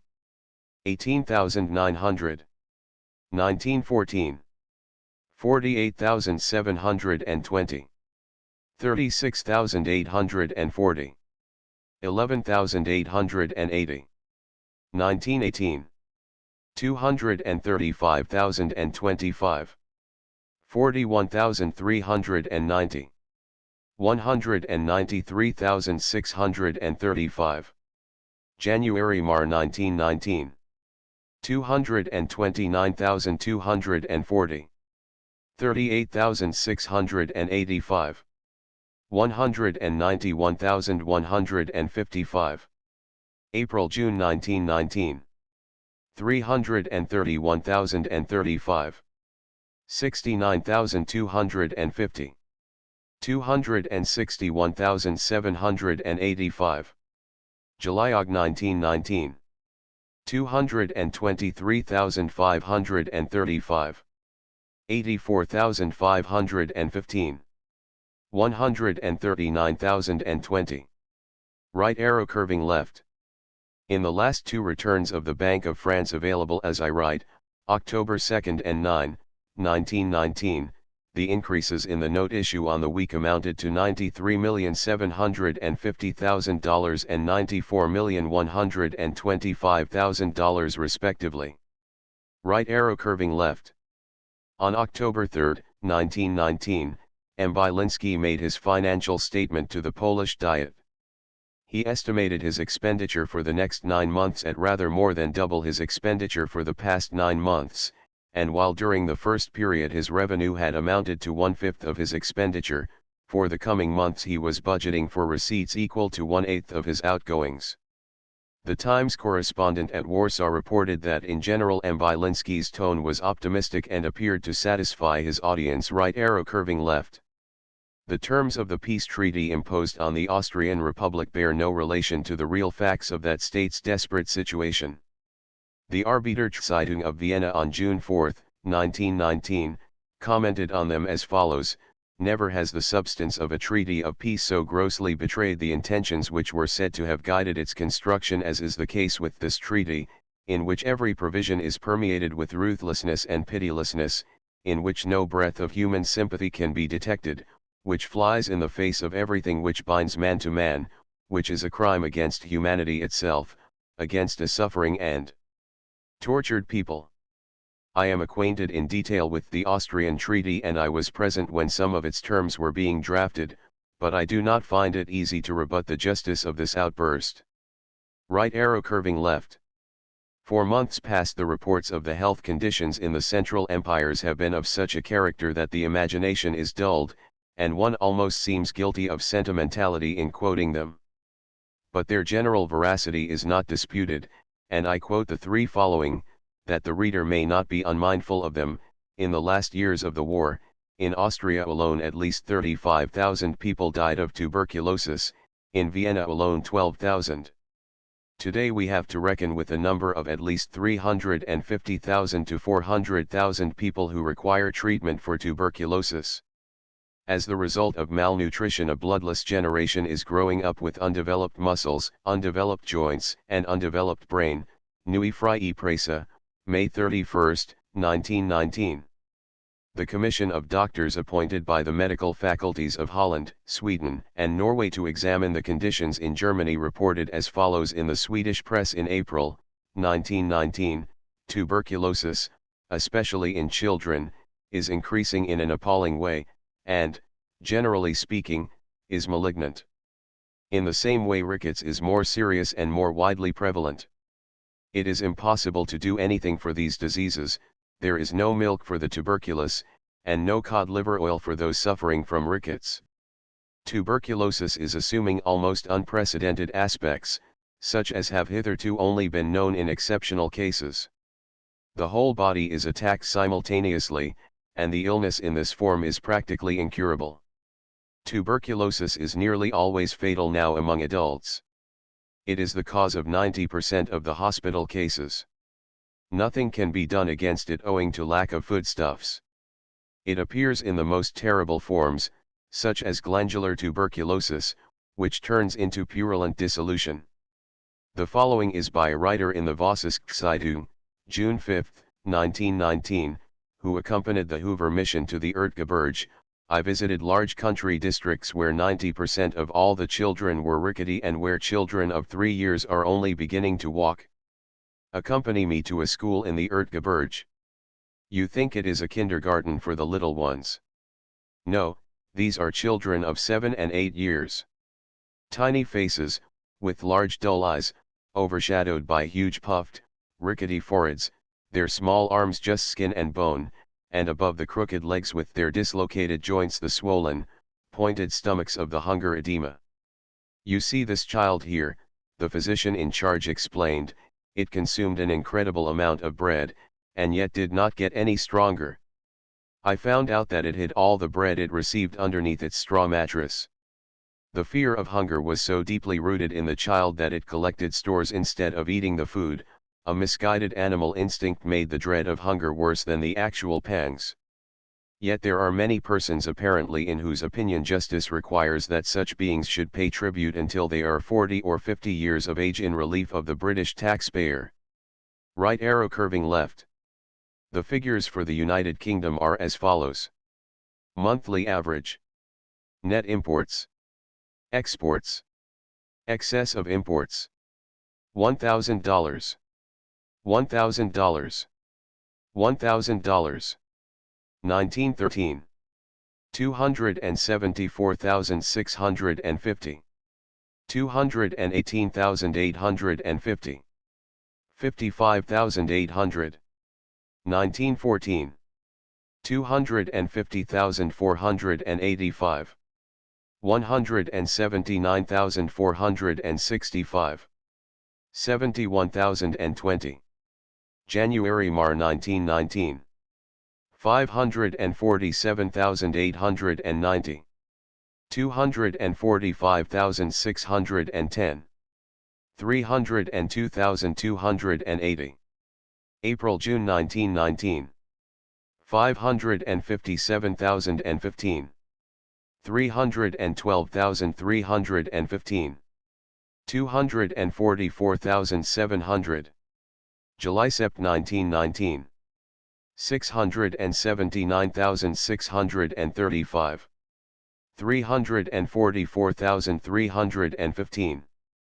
335,320. But this excess is by no means so serious as it looks, for with the present high freight earnings of the mercantile marine the various invisible exports of the United Kingdom are probably even higher than they were before the war, and may average at least $225 million monthly. Right arrow curving left. President Wilson was mistaken in suggesting that the supervision of reparation payments has been entrusted to the League of Nations. As I pointed out in Chapter V, whereas the League is invoked in regard to most of the continuing economic and territorial provisions of the treaty, this is not the case as regards reparation, over the problems and modifications of which the Reparation Commission is supreme without appeal of any kind to the League of Nations. Right arrow curving left. These articles, which provide safeguards against the outbreak of war between members of the League and also between members and non-members, are the solid achievement of the Covenant. These articles make substantially less probable a war between organized great powers such as that of 1914. This alone should commend the League to all men. Right arrow curving left. It would be expedient so to define a protectionist tariff as to permit, a. the total prohibition of certain imports, b. the imposition of sumptuary or revenue customs duties on commodities not produced at home, c. the imposition of customs duties which did not exceed by more than 5% a countervailing excise on similar commodities produced at home, d. export duties. Further, Special exceptions might be permitted by a majority vote of the countries entering the Union. Duties which had existed for 5 years prior to a country's entering the Union might be allowed to disappear gradually by equal installments spread over the 5 years subsequent to joining the Union. Right arrow curving left. The figures in this table are partly estimated, and are probably not completely accurate in detail, but they show the approximate figures with sufficient accuracy for the purposes of the present argument. The British figures are taken from the White Paper of October 23, 1919, Command 377. In any actual settlement, adjustments would be required in connection with certain loans of gold and also in other respects, and I am concerned in what follows with the broad principle only. The total excludes loans raised by the United Kingdom on the market in the United States, and loans raised by France on the market in the United Kingdom or the United States, or from the Bank of England. Right arrow curving left. This allows nothing for interest on the debt since the Bolshevik Revolution. Right arrow curving left. No interest has been charged on the advances made to Belgium, Serbia, and Yugoslavia. Right arrow curving left. The actual total of loans by the United States up to date is very nearly $10 billion, but I have not got the latest details. Right arrow curving left. The financial history of the 6 months from the end of the summer of 1916 up to the entry of the United States into the war in April, 1917, remains to be written. Very few persons, outside the half-dozen officials of the British Treasury who lived in daily contact with the immense anxieties and impossible financial requirements of those days, can fully realize what steadfastness and courage were needed, and how entirely hopeless the task would soon have become without the assistance of the United States Treasury. The financial problems from April, 1917, onwards were of an entirely different order from those of the preceding months. Right arrow curving left. Mr. Hoover was the only man who emerged from the ordeal of Paris with an enhanced reputation. This complex personality, with his habitual air of weary Titan, or, as others might put it, of exhausted prizefighter, his eyes steadily fixed on the true and essential facts of the European situation, imported into the councils of Paris, when he took part in them, precisely that atmosphere of reality, knowledge, magnanimity, and disinterestedness which, if they had been found in other quarters also, would have given us the good peace. Right arrow curving left. Even after the United States came into the war, the bulk of Russian expenditure in the United States, as well as the whole of that government's other foreign expenditure, had to be paid for by the British Treasury. Right arrow curving left.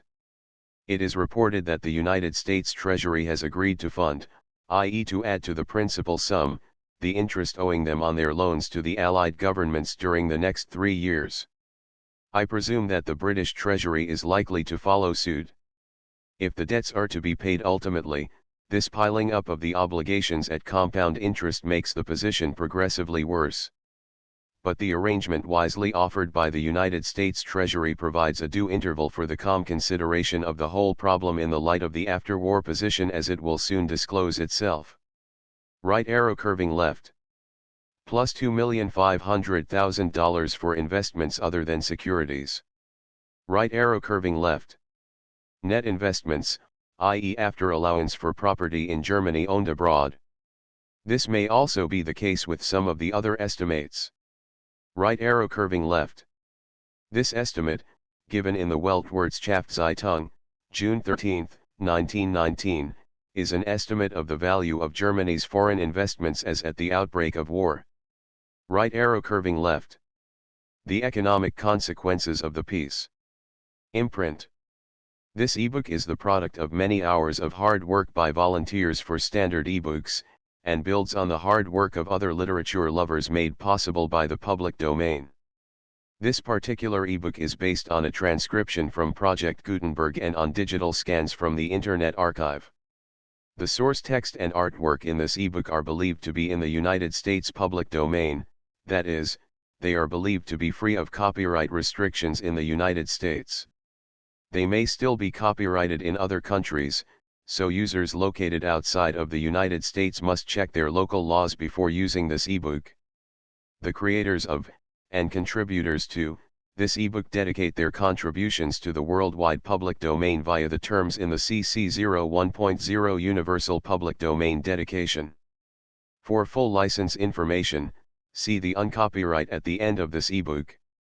Standard eBooks is a volunteer-driven project that produces ebook editions of public domain literature using modern typography, technology, and editorial standards, and distributes them free of cost. You can download this and other ebooks carefully produced for true book lovers at standardebooks.org. Preface. The writer of this book was temporarily attached to the British Treasury during the war and was their official representative at the Paris Peace Conference up to June 7, 1919. He also sat as deputy for the Chancellor of the Exchequer on the Supreme Economic Council. He resigned from these positions when it became evident that hope could no longer be entertained of substantial modification in the draft terms of peace. The grounds of his objection to the treaty, or rather to the whole policy of the conference towards the economic problems of Europe, will appear in the following chapters. They are entirely of a public character, and are based on facts known to the whole world.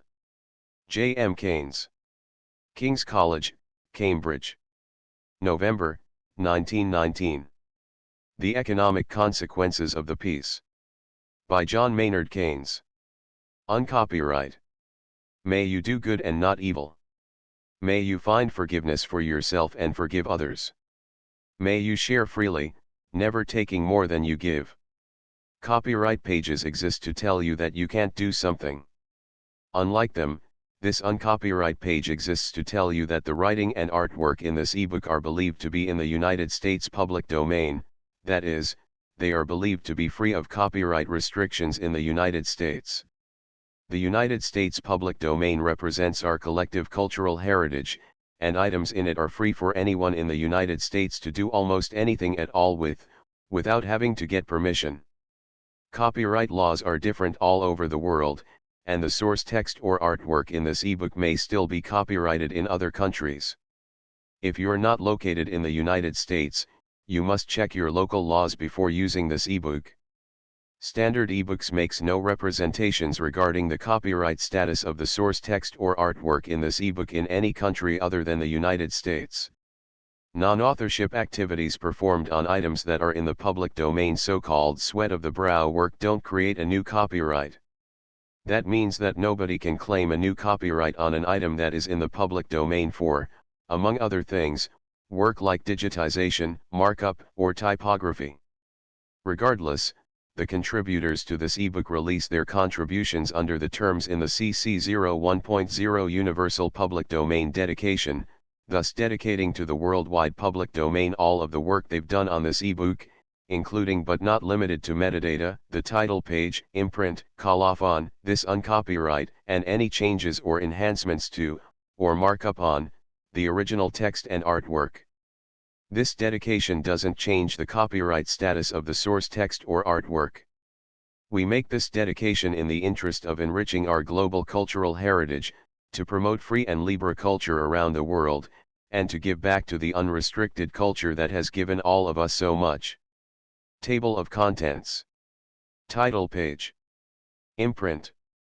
Preface. The Economic Consequences of the Peace. I. Introductory. 2. Europe before the war.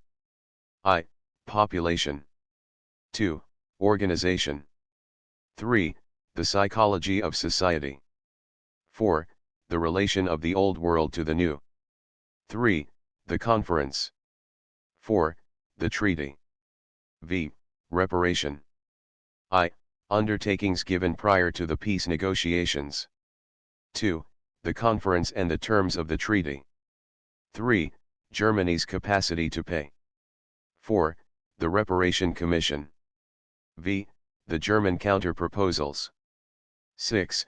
Europe after the treaty. 7. Remedies. Endnotes. Colophon. Uncopyright. Landmarks. The Economic Consequences of the Peace. Endnotes.